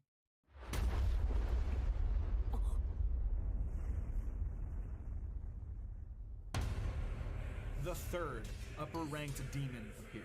Third, baby, Akaza. This is the first time an upper-ranked demon appears in the story, so of course he has to make an impression. Rengoku is on his own to fight the demon, at least at first, and he puts up a pretty good fight. The demon clearly has the upper hand, but Rengoku knows he can't back down or Tanjiro and the other humans will die. So he fights on, for as long as he can. But the strength of one human only amounts to so much.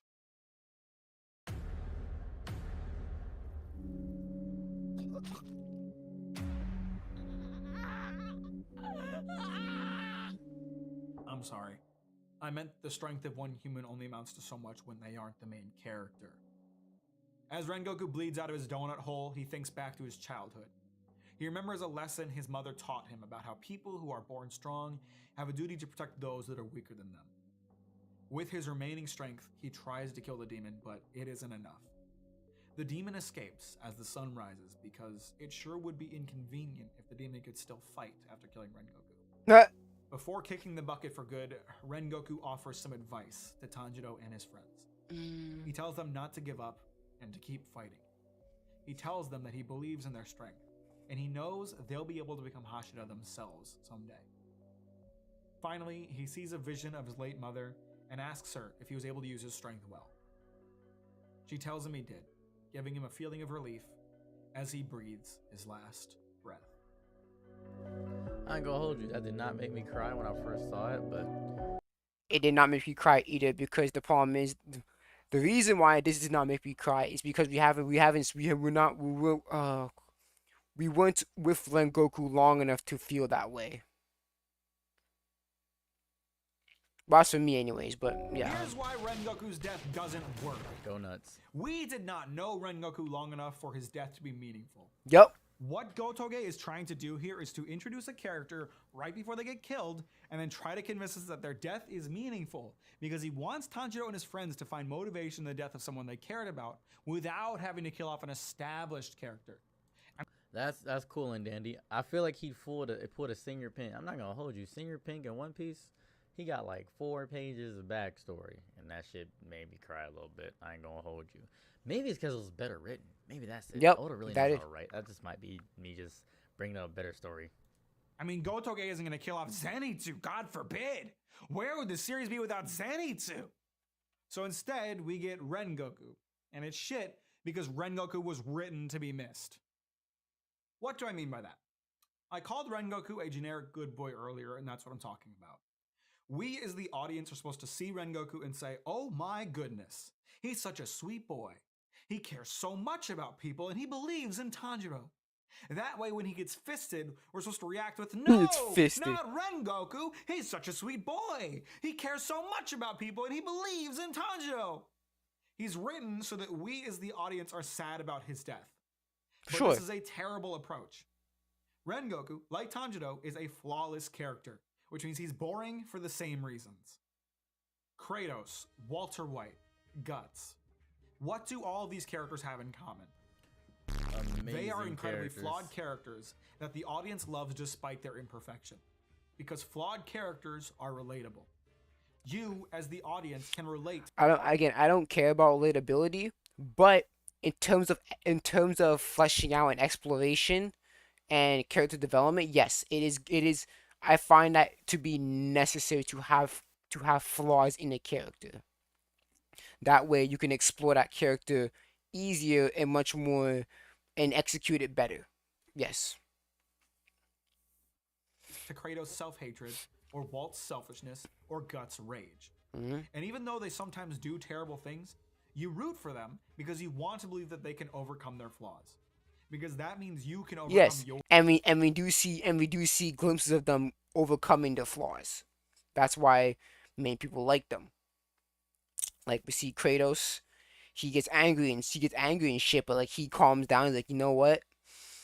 He's like he warns you like, you know what? I'm not gonna go off on you, but if you if you keep on pressing my buttons, it's wraps for you. We get to see that. We get to see Kratos slowly trying to figure out the problem in his own way. May not be the best way, but it's his own way. And then obviously it gets explored throughout the series, throughout the duology of the Norse mythology. Flawless characters are not relatable because people are not flawless.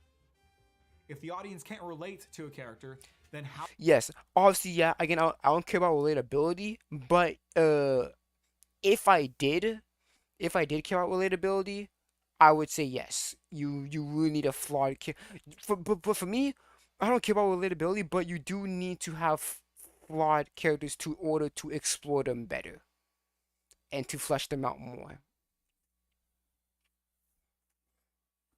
How on earth are we meant to be sad about their death? I said before that Rengoku's death doesn't work because we didn't know him long enough, but that's not really the problem. After all, I praised the writing of Himeno in Chainsaw Man, and she died in even fewer chapters than Rengoku. The problem is that Rengoku is written as an incomplete character. He has no flaws, he has no relationship with the other characters, and we did not learn what he lived for, what his motivations were. And no, I don't count his desire to protect people as a motivation because his mommy told him to is a super weak reason for that desire since that relationship wasn't fleshed out. It is possible to have Rengoku exist and have his death be meaningful. One easy way would be to make Rengoku an asshole. When Rengoku was first introduced, he had no faith in Nezuko and wanted to kill Tanjiro. Let's keep that. Then, when they meet on the train and the demon attacks, have Rengoku try to kill Nezuko because he's convinced she'll attack the civilians. Make him a hindrance on Tanjiro and his team because Rengoku's priorities aren't straight. Then, gradually, have him realize that Nezuko is trying to help and have him begrudgingly put his faith in her. After the train derails, let's have Upper Rank 3 appear and try to abduct or kill Nezuko while she's incapacitated and let Rengoku die protecting her because he realized she's on humanity's side. Then we can have his last words have a lot of weight. Rengoku can admit to Tanjiro that his way of thinking was archaic and wrong. Have Rengoku realize that he and his old ways can't defeat Muzan and tell Tanjiro that it's him and his new ways that will finally end this fight. Rengoku tells Tanjiro he believes in him and kicks the bucket. This scenario serves three purposes that would improve this story. First, it makes Rengoku a relatable character while maintaining his likability because he comes around at the end. Second, it displays character growth that is sorely lacking in this series. And third, it gives a reason for why Tanjiro is capable of breaking the stalemate between humans and demons. It establishes that Tanjiro and his new way of thinking will change the Demon Slayer core and give them the ability to win. Kind of implied, though. I think it's kind of Is it implied. a bit generic? Yeah, absolutely. But it's better than the... Yeah, but it's not. Again, it's not fully executed at all. Because what made him what made him start liking Tanjiro from? Because he was pretty okay with Tanjiro from the beginning of Mugen Train. So what changed? Again, it's the point A to point B, but not explain the in between. That's basically what this is. It's like, yeah, it's literally going from point A to point B, but not explaining how you get from there. It's like a math equation. It's like a math equation. It's like you write down the answer, but you don't know what steps you took to get to the answer. That's basically what it is. Yes, I have to use a math analogy because I am doing math for my fucking my program. But yeah, exactly, it's like math. It's like having the answer. It's like fucking, let's just say 12 times 12 it's 144. Okay, you know it's 144, but how did you get to that answer? That's the issue. What's the steps that you took to get to the answer? Exactly what it is. It's just getting to the answer without any of the in between. That's the issue. Feeling of indifference I get from Rengoku's actual death. At least in my scenario, we can imagine the potential for change that Rengoku has. And in that knowledge, we can miss who he could have become. Yes. That makes his death mean something. Rengoku is not a bad character. He's just incredibly sterile and boring. As a result, I can't feel bad about his death, which means his death does very little for the story. All right, one more example. Let's talk about Genya, because boy, oh boy, do I have some things to say about this lad. Genya is possibly, if not the single greatest missed opportunity in this entire series. Genya is a character that is introduced very early in the series, all the way back during Tanjiro's quest to become a demon slayer. Back then, he was immediately introduced as a total piece of shit. Yep. He was impatient and wanted his sword right after passing the test. He hit the girl running the test, and he had the gall to express a negative opinion about a popular anime on the internet. I don't really like Demon Slayer. I've had a good chuckle over that one. I'm coming after you. After that, he disappeared for a long time, only to show back up during the Swordsmith Village arc. Genya was again shown to be a total asshole by being very rude to Tanjiro. But we learn a lot more about him in this arc, such that he is brothers with this stupid Scar guy from the Hashira. They aren't on very good terms either. Genya just wants his Oni-chan to notice him, but Scarman wants Genya to fuck off. There's also one huge thing about Genya that is the ultimate example of the complete lack of focus in this series. Genya cannot use breathing techniques. For some reason. That will never be explained. See, this is a predictable problem. I mentioned earlier that if you're going to have a power system like breathing techniques that every character uses, there needs to be a better explanation for how it works than what we're given. It is literally just breathing a certain way. Yet for some unexplained reason, Genya is incapable of breathing, apparently. The only reason we're given for why breathing could possibly be inaccessible to some humans is that it's apparently very taxing on the body. So all you need to do in order to explain why Genya can't use breathing is to tell me he has respiratory problems or something. He's got a medical exemption and he can't wear a mask to the grocery store. That's enough for me at this point. But we don't even get that. In fact, it's even worse than that. You might be wondering how someone like Genya is capable of surviving as a Demon Slayer given that breathing techniques are how Demon Slayers level the playing field in the face of a demon's strength. Well, Genya has a unique ability. He can eat the flesh of a demon in order to temporarily gain access to their powers, including their regenerative abilities. So that raises the question, how is that possible? Well, Genya has special digestive organs. Oh, I'm sorry. Did you think that was a transition into a more detailed explanation? Yeah. Well, I did too. But no, that's it. His tummy is special, and that means he can become a demon for a bit. Mm-hmm. You know what's really crazy to me? Whenever there's a character that can like regenerate or is immortal, they always like show him getting like decapitated or arms getting blown off or like, oh, he regenerates real good, so we'll just destroy his body completely. That seems to be a waste.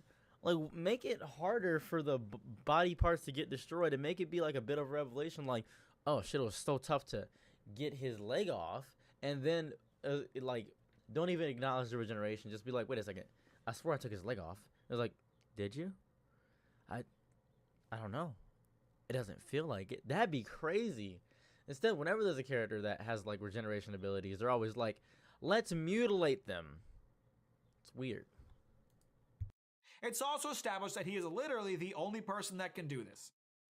Genya's inclusion in this story is a huge mistake on Gotoge's part, because Genya's existence rather ironically deconstructs Tanjiro as a protagonist. I mentioned earlier that one of the things I find frustrating about this series is that Tanjiro's very existence manages to break a century-old stalemate between the demons and the humans. As soon as Tanjiro becomes a part of the Demon Slayer Corps, things suddenly start moving in the direction of defeating Muzan.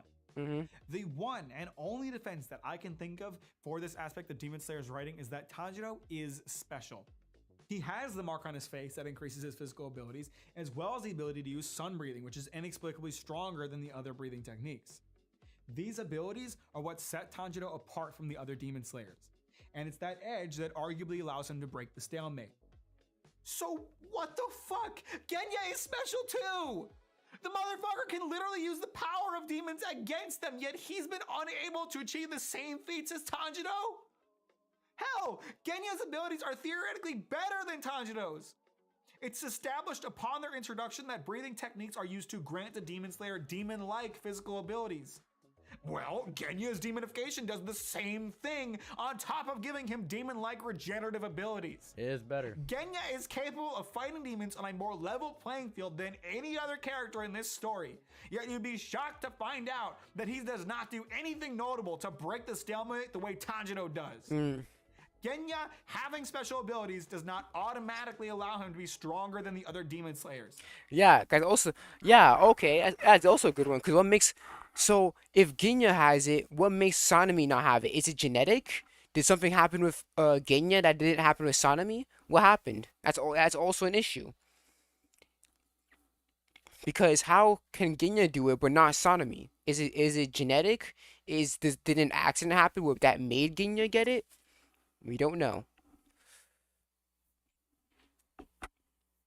So his existence in this story puts a massive spotlight on the flaw of writing that is Tanjiro as a protagonist. And lastly, to add insult to injury, after Tanjiro and Genya fight together, Genya suddenly stops being the massive asshole that he was shown to be. He's just a nice guy all of a sudden. That is not character development. He was never given a reason to change, nor did he go through the process of changing. Genya is by far the worst written character in Demon Slayer, and yet, unbelievably, Genya is the rule, not the exception. A caricature is an art form in which the artist takes the notable features of their subject and exaggerates them to a comical degree, and that's why I called this caricature writing earlier. These characters have one or two characteristics that are exaggerated and thrown in your face constantly. Yep. Despite what you may think, I don't expect every character to have an ocean's level of depth. Yes, that's true. But these motherfuckers don't even have puddles. These characters are the basin in a desert that used to be an ocean millions of years ago, but now you just find nothing but dust to choke on. What you see is what you get. They are surface level, they are boring and obnoxious.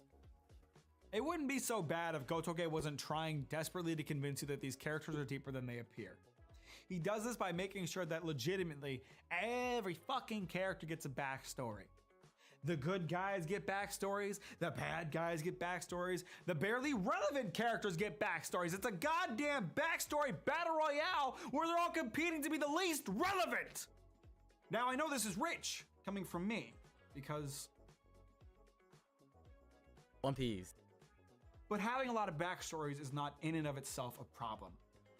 The issue is that none of the backstories are used in a meaningful way. You can do a lot with a backstory. You can use it to explain why a character is the way that they are, or to explain events that led to the situation the characters are in, or simply as a world building tool. Gotoge mostly uses them to throw exposition about characters at you, which isn't necessarily a bad thing.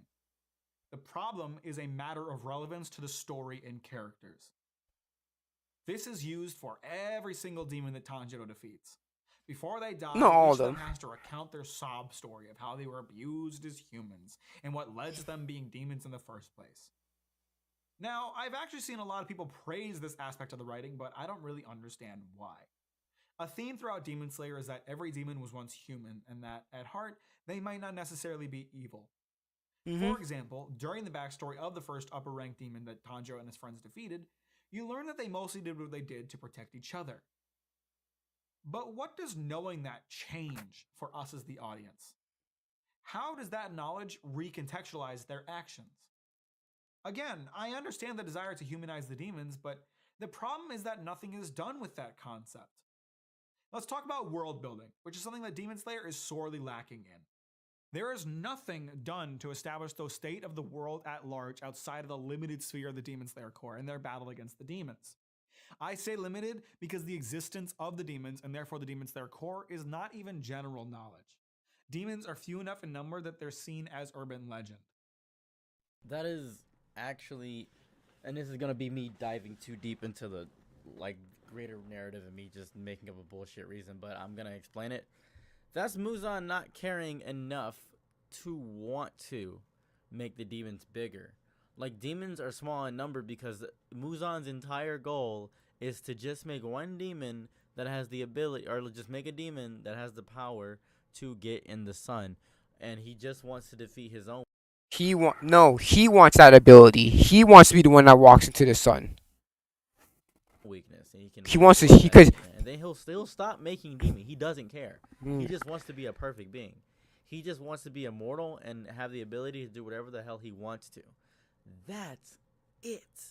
That is literally it. He doesn't care about anything. no, I don't fucking get it. The manga panel is right in front of you, but that's not what Mac is talking about.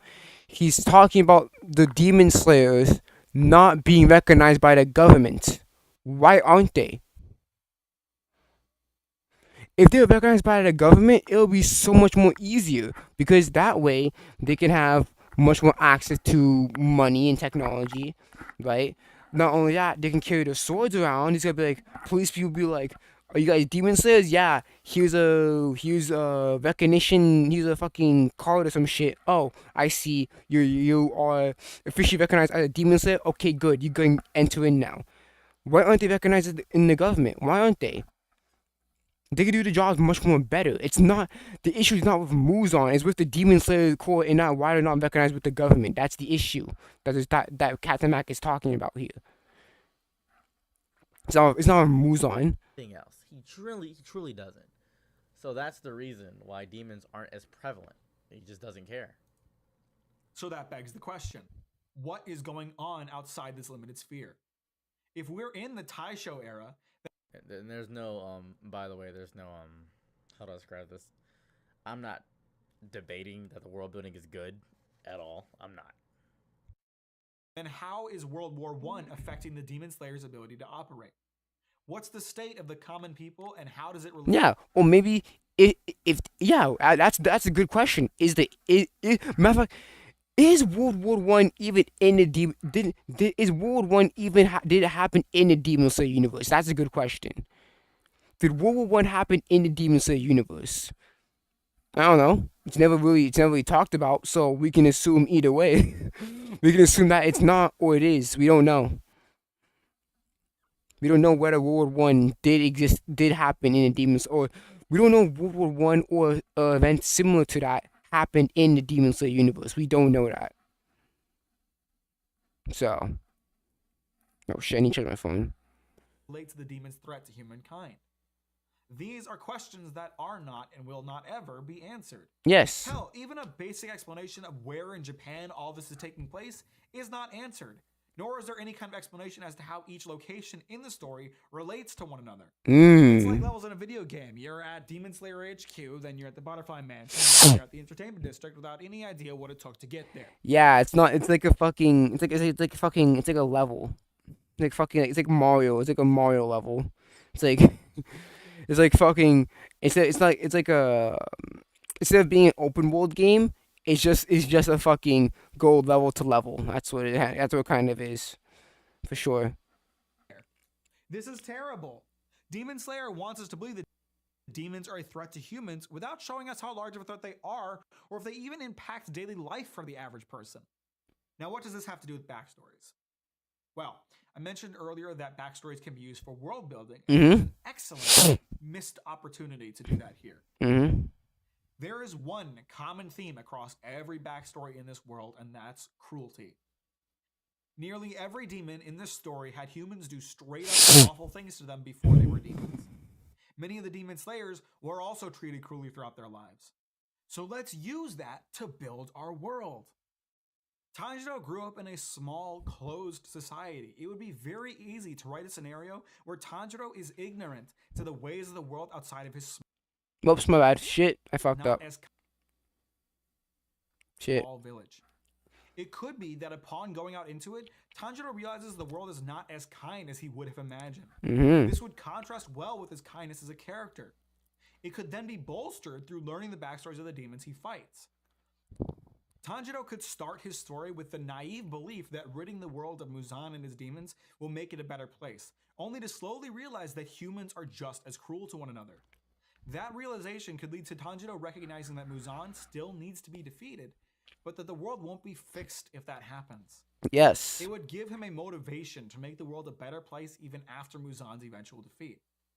As it stands, Yes, and that's also to think about. If Muzan, if you kill Muzan, what about those demons that he turned into? What about the rest of the demons? That's also a question to think about, because I highly doubt that all the demons died. I highly doubt that all the demons that Muzan turned all died. I highly doubt it's some type of hive. I highly doubt it's some fucking hive mind. Is it like some type of hive mind? Like if Muzan dies and all the demons die, like is that how it works? I don't know. I don't know if that's how it works, but yeah, there could have been some demons left over, which would obviously require much more, which obviously would have to lead to killing the rest of them. Question of what the fuck Tanjiro would do with his life after beating Muzan is unanswered, which isn't a good thing. Is it a bit cliche to go for the whole humans are the real demons all along thing? Yeah, a little. But again, it gives meaning to those backstories where currently there is none. And again, cliches aren't inherently bad. It's just what you do with them. That's the issue. Cliches and tropes are not inherently bad. It's the execution of those cliches and tropes. If you do them poorly, then that's fine, and that just makes it worse. That's the issue.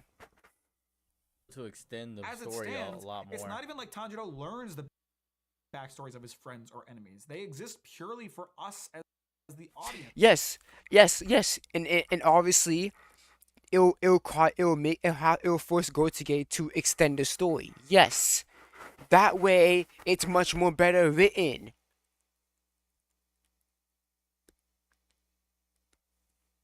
Yes, obviously it'll cause her to extend the story, but hey, sure, it will be longer, but it will be better.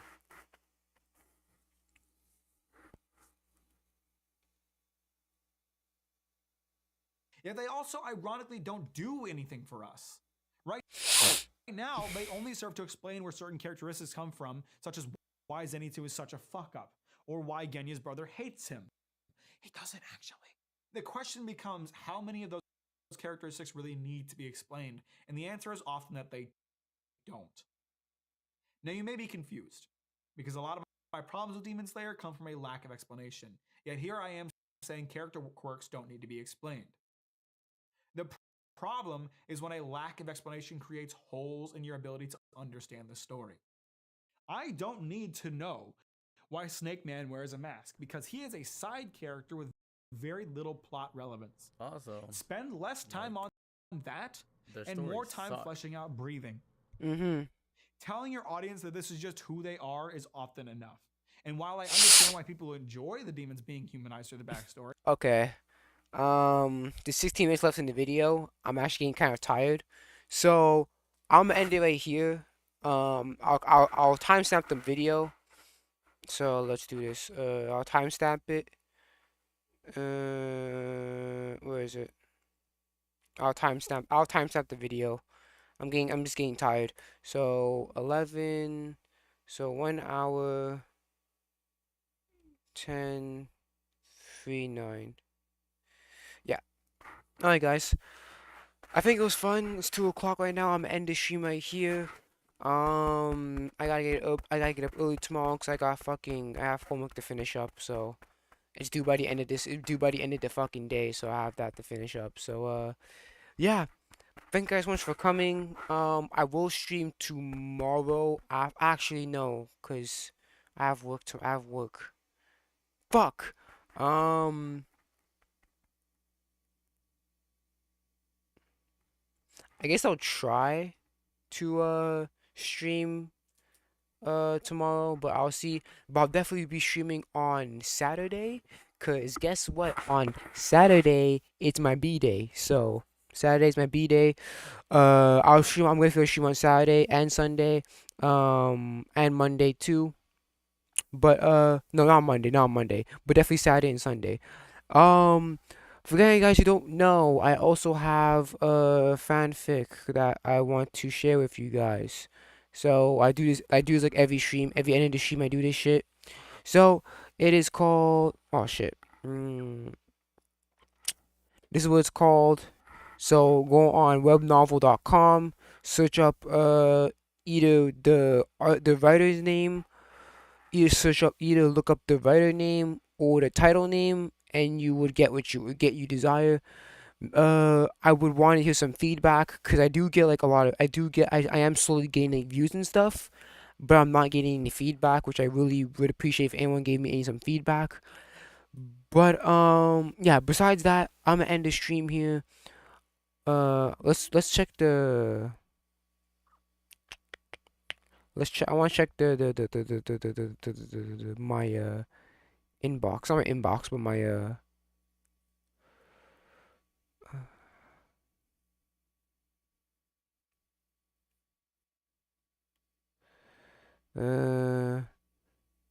writing right here is create. Alright, it's ink. It's Inkstone.